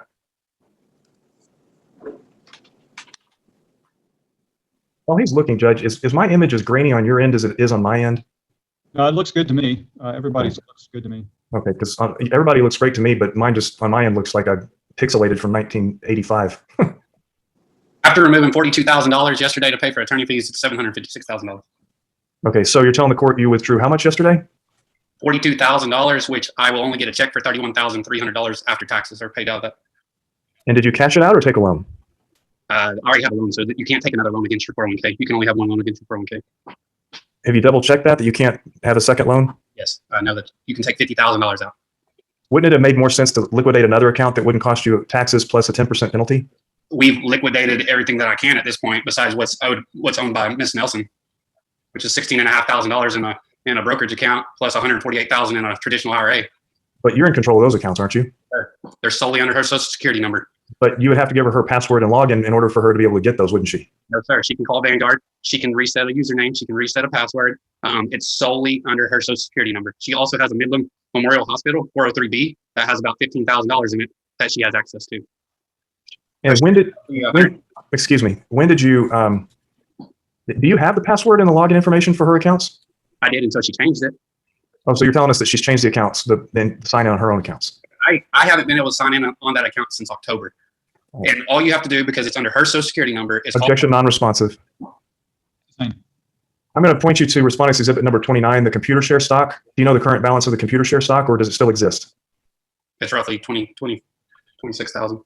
Okay, and you have 237.79 shares. I'm sorry, you have 129 shares, don't you? That's separate property. I'm not asking you whether it's separate or community, sir. I'm asking you how many shares you have that are available to be liquidated. I can't read your screen. Pull that up for you. As of September 20th, can you read us that number right there? It looks like it's 129 shares, not 267 shares. No, I corrected myself and said 129 shares. And then that would be multiplied by whatever the current value of Microsoft stock is, correct? To get today's value. That's correct. And that one has not been liquidated. No. Right. I'm going to show you folio investing. Does that exhibit 30? Does that still exist? No. What happened to folio investing? Been expended to pay for attorney's fees. And I see on here that on this statement, it says he withdrew $16,493 as of between November 1st and November 30th of 2020. What happened to those funds? That was paid for attorney's fees for immediately after, I believe that was after our second emergency motion. Okay. And since then, you've cashed out the rest of it to pay attorney's fees. Is that what your testimony is? Yes. And showing you R31, this is your, well, tell us what this is. This is your restricted stock, isn't it? I'm sorry, I didn't catch that. Yes, that's correct. Okay, and this top section up here is the restricted stock where the restrictions have lapsed and they're available to you to cash in, correct? That's correct. And you have a total of 228 available, I guess it's Phillips shares of stock? That's correct. And according to this, as of whatever date that was, January 4th of 2021, the market value was $15,866, correct? That's correct. And have you cashed those in? No. Okay, so those are still available. Let's look at 32. This one's responding to Exhibit 32, and the only document you provided us regarding this Roth IRA was a transaction history. It doesn't tell us anything about the current balance of this account. So can you tell us what the current balance is approximately of your Vanguard Roth IRA? Approximately $60,000. 60? Yes. And you have not cashed out your Roth IRA yet, correct? No. And that's virtually tax-free to the extent there's no capital gains, am I right? Yes, per how much I put in there. I've only put 12,000 in there ever. And you know capital gains aren't going to be more than 20% maximum, right? So you will pay a tax on that. Right, capital gains tax of no more than 20%, 15 to 20%, right? Pay an income tax as well. Yeah, you pay capital gains tax on gains. You don't pay income tax. Whatever I withdraw from the Roth IRA will be counted as income against the estate. But instead of cashing that out, you opted to take out money from your 401k, which would also add on a 10% penalty. Is that true? That's accurate. And lastly, this is a statement from your Chase credit card, correct? That's correct. And I may have asked you about this, so please forgive me if I did, but what is the total of, not the total available balance, but what is the highest credit limit you could have on this card? $39,000? $29,500.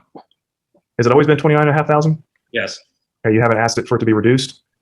No. Have you asked for it to be increased? No. And have you been taking the money from the accounts that you withdrew money from to pay down this credit card? Yes.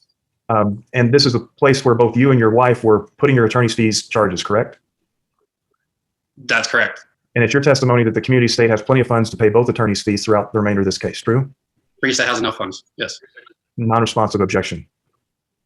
I didn't hear his response, but it sounded non-responsive. Sustained. What was your response, sir? Yes, between Teresa and I, we have enough funds. And do you have any objection to both of you continuing to put your attorney's fees on this credit card and then pay it with funds from the community estate? Yes. Why is that?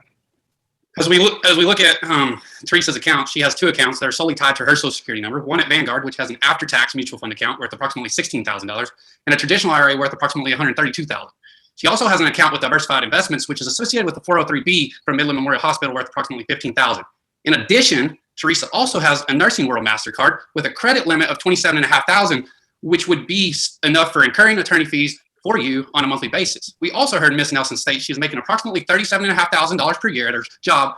And if the estate is responsible for paying attorney fees, I feel the court would be doing an injustice to the estate by having myself responsible for all attorney fees, as it would increase the tax burden of the estate and ultimately decrease the overall value of the estate. If your attorney fees exceed— Objection, non-responsive and narrative at this point, Judge. Sustained. All right. I'll pass witness.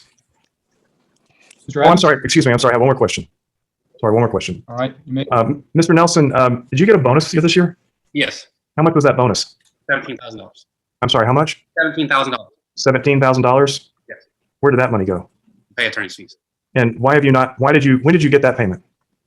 March 1st. But you haven't supplemented your discovery to give us that pay stub, have you?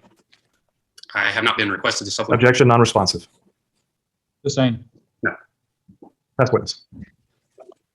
Mr. Adams, Thank you, Your Honor. can we stop the screen share? Yes, sir. Bo, what if anything is not accurately reflected in respondents R26 through 33? So as I discussed previously, Judge, I'm going to object to that being an overbroad question. Overruled. You may answer that, sir. So we previously heard Mr. Heston state that we are taking 0 exemptions. So point out in the claim section on the top right, we look underneath that, we are taking 11 exemptions there.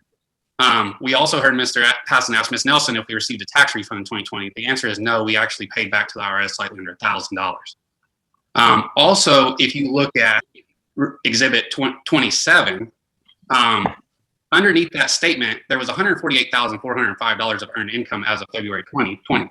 That's quite a large sum. So if I could direct the court's attention to the bottom right of that document, you will notice there are several large dollar value line items, including several for moving expenses, relocation, and one for a stock grant offset, making up a significant amount of that earned income for the year. 2020 was not a normal year for Teresa and I, as far as income. You heard us talk about relocating a full share, and the company has a very lucrative relocation plan. I would also like to direct the court's attention to Exhibit 30, which is the account for folio investing, which we just discussed. That account no longer exists as it previously had. Objection, that's been asked and answered. He's already said that it no longer exists. The same. Next question, Mr. Adams. Bo, how did your wife pay for the lawyer she hired to represent her in Amarillo? So Teresa utilized $3,446 in Amarillo out of our Pantex Federal Credit Union checking account. When your wife receives a bill from Mr. Haston, how has she paid for those bills in the past? Through my Chase Visa card, credit card. Do you know how much in total the community has paid Mr. Haston for legal services? Approximately $55,000. Bo, the last time you received a bill from my office, do you remember what my hourly rate was? $250 an hour. Based on the documents you reviewed in this case, what is Mr. Haston's hourly rate? $475 an hour. 90% more than what yours. Objection, non-responsive. Same. Bo, how would you like for attorney's fees to be paid in this case moving forward? As I stated previously, Teresa has 2 accounts that are solely tied to her Social Security number. She has sufficient funds of $165,000. If Mr. Haston's fees exceed that $165,000, I will gladly take the remainder of the burden. But to preserve the community estate and to reduce the tax burden on myself, I would prefer that the court allow Teresa Nelson to pay her own attorney fees moving forward. Bo, would you be more likely to settle this case if your children's primary residence were ordered to be in Fort Bend County? Objection calls for speculation. Overruled. Yeah. Yes, I would. Pass the witness, Your Honor. Ms. Kern? You're muted. I'm sorry, I was muted. Judge, I have no further questions, please. Mr. Haston? No further questions, Your Honor. Mr. Haston, you may call your next witness. Let's see. I'd like to briefly call Teresa Nelson back to the stand. Okay, you may proceed. Thank you, Your Honor. Ms. Nelson, did you just hear Mr. Nelson's testimony about the funds that you have access to? Yes. Okay. This is something you've told me that you don't have any access to. He's kept you from having access to funds. Is that true or not true? Yes. And explain to the court in what way you've been prohibited from having access to funds and accounts. I have asked him on numerous occasions to provide me with the password. He provided me with the username, and then every time I would ask him to provide me with the code so that I could get into the account, he refused to give it to me. He said he was busy watching a football game, or he was busy cooking out, or he was busy hanging out by the pool and didn't have time to sit by his phone and wait for me to provide him with the code. And so I was never able to get it. And so just recently, I had to send a letter to Vanguard requesting access. And when was and that? I have yet to. It was in the last couple of weeks. They sent me a form that I had to fill out and return. And do they send out email or paper statements, Vanguard? Paper statements. And where do they go? To Bo's residence. Does Bo ever send them on to you? He's given me mail once. Has he ever sent you the Vanguard statements since in 2020? He gave me. Answer yes or no, please. Yes. Okay, how many times? Once. When was that? About 2 to 3 weeks ago, I believe. I can't remember exactly. So that was the first time in over a year you had seen anything about your own finances. Correct. Okay. And when we're talking about Vanguard, what account is this? I believe it's my Roth IRA. As we sit here right now, do you know the balance of your Roth IRA? All Yes I or have no? is no, probably not. No. Okay. Do you have any way to find out? The Mint app was last updated about 4 months ago, and so that's the last I've been able to see what the balance is. Based on your knowledge of what you've seen, what do you think the balance of that account is? Approximately 125,000, I believe. Okay. But as we sit here today, you cannot actually access that money because you have not had access to it up to this point. Correct. Is this the same Roth IRA that your husband's been managing throughout the marriage? Yes. Is this a rollover from a prior retirement benefit? Yes. And was it a retirement benefit that you had prior to your marriage? Yes.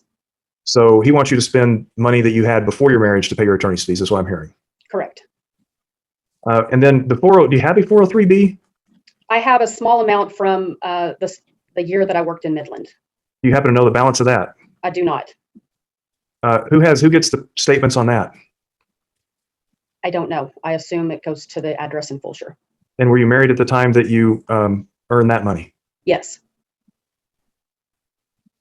I don't recall what your husband said the balance was on that account. And besides the Vanguard and the 403B, do you have access to, do you have any other funds, he said, that are connected to your Social Security account that you know of? Not that I'm aware of, no. And your husband is, up to this point, up until just very recently, been the one in control of all the community funds and finances, correct? That is correct. He's been the one making all the decisions on what accounts to cash out and what to pay in attorney's fees. That is correct. And he's the one that threatened you that he would essentially destroy this estate if you fought him on this divorce case. That is correct. That's what's happening right now, right? That is correct. And do you remember reading anything anywhere saying that you're not allowed to hire any lawyer, that anything keeping you from hiring the lawyer of your choice? No, sir. And it was your choice to hire me and my firm to represent you in this matter, wasn't it? Yes, sir. Do you believe that $475 an hour and then the hourly rates of my staff are fair and reasonable considering our expertise and background and the complexity of this case? Yes, sir. Based on the fact that your testimony that your Roth IRA was from a pre-marriage asset, are you asking the court to go to what we know to be community funds, such as the 401k of your husband, to pay attorney's fees in this case? Yes.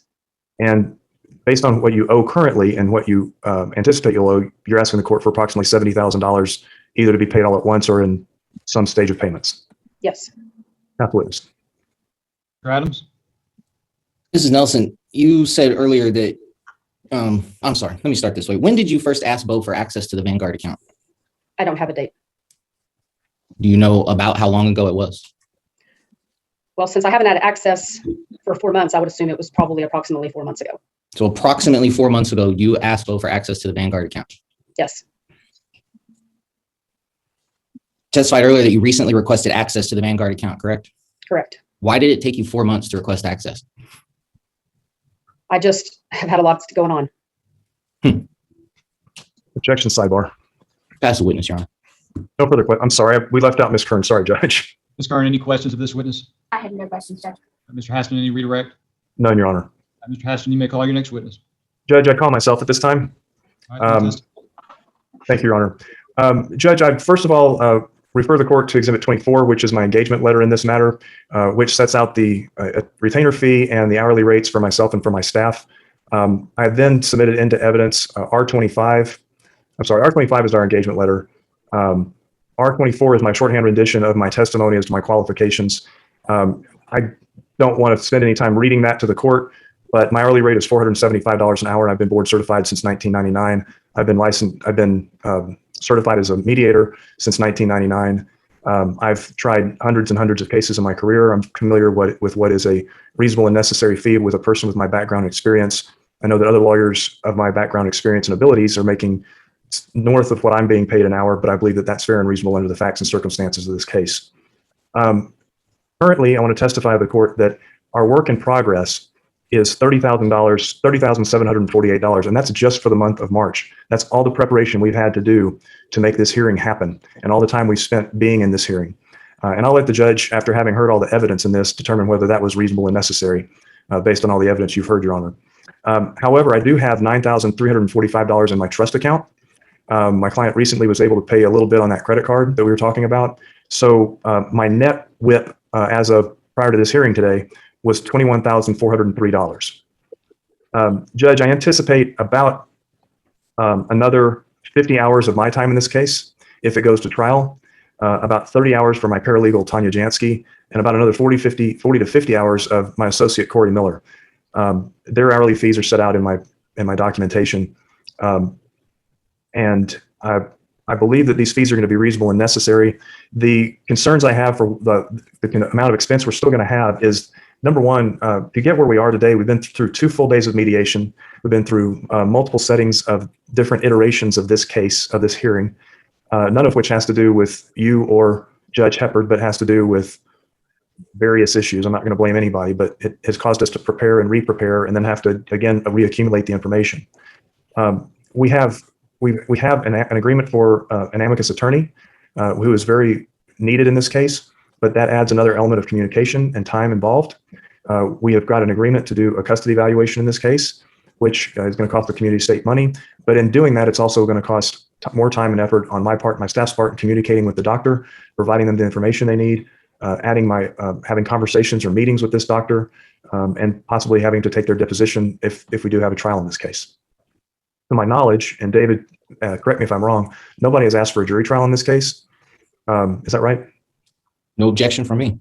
Okay. Nobody's asked for a jury trial in this case, Judge, but if somebody were to ask for a jury trial, which is not going to be us, I anticipate the prices would probably triple. So I anticipate that we will have to most likely order a copy of this transcript if we cannot settle this case within the next few weeks. Because from what we've seen so far, Mr. Nelson likes litigation and he likes having hearings and he wants to pursue these issues.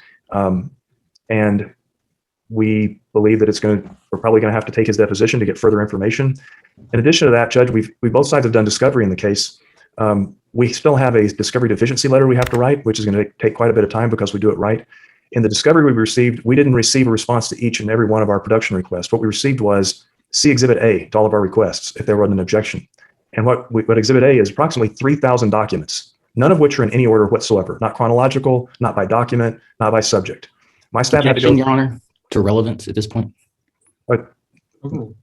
So my staff had to take an enormous amount of time to go through all of those documents and do the job that should have been done in producing them to us in the first place and producing them in a manner that was responsive to our individual production requests. That took a ton of time and work. And when the time comes, when we produce all of our billing for trial, everybody will see how much time was involved in that. And I'm concerned that we're going to continue having problems with supplementation. Discovery, as you know, is one of the most expensive parts of some cases, and I think that's going to be one of the biggest problems in this case. I don't know whether Ms. Kern will have discovery or not to issue in this case, but if she does, that will be additional work to respond to, and we'll be happy to do that. So I believe that with all of this, I don't know if they will continue to have an expert witness besides the custody evaluator that we have in the case, but I'm probably I'm very much on the shy side of my projected fees and for the remainder of the case. But with hopes that we will settle it, I'm estimating that between now and trial, fees will be in the department of $40,000 to $70,000. But what we're asking the court today for is, my client said $70,000, but I forgot to tell her about the trust. So what we're really asking for is $40,000 going forward, plus the amount in WIP of $21,403, which is a total of $61,403. And we're asking the court to make it come out of, and I know everything's community until proven otherwise, but you did hear testimony that was uncontroverted by my client that these particular funds that they're alluding to in her Roth IRA were earned from employment prior to marriage. So where there is definite community property available, I would ask the judge order Mr. Nelson to liquidate and pay attorney's fees from that. With that, I'll pass myself. Mr. Adams? Mr. Aston, just a few questions. You mentioned earlier that your rate was $4.75 an hour. Can you tell us what Ms. Miller's rate is? I believe hers is, I need to double check that. I believe it's $2.50 an hour. And do you happen to know what Ms. Jansky? Yeah, it's $125 per hour.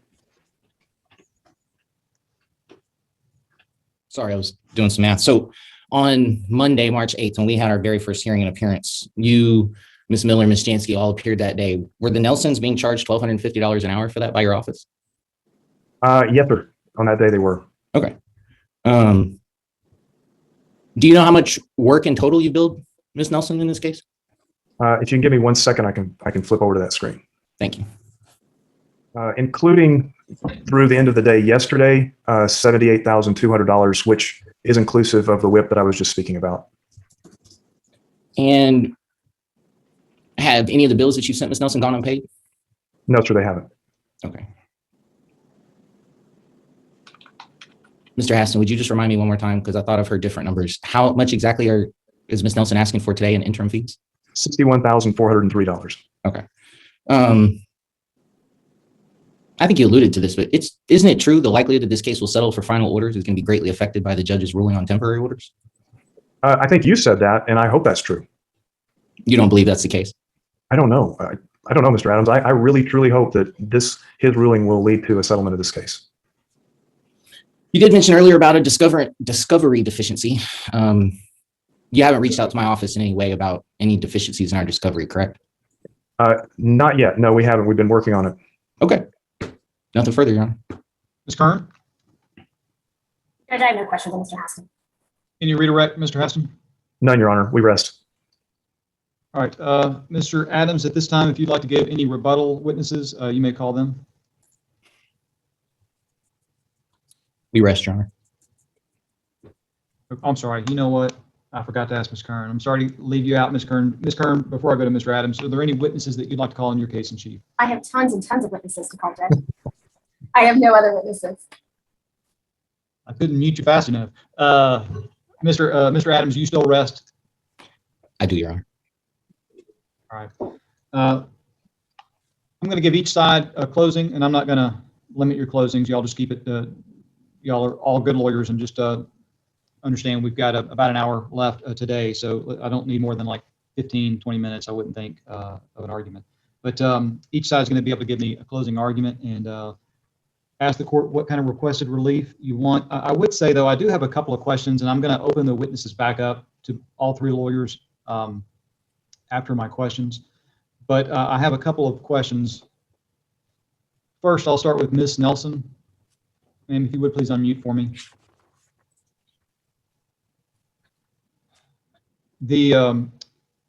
Have you done any research into any cost associated with, in the event the court were to award you the right to remain in Randall County, and I'm not saying I'm doing that, but in the event the court were to do that, have you looked at what the cost would be associated with Mr. Nelson to get a hotel room there in Randall County to exercise visitation? Because you said you thought he could spend the weekend in Amarillo to avoid the kids spending so much time in the car. So have you had a chance to do that? And if you have, what is the cost? I have not, but I think that he could likely get a hotel room between $50 and $80 a night, I assume. And as far as airfare flights from Amarillo to Houston and Houston and Amarillo, you said that there's at least one per day.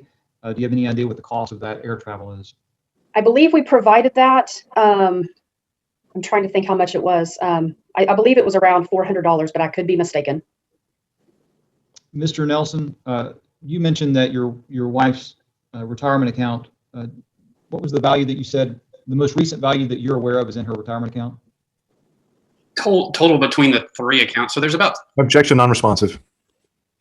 Yeah, I'm not asking about the Roth IRA. I'm familiar with the Roth IRA, but the retirement account from her work during the marriage relationship. No, thanks for the clarification, Your Honor. I believe about $14,500 to $15,000.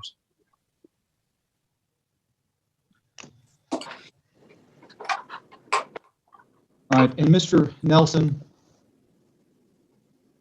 in the event that Ms. Randall were to stay in Randall County, pickup and drop off you had been doing in Weatherford or Burleson County, cities, and you heard the testimony that she said that's costing or causing your daughter to have to leave school early. Do you have any proposals for pickup and drop off that would alleviate that concern in the event that she were to live in Randall County? Yeah, I think the 1 hour delay. So right now she's bringing the kids to the house. So we heard her testify to if she could leave 1 hour later, 10 a.m. That would allow her to be counted present and still be here by 7 p.m. So you would, if you had your preference and she were living in Randall County, then the pickup and drop off would take place where? So I think that she would still bring the kids to me, and then we would meet on Sunday in Burleson.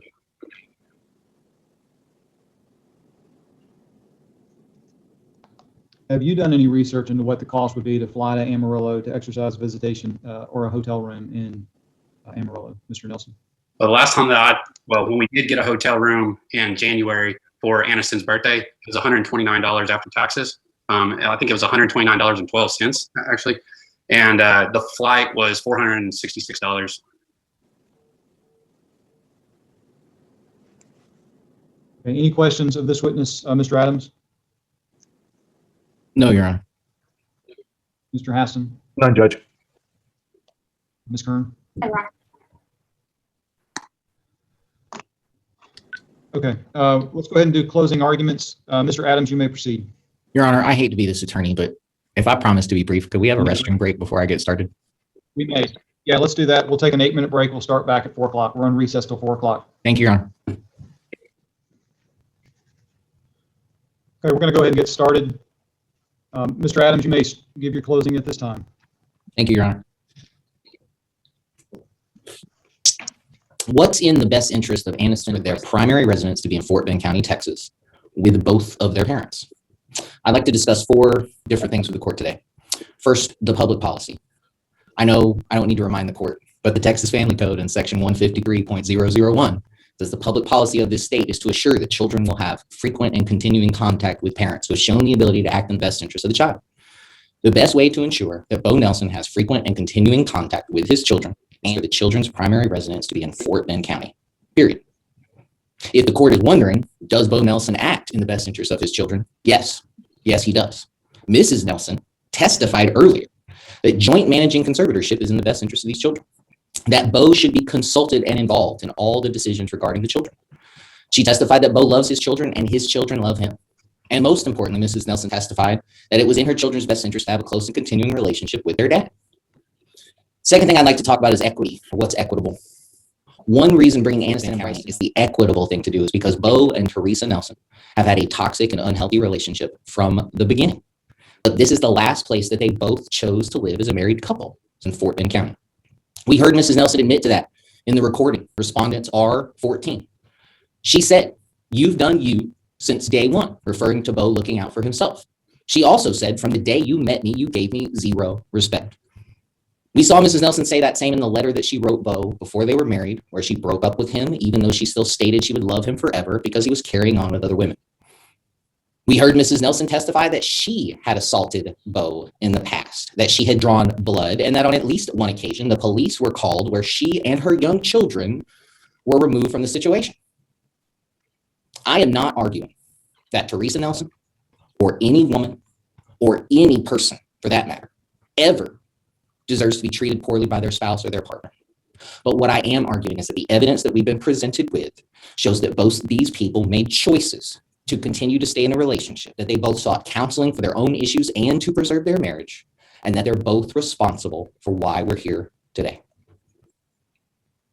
The second reason bringing Aniston and Bryson back to Fort Bend County is the equitable thing to do is because Teresa Nelson lied to her husband throughout the summer of 2020 so she could establish residence in Randall County, then file for divorce and stay in Amarillo. We saw P12. It was a text message from August of 2019 where Mrs. Nelson tells her husband regarding to move to Houston. And it hit me.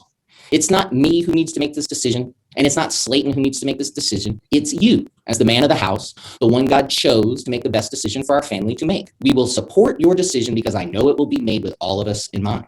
I know for the first time that you will lead our family to where we need to be right here and right now. I'm not sure what changed for Mrs. Nelson after she wrote that in August of 2019, but she testified that after sending that message, she realized moving to Houston or to Fulshear was not in her family's best interest and no longer supported that decision. Yet, she signed the papers on their new 3,900 square foot house in Fulshear. Yet, she assisted in the planning and selection of materials for their outdoor kitchen. Yet, she uprooted her son Slayton, took him away from his biological dad, and moved him to Houston. Mrs. Nelson wants us to believe that she sent that message, P12, and took the actions that I just described, and yet she did not agree with or support their move to Fulshear at the time that it happened. Mrs. Nelson's own timeline and testimony from this hearing claims she and Bo separated on May 3rd, 2020. Yet in P15, she emailed their insurance provider seeking marriage counselors on May 19th, 2020. Specifically in that email, Mrs. Nelson, 16 days after she was to have established new residence in Amarillo, told the insurance company she no longer lived in Amarillo and would need marriage counselors located near Fulshire, Texas. We saw P20. That was a picture of Mr. and Mrs. Nelson out on a fishing boat on July 25th, 2020. When I asked Mrs. Nelson what she was doing in Florida with her husband over 2 months after they separated and she established a new residence in Amarillo, she said that she and Bo were still working on their marriage. We read P21. That was the handwritten note Mrs. Nelson lovingly left for her husband after their Florida trip, where she justifies her return to Amarillo. She says, Bo, thank you for being so understanding about my dad needing me. I appreciate that. Thank you for working so hard to provide for the family. I hope that we can both continue to work on healing. Love, Teresa. A week or so after that Florida trip, on August 2nd, 2020, we saw P22. Those were text messages between the parties where both parties state they agreed to separate, not so that they could divorce, not so that they could start living independent lives, but so they could reconcile. In that message, Mrs. Nelson denies that she would enroll their children in Amarillo schools. Less than 1 week after Mrs. Nelson denied that she was divorcing her husband and would enroll their children in Amarillo schools, she filed for divorce in Randall County, claiming she had been a resident of Randall County since May 3rd and enrolled Aniston in Amarillo schools on August 7th.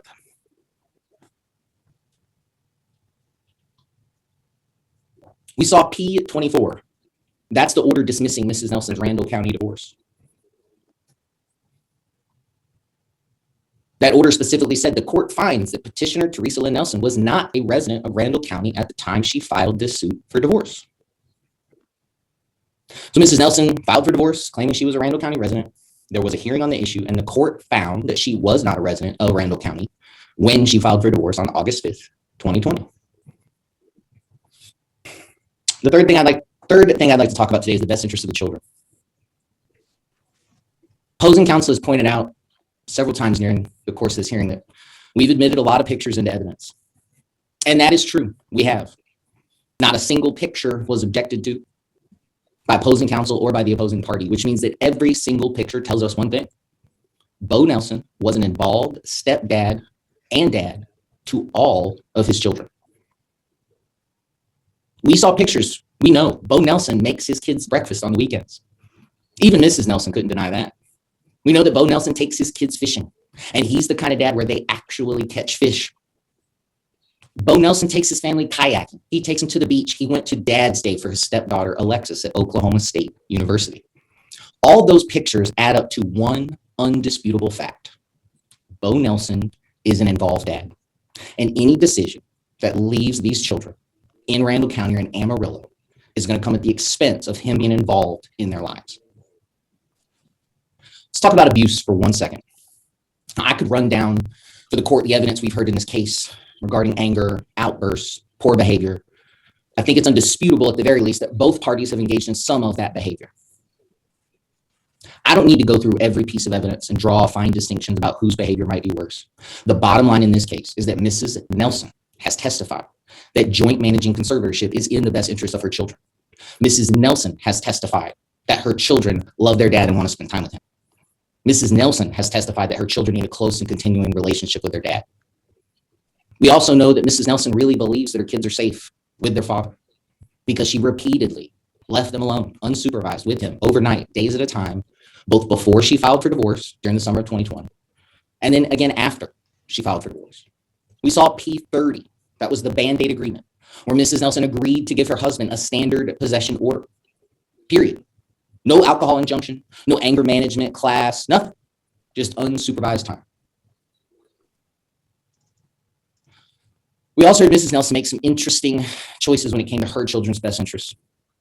We heard Mrs. Nelson testify that she didn't think Bo slapping Aniston on the head in public was in her children's best interest. However, the thing she seemed most bothered by was that it happened in public and not private. Mrs. Nelson told her husband, please don't spank in public. Let's see what's going on first. Ms. Nelson also testified that the medicine Aniston was on during the incident caused her side effects so severe, she began acting out aggressively. Yet she was on the medication for 4 or 5 months before Mrs. Nelson had that changed. Ms. Nelson also admitted that she knew moving Slayton, her son, to Fulshire was not in his best interest. And she knew that because he had adjusted poorly in the past to other moves. Yet, she moved him anyway. And when she was asked how she intended to continue that relationship with his dad, said she was going to fly Slayton back and forth. I'd like to talk about parental alienation for a second. Dr. Harmon testified that the way we know parental alienation from regular loyalty conflicts in a divorce is by the pattern of behavior. Mrs. Nelson has a pattern of alienating her children from their fathers. Mrs. Nelson's daughter, Alexis, does not have a relationship with her biological father. The evidence has shown us that Slayton did not have a frequent and continuing relationship with his father when he was young. We heard testimony that Mrs. Nelson said things to Alexis and to Slayton to make them think their fathers did not want to be in their lives. And finally, Mrs. Nelson has taken many actions to alienate her children from their father and stepfather both. Mrs. Nelson tried to falsely establish residence in Amarillo to put greater distance between Bo and his children. Mrs. Nelson enrolled Aniston in Amarillo schools without ever telling Bo or involving him in that decision. Mrs. Nelson enrolled and had both kids attend 5 therapy sessions after moving to Amarillo without ever telling Bo or involving him in that decision. Mrs. Nelson also admitted that she sent sensitive materials and recordings from her marriage to her daughter Alexis after she turned 18 years old, likely alienating Alexis from her stepfather. We saw repeated emails and text messages from Bo asking for information about the kids or to have a conversation about the kids. And Mrs. Nelson simply ignored him or refused to engage. We also saw emails and messages where Mrs. Nelson refused Bo time with the children. Specifically, we have in evidence emails where Bo reaches out after mediation requesting time and is told by Mrs. Nelson he cannot have it, per her attorney. Before moving on, I would like to remind the court that under direct examination, Mrs. Nelson stated she thought any alienating behaviors Bo had engaged in were not done on purpose by him, but in response to what was going on. Dr. Harmon testified to how alienated parents can engage in reactionary behaviors that can look like alienation. Mrs. Nelson seems to have confirmed with her testimony that Bo was engaging in reactionary alienation. Dr. Harmon also testified that parental alienation can have very harmful consequences for children, up to and including an increased risk of suicide. I won't belabor that point any further. I know that the court understands and recognizes the harm that can be caused by alienating parents. I would like to remind the court that one of the final things Dr. Harmon pointed out was that the most effective and immediate way, if you're going to have any chance to reverse parental alienation, is through increased contact with the alienated parent. There is only one decision today that does that. There's only one ruling today that gives Bo more time with his kids and does not increase the travel burden on them. And that is relocating them to Fort Bend County. Now, the last thing I'd like to talk about very briefly is just the practicality of it all. Mrs. Nelson testified that she worked online and could do her job from anywhere. Mrs. Nelson testified that she was willing to move back to the Houston area if need be. Mrs. Nelson testified that she had degrees in nursing and psychology and that she had been a registered nurse. And we know that Houston has one of the largest medical industrial complexes in the world. Mrs. Nelson testified that she had willingly moved away from her support system in Amarillo in the past with Bo before, when she moved to Bartlesville, Oklahoma, which was over 400 miles and 6-hour drive. Mrs. Nelson has proven she's capable of making it that far away from her support system in Amarillo. And finally, while Bo being transferred back to Amarillo may theoretically be a possibility, there is no evidence before this court that that is a likely thing to happen. There is evidence before this court that if ordered, Teresa Nelson could start working in Houston tomorrow. It's only one decision in this case that upholds the public policy of this state for close and continuing contact between parents and their children while decreasing the travel burden on the kids. And that's a decision that orders them back to Fort Bend County to live with both of their parents. Thank you, Your Honor. Thank you, Mr. Adams. Mr. Hassan. Thank you, Your Honor. Judge, if I had known this was going to be a case about moving children back instead of custody, I think we could have had a lot shorter hearing. All I've heard in this closing argument is all the reasons why these children should be moved back for my client to come back here with them. And not a word in testimony, not one thing that Mr. Nelson said that showed that he had ever been the primary caregiver, much less a player as a caregiver of these children. So I guess the first question is who should be the primary joint managing conservator with the right to designate the primary residence? I think the evidence is absolutely indisputable on that. I asked Teresa a litany of questions about all the things she's done with the children, done for the children. I'm sure the court can recall all of that testimony, but basically from the time they wake up in the morning to the time they go to bed at night, and even during the night, she's the one that takes care of everything for these children. Mr. Nelson, although being what he calls an involved parent, is the typical dad who works. Yes, he does things with the family. Most of the pictures that they presented were pictures that were taken by Teresa Nelson on family outings. And do pictures tell 1,000 words? Not always. One thing we do know about pictures is they don't tell what's really going on behind the scene, because everybody plasters a big fake smile on their face for pictures. Nobody ever pouts and looks sad in them because, everybody's going to look at them. Teresa said that when she went to Florida on the trip with Mr. Nelson that he had planned for his own personal vacation, at the last minute invited her to go along. She didn't really want to go, but she felt like she had to. So she went. Things didn't go well, and that's when she decided that this marriage was never going to ever make it. I'm kind of going back a little bit, and one of the things when I first started writing my closing the other day, I started off by saying, I'll try to keep this short. And then I wrote probably an hour's worth of closing argument, which I'm trying to cut down, Judge. But the reason I have to talk so much about these things is there's so much data. There's so much information here and Mr. Adams did a great job of painting a picture of a woman who has been self-sacrificial, a phrase that Bo Nelson, one of the few people I've ever met in my life, did not understand the meaning of the phrase self-sacrifice. He'd never heard of it. Asked me what the definition was. I proffered to him that it's actually self-defining self-sacrifice. But Teresa Nelson is a self-sacrificing person, a self-sacrificing spouse, a self-sacrificing parent. And unfortunately, she's a nurse. She's a fixer. She marries broken people because she thinks she can find the good in them and help them to become better. That's what she's guilty of. That's why they had to harp on the fact that she's been married 4 times and Mr. Nelson has only been married 1 time. Well, she's married broken people. And to say that she cut off the other parents from these children, well, one of the children, as you heard, the daughter, Aniston, was the subject of sexual abuse, and that husband lost his rights to her. Well, I don't think you should encourage a relationship with somebody who's done something like that. She did what she was supposed to do as a parent. She protected her child, and I can't believe they would say the otherwise to that. When you talk about Slayton, they would say that she kept Slayton from his father. Well, we talked a lot about Slayton's father, and Mr. Nelson himself admitted that I think he said he was a jackass and a drunk, and he confronted him on his front doorstep, and he told him he was going to kick his ass, and that he didn't like the man. Slayton's dad not a good guy, but Teresa Nelson has worked with him over the years, and they did settle all issues when she had to move the first time because Bo Nelson got a transfer. She wouldn't have had to fight with her ex-husband, and she didn't keep her child from her ex-husband. Bo Nelson got a transfer, and she had to go with her husband, Judge. He said, maybe I mistook it, but he made it sound like Slayton's dad was in Amarillo, but Slayton's dad was in Tulsa, Oklahoma. The parties were in Amarillo. So it was very difficult for him to exercise his periods of access and possession, but it wasn't because of Teresa Nelson. It's very hard dealing with an alcoholic and a pushy, abusive person, as we've seen throughout the testimony in this case, Your Honor.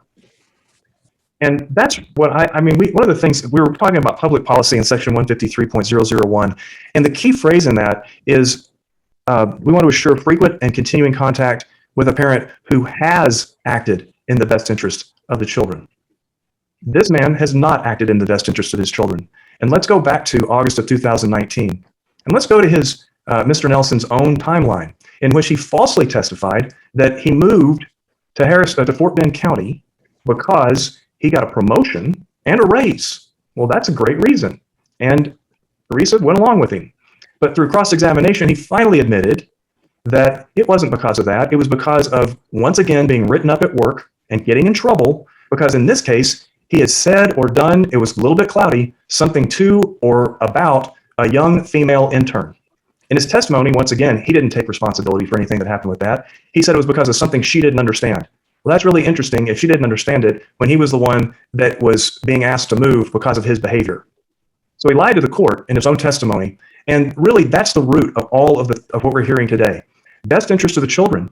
This man, not in the best interest of his family, uprooted them from the one hub, the one place that they had always come back to and they had spent substantial periods of time in, which was Amarillo, where Teresa Nelson's parents lived, who were very involved with the family and with the children, and her extended family, her aunts and uncles and relatives, not to mention her own friends that she had grown up with and her extended friendships there. Not to mention the children that these children had attended, at least Aniston had attended some school with, and Slayton had attended school with. These kids got to go back to those people. They got to go back to those friends. But when they got pulled away from there, they got pulled away from there because of Bo Nelson's bad actions. Now, why did my client, as they said, allow her to go? And I can't believe they would attack her for allowing him to go. Everything was allowing Bo to do this bad thing or allowing Bo to do that bad thing. She allowed Bo to have multiple affairs. She didn't allow him. She was trapped, Your Honor, like every other abused woman is. She was trapped. What could she do? When she didn't want to move to Houston, he threatened her to make her penniless. He threatened to take her children away from her. Guess what we're having a custody hearing for right now? Him to take her children away from her. He told her he would leave her penniless and living in a shack, and he'd spend everything he had to make sure that happened. Okay, so what happened after that? Well, then he did his next thing, which is when he realized that wouldn't work, he came back and does what he always does, which was love bomb her. I love you. We're going to make it work. I'm going to buy a house. Everything's going to be great. Everything will be different. And so finally he worked on her and he worked on her. And when she wrote him that letter, she really thought that he was going to make the right decision. That's why she wrote him the letter. She wanted to make him feel empowered to make the right decision. And he did make the right decision. He woke up the next morning and he told her that he had thought about her words. He had thought about everything they had talked about, and he was not going to move them. But what did Bo Nelson do the next day? He didn't call her. He didn't say we need to discuss this morning, this some more. He said in a text message, we're moving to Houston. That's how much he values this lady. That's how much he values acting in the best interest of his children. He could have just as easily stayed there. There was no testimony saying that he was going to be dismissed from his job to stay in Amarillo. He moved to Houston to get away from the heat of that situation, which was good for Bo Nelson, not for Teresa and not for his kids, but good for Bo. Teresa Nelson, and let's talk about something else that's really important. We talked about character a little bit during some of our conversations during the testimony. Character is really, really important because the character a person has, that flows out into everything they do. Mr. Nelson's character he's a repeated serial cheater, Your Honor. He's a person who cares so little about his wife that he goes and has affairs with other women. He gets oral sex in the parking lot. Then later on, after having these affairs with women, he tells his wife, you're fat, and he compares her, belittles her, and compares her to the people that he's had sex with in violation of his marital vows. What kind of character is that? I asked him about telling a little truth to cover a big lie, or telling a little truth to cover a big truth. And he admitted in his interrogatories in his testimony that, oh, this woman, it was just sexual texting, or this woman, it was just, we made out, and I slept at her house, but we didn't have sex. Well, we're all adults here, Your Honor, and I think you know how people really are. And I think the testimony and the character of this man tells us the real story behind that. Now, physical abuse, wow. I don't recall Teresa saying that she made Bo bleed. I remember Bo going on about how much he bled and how he didn't go seek medical attention and how he didn't put into evidence a police report and how my client was not arrested. So whatever happened in that one particular incident, if he got scratched, I'm not sure how that squares up against chasing your wife around a house 18 days after she's just had major abdominal surgery for a prolapsed vaginal wall and rectal wall, and having to have a bladder sling put in, and having to have surgeons go in through both orifices plus 4 other locations in your abdomen to try to put you back together after bleeding like a stuck pig, in her own words, for 3 months. And what about that tape that we heard that in? He was going on about why she wouldn't work and why she sleeps all the time and why she doesn't take care of the family and do her job. And she says, Bo, I've been bleeding like a stuck pig for 3 months. What was his caring, loving answer? I don't give a shit, Teresa. That speaks mounds about the character of a person. How about the fact that he confronted her over her control? He got mad at her for paying $75 for her nursing license renewal. Boy, that's something terrible. That's something to yell, suck my dick to your wife for. And luckily we had one audio tape, because when he chased her around and grabbed her around the waist and yanked her phone, actually his own testimony was ripped her phone out of her hands, but somehow didn't injure her in his own words. He took the phone and deleted all of the audio recordings that she had on her phone so that she wouldn't have evidence about what an abusive person this man is. But luckily she had one saved. Well, she got cross-examined on that as if she was a bad mom for sending her 21-year-old daughter a copy of that one audio tape. I don't blame her. Thank goodness she did. He's the one that destroyed evidence. And I don't see how we can reward somebody for cheating, stealing, lying, and abusing. Now, is she to blame for this? Well, I mean, I don't know. Some people can't help it. They find people like this, and they want to believe the best of them. They want to believe that they want to see the best in people. And that's what this lady did.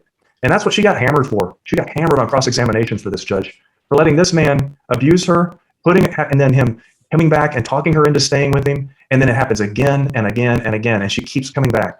She didn't do it this time, Your Honor. Did she fudge him a little bit on going back to Amarillo? Yeah. Why wouldn't she? This was the same man that when she didn't show up at the right place just when he said she should, and she was a few minutes late on returning his text, he turned around and drove with the children all the way back to Fulshire, making her follow him in July, I believe it was July of 2020, July 19th, I think, all the way back to Fulshire, because he said he wasn't going to give the kids back. And then she had to stay there all the way through until July 28th, with him trying his hardest to once again drag her back into the fold. Because he realized he had really done it this time. He realized that she was not going to stay. He realized he was really losing her this time. And he did. And what did she do? Did she want to get the children back to where their support system was? Did she necessarily want to get them away from their dad? She didn't want to necessarily get them away from their dad, but she needed to be somewhere where she could have love and support. She didn't have support from her husband. This guy in 2019 was gone 22% of the time. A lot of that for his fishing and hunting trips. You heard in testimony how upset he was that he hadn't been out hunting and fishing in over 3 months. Well, and then somehow it's wrong of her to say, well, I think he said, well, you do you and I'll do me. This is the same man that in that argument, Judge, he cared so much about whether his kids sit in the car or not.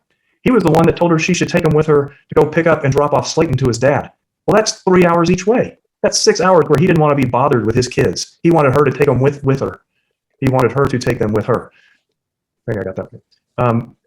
Because he didn't want to be bothered. You heard her testimony that, yeah, he does stuff with the kids, but did we ever hear him say he did stuff that the kids like to do with the kids? No, he likes to hunt. They go hunt. He likes to fish. They go fish. He wants to change a tire. They learn how to change a tire. 5-year-old. Or is it oil change? I can't remember which. But he taught them that. I'm sure they're going to remember that life skill. When do we hear him say he gets down on the floor and plays with the kids with their fire engines or their dolls? Not one word about it. He's not an involved father. He's the kind of father which is, you want to spend time with me? You do what Bo wants. Bo's way or the highway. We heard that several times. In listening to the tape, we talk about alienating behavior. Wow. I think it's really interesting that they called Dr. Harmon. She seemed like a very nice lady, a very well-studied and educated person. But she also recognized Dr. Richard Warshak as being probably more preeminent than her. And she agreed that we have to draw a line between parental alienation and alienating behavior. She agreed that if a child is not rejecting a parent or refusing to see a parent, then there is no parental alienation. Just because a party does some things that would be an alienating behavior does not create parental alienation. And nobody, my client included, is saying that these children are alienated. The only audio that we have is about children not wanting to see another parent or yelling at a parent is, for some, inexplicably, they put this audio in of the handover of Aniston. Well, my client is not going to sit here and try to twist that into parental alienation or alienating behavior. I will say, I wonder what went on in that car for 3.5 hours before he got to Burleson to make his daughter react in that way when mom came to pick her up. But mom handled it well, and she settled down, and she was fine. That's, at the very worst case, that is just separation anxiety that could easily happen with any child at the age of 7. But was he using alienating behavior? I don't know. Other evidence in the case and the hearing points to that. One of the most telling ones, which doesn't seem to bother him at all, is that, and I think it would be appalling to just about anybody to hear this, is that he took his children through the house and removed all pictures with mom. Now, if that's not alienating behavior, I don't know what it is. What kind of message do you send to a child when you say, we are erasing your mom from this house? And while we're talking about best interest of children and acting in the best interest of the children, a month after, I don't remember when it was, but a month after she was back up there, he was already dating this woman named Katie. His own testimony is that at least half of the periods of possession he's had throughout this case, Katie has been there at some point around his kids, but he didn't tell her that it was his girlfriend. Well, that makes it okay somehow. Judge, this guy's level of ability to look into himself, his level of introspection as a parent and a human being is level 0. I have never seen somebody with such a low level of empathy. And we talked about narcissism. I'm not a doctor. And I know Mr. Adams will come back and say, Mr. Hassan admitted he's not a doctor. No, but I'm a human being that's 55 years old. And I've seen narcissists, and I've seen people call people narcissists, and I've said, that's not a narcissist. That person's a little full of themselves. But Judge, if I've ever seen a narcissist, that's that man sitting right there in front of you today. I've never seen somebody, when asked, what are all the things that make your wife a good primary joint managing conservator or primary parent of the children, doesn't give an answer to the interrogatory. Finally, Lori Kern was able to squeeze out of him about 3 words that he could say good about Teresa Nelson as a parent. She loves them, she takes care of them, and one other thing. That was the only thing I've heard him say positive about her throughout this whole case. But now Mr. Adams wants to say, well, look how easy it would be for them to come back, Judge. Well, it might be easy for them to come back. And yeah, you know what? This is that key phrase, self-sacrifice. We're not going to put this lady up on the stand and make her lie and say, oh no, I can't move somewhere else with this job. She can. It's online. She would like to have something better, but it's something she can do that pays more money, which might make her stay in place and she can get back to being an RN. Yeah, she could move back down here, Judge, but it's not in the best interest of the children. That's not the issue. Mr. Nelson created a situation where he put the children in a bad position, and Mrs. Nelson saw an opportunity to correct that. And on top of that, Mr. Nelson's own testimony was, again, it's such a low level of introspection that it never crossed his mind to even bother to call his boss or somebody up in Amarillo or talk to the people here and look into a transfer. Now, he had done it before. He had done it before in the past when he had gotten in trouble once again for cheating on his wife, and she went back to Amarillo. She went back to Amarillo, and so in order to follow her, because he still wanted her then, he applied for a transfer, and he got that. But he hasn't even inquired about that in this case. What does that say? What that says is this is a competition. This is a fight. This is a fight for these children. These children are a battleground. I'm going to win. I'm going to punish her, and I'm going to make these children come back, and I don't care how much money I'm going to have to spend to do it. That's what this case is about. They can sit here and continue to say things that in a way are really, really abusive to this lady. To say that she allowed things to happen, what else could she do? Divorce him, I guess. She could have divorced him the first time he cheated, the second, third, fifth, sixth. Well, yeah, but she's a person who has been psychologically and physically abused. By the way, he admits that he jumped out at her on occasions to scare her and even did a little jump like that at the camera. And he did that to scare her. And he once did it when she was pregnant with one of their children and holding a boiling pot of water. He admits he's punched holes in walls. He's thrown plates. He's thrown pans at her. This is a person who can't control his violence. It's a person whose life is all about himself. Here's another thing. Remember that telephone call where he's talking to the kids? And at the very end, I almost stopped playing it because the part I wanted you to hear was at the beginning. But at the end, he was talking to Aniston. And Aniston starts to go on about her little doll. And it's a sweet little story. She's talking about her dress and how pretty she looks. And I thought for a second, man, maybe this is it. We're going to see him be a human being. And instead, she gets finished talking about her doll and how pretty she is. And she wants to show the baby doll to him. What does he say to that? Nothing. He tells her how much he misses her and he needs to see her. He completely misses the cue that any good parent would see, which is to stop and be self-reflective and say, oh, tell me about her, sweetheart. He didn't do anything like that, Judge. There are plenty of ways that he can see his kids and be involved in his kids. Number one, he could try to move back to Amarillo. They have a big operation up there. This isn't the only place, but this is the place where both says it's good for him to be. He could easily sell this house at the seller's market. He could understand, hey, wow, if we're going to be divorced and I make $150,000 a year and Teresa only makes $37,000 and we're spending the entire community state on ridiculous attorney's fees that are unnecessary, then maybe it would be better for her to be able to be there with the kids. Maybe that would be better for her to be able to parent in a world where she can have some financial and family support. But that never crossed his mind because it's win, win, win. Bo Nelson has to win, and Bo Nelson's never wrong. Once again, he wasn't wrong when he got that job and got the horrible reviews from all the people that he had been promoted above. That wasn't his fault. He was a young, smart, go-getting 31-year-old manager, and they all resented him because they were old, and they all resented him and held it against him, and that was all their fault. Not his fault, their fault. Nothing's ever his fault. I'm going to guess that it's probably not his fault that he cheated on his wife and had sex with multiple women. I'm going to guess that it's her fault that he had to hit her during their marriage. And it's also her fault that even when she's talking to him pretty calmly, he has to tell her to suck his dick and fuck you, Teresa, and I don't give a shit. I mean, everything about this man says that you should probably let her move across the United States, Your Honor. You didn't hear anything from him about how they were doing in school here because they were only in school physically here for 2.5 months. They were only in Texas for 3.5 months. So no, did they establish any kind of life here, relationships with other people, anybody here? No family members, no neighbors, no school friends, nothing. Everything they have is in Amarillo, except for Bo. And Bo Nelson is the person that could probably make that change effectuated. We didn't hear anything about, I don't know, we heard Teresa talk about how hard it was to move her son Slayton down there.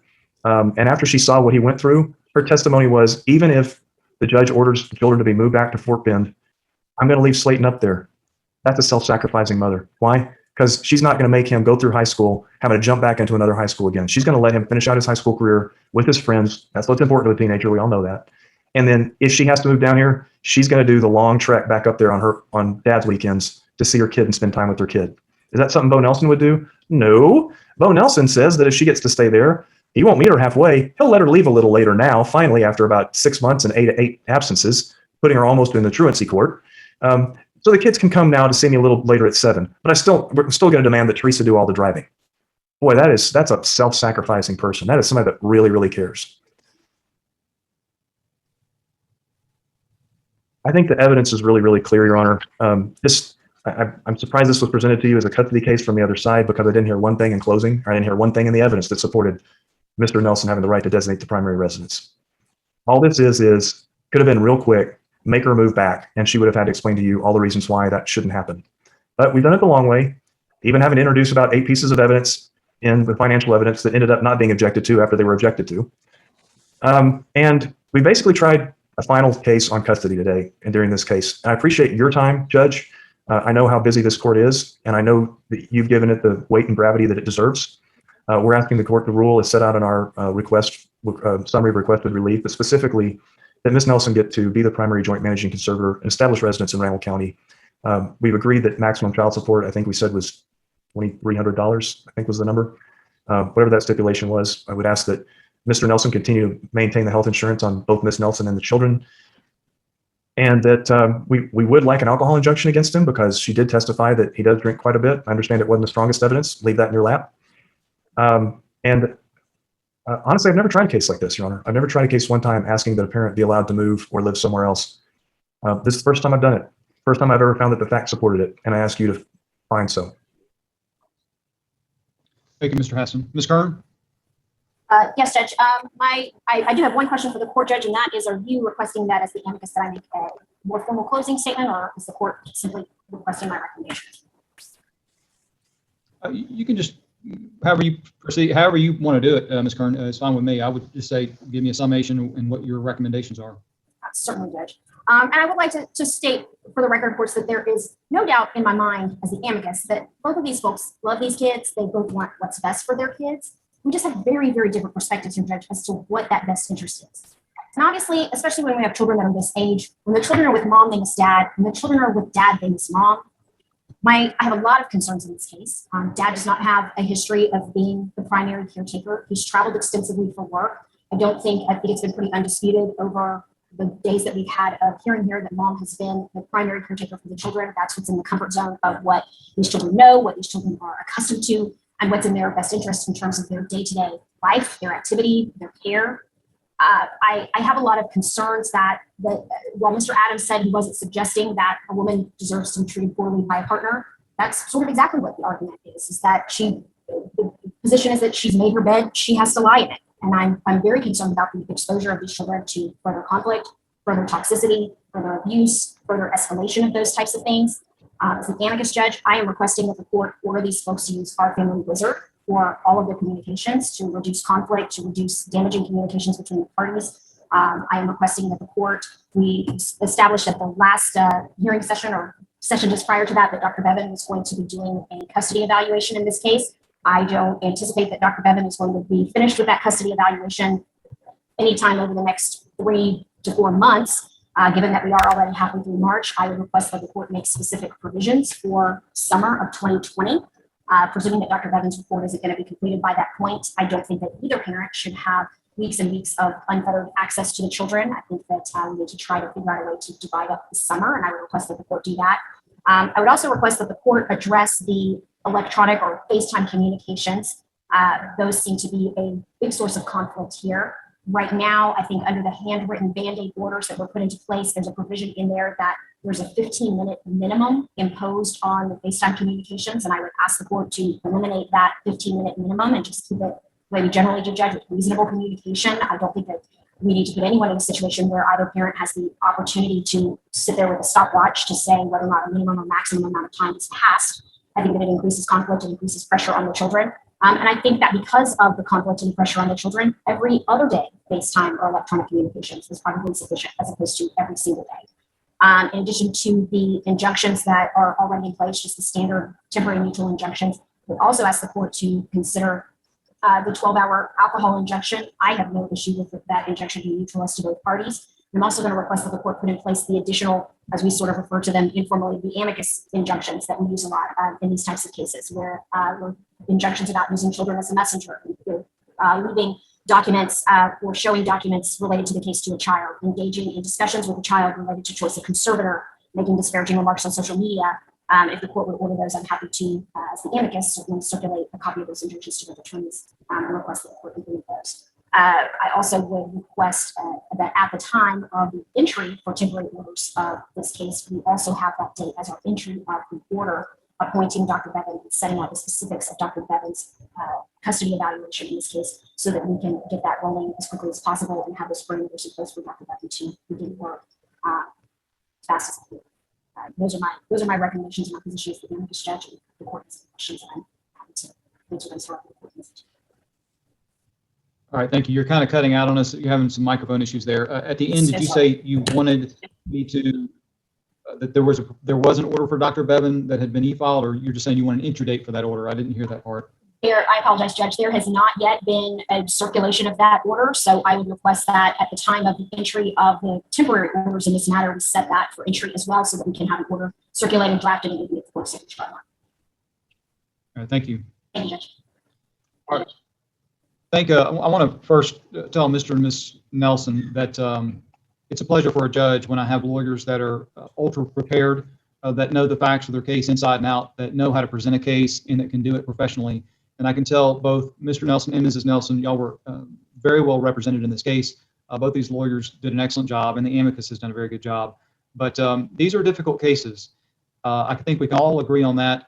These geographic relocation cases are difficult on the court. It's difficult on the parents. It's difficult on the parties. And my knee-jerk reaction as a judge and as a lawyer was typically mom and dad need to live close to each other. And that's the public policy in the state of Texas. And that's something that I don't take lightly as a judge. But I do think this is an exceptional case for a lot of reasons. I'm not going to go into all that today. There's no need for me to do that. But my ruling is going to be a little bit different than what I typically do on these kinds of cases. Entry of this order will be March the 26th at 9 a.m. We will also make entry of the custody evaluator order on March the 26th as well. Mr. Adams, if you'll draft the order for custody evaluator, if that order hadn't been prepared yet. Mr. Hassan, if you'll draft the temporary orders, we'll split up the work associated with the drafting of the orders. The court finds that all the following temporary orders are in the children's best interest. Bo and Teresa Nelson are appointed temporary joint managing conservators of the minor children. Ms. Nelson's granted the exclusive right to determine the residence of the children within Randall County, Texas, or any county contiguous to Randall County, Texas, as well as Fort Bend County, Texas, and any county contiguous to Fort Bend County, Texas. Mother is awarded the exclusive right to receive and disperse child support payments. Mother is awarded the exclusive right, after prior consultation with dad, to make educational decisions. That includes deciding the school in which the children will be enrolled. Mother is awarded the exclusive right, after prior consultation with father, to make invasive medical decisions.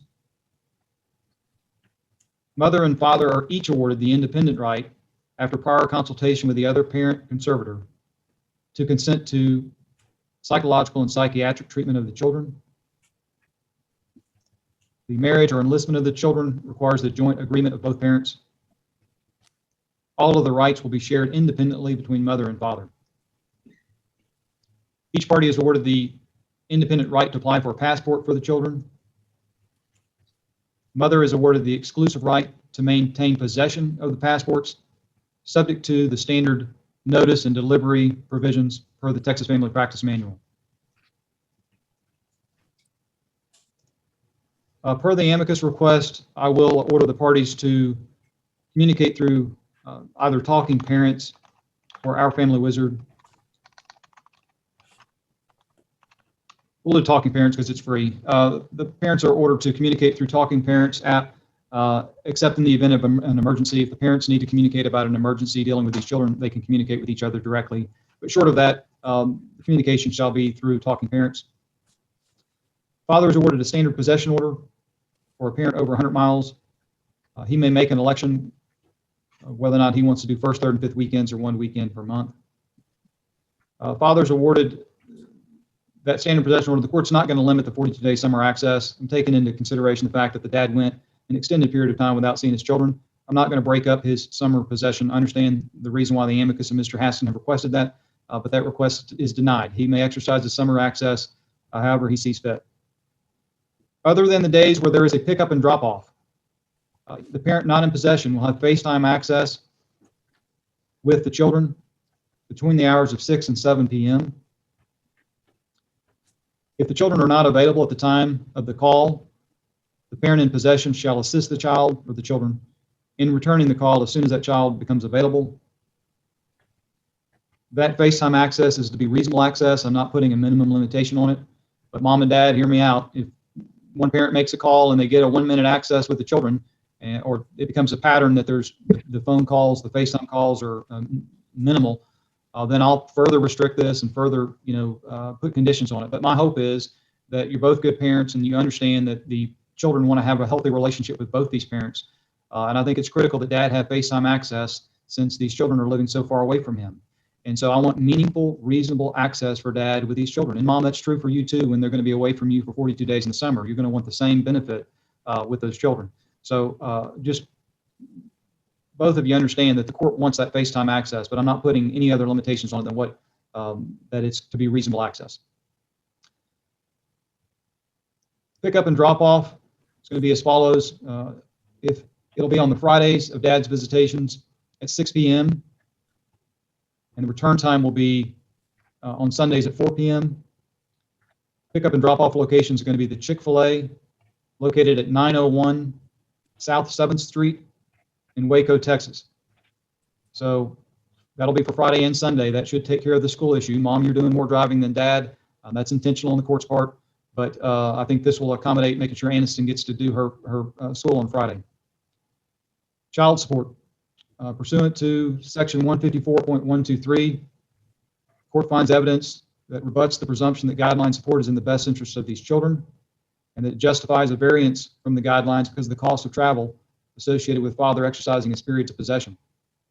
The court finds that the child support guidelines should be $2,300 per month, but I'm ordering a variance of that support. Father is ordered to pay child support in the sum of $1,800 per month beginning April the 1st of 2021. And continuing on the 1st of each month thereafter until further order of the court. That child support shall be through an income withholding order. Mr. Nelson, what that amount of money does is it gives you about 1 visit per month that you could fly to Amarillo so the kids aren't in a car. You can get a hotel in Amarillo. It's not going to cover all those costs, but it's going to cover the majority of it. And that's my intent, is that you'll exercise that privilege and you'll use that money that you're saving and not paying child support to exercise the period of visitation in Amarillo. If you choose to do that, then more than likely this court may consider, if this is the ruling on a final, that we need to continue that offset. If you choose that you're not going to do that, that's okay. I'm not forcing that on you, but you need to understand that this variance is probably going to go away because the purpose of the variance is to allow you access one weekend, which would keep the kids from being in the car for 10 hours, allow you and mom not to have to travel or allow mom not to have to drive, and give you a cut off your child support obligation. Father is ordered to continue to provide health insurance on and dental insurance on the wife and on the children, the subject of this suit. Any uninsured medical expenses are to be split 50% by mom and 50% by dad. There are standard mutual injunctions already in place, but I want these injunctions included in the temporary orders, Mr. Haston, so that the parties can look at one order and know what their rights and obligations are. So if you'll add those standard injunctions to this temporary order. Yes, sir. The court will grant the request from the amicus to add the additional injunctions that she's requesting, except for the alcohol provision. The request for an alcohol injunction is denied at this time. The court may reconsider that, Mr. Nelson, on a final in the event that I get additional evidence that it's a problem. But I'm going to trust that you're going to monitor your drinking when the children are with you, and I'm going to trust that you can do that. So I'm not putting an alcohol injunction on either party at this time. I am, however, sua sponte ordering a paramour clause or morality clause. That means that Mr. Nelson and Miss Nelson, you're not to have boyfriends or girlfriends around the children between 8 p.m. and 8 a.m. on any of your periods of possession. So I'm not going to tell you to keep boyfriends or girlfriends away during the day, although I don't think that's wise to do right now. These kids are going through enough with their parents splitting up. But that being said, the prohibition will be 8 p.m. to 8 a.m. The court is awarding interim attorney's fees of $40,000 awarded to Mr. Haston. That's to be paid from one of husband's accounts. It can either be the 401k, husband's IRA, the stock account. And that needs to be done by March 31st, 5 p.m. I know that's not how much is necessarily anticipated that this case is going to cost, but I feel like that's sufficient to get Mr. Haston up, and then it'll give mom time to get her accounts in her name, because more than likely, ma'am, you're going to be ordered to pay your attorney's fees going forward after this interim award. But I'm not saying that for sure. I'm just telling you that's kind of how I feel right now. Temporary spousal support is denied at this time. Fathers awarded exclusive use of the property located, as well as the furniture, furnishings, and personal property in that residence. Father is ordered to pay the monthly mortgage, upkeep, and utilities on that residence. Father is awarded the exclusive use of the vehicle in his possession and to pay any debt associated with that vehicle. Mother is awarded the exclusive use of her current residence, and she's to pay any bills associated with her residence. And mother is awarded the exclusive use of the vehicle that she's currently driving. And is there a debt on mom's vehicle? I never heard that. No, sir. Okay, so I don't have to worry about that. That completes the order of this court. Mr. and Ms. Nelson, I wish you two the best. I do hope that the two of you can take this ruling, even though, Mr. Nelson, I know you're not happy with it, and I get that. But I hope the two of you can take a day or two to think and realize how much money you two are spending on attorney's fees. And they're very good lawyers, and they'll continue to fight hard and aggressive for you. But my hope is that you can put those funds to better use for your children, and that y'all can come up with some way to try to get this case resolved, because you're in very good hands with the lawyers. But I hope that that can happen for y'all, because I think that's probably in your children's best interest. That completes the ruling of this court. Thank you all. Judge, may I ask a couple of questions for clarification? May. Thank you. Number one, on the FaceTime, we've had some issues with the phone calls happening at the very last minute. I know the shoe was on her foot to make her initiate the phone call, and Mr. Nelson was supposed to make a return phone call. So I guess my question is, do the calls have to take place and end between 6 and 7, or can Mr. Nelson call at 6:59 and then expect to have a reasonable period after that? What time do the children normally go to bed on a school night? By 9 o'clock. I think as long as the call is made between 6 and 7, that there should be reasonable access. So if it's made at 6:59, obviously you have to understand that the kids are going to be in a routine. And if the kids normally eat at 7:15, well, calling at 7 is probably not the best time. But as long as the call is made between 6 and 7, there'll be reasonable access. Yes, sir. Judge, I don't remember if there was testimony on this, and I might ask Mr. Nelson if he can clarify. Do the parties have an HSA? Yes, we do. So to the extent there's an HSA, Judge, I would ask that you consider that and have the parties use that first before they start paying 50-50 each. Can I respond? Absolutely. I didn't hear, that probably is on the wage withholding, the paycheck stub, and just didn't catch that. But the HSA does need to be utilized. I'm assuming that that's being funded, Mr. Nelson? Your Honor. Paycheck? Yes, I'll respond. You may. Your Honor, so I would prefer that Teresa stop using that just due to the tax purposes. Otherwise, we're going to have to file taxes together in 2021. I think that she's used a significant amount of it, as we saw for her personal. I agree that the kids should be utilized under that, but as far as her personal chiropractic work and all that stuff, I would recommend that we stop utilizing that. May I respond, Judge? I think that you may. I'm sorry, but this is a community asset that's been built for the community estate, and either party or the children should be able to access that. There's tax ramifications. Based on Nelson, I'm about to rule in your favor, so that's just to quiet now. We're going to utilize the HSA account exclusively for the children. If there's an expense that we need to get into as far as mom's uninsured, I understand it's community asset, Mr. Hassan, but I don't know how much is being funded in there because I didn't get a whole lot of evidence on it.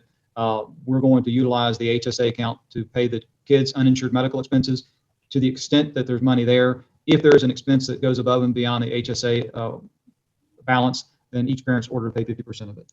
Thank you, Judge. And I have just one final thing. I believe because this was getting so long, I believe my client still has some personal belongings like clothing and other personal belongings in the home.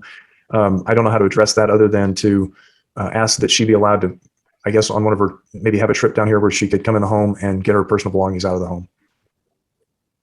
I would recommend the lawyers agree to that. That's not part of my ruling because I didn't get that evidence, probably because we're here late in the day. But obviously, Mr. Nelson, I want Ms. Nelson to have her clothing. I want the kids to have, if there's stuff that the kids need in their primary home, I would prefer that they have that there. I'm not saying you need to give everything up for the kids, but hopefully the lawyers can work through that. In the event you can't, just earmark whatever you can agree to, and the lawyers can come back, and hopefully we can have like a 15-minute or 20-minute hearing just on those issues. But my hope is y'all can work that stuff out. But absolutely, mom should have her personal belongings and some of the kids' personal belongings as well. Thank you, Judge. I appreciate you taking the time.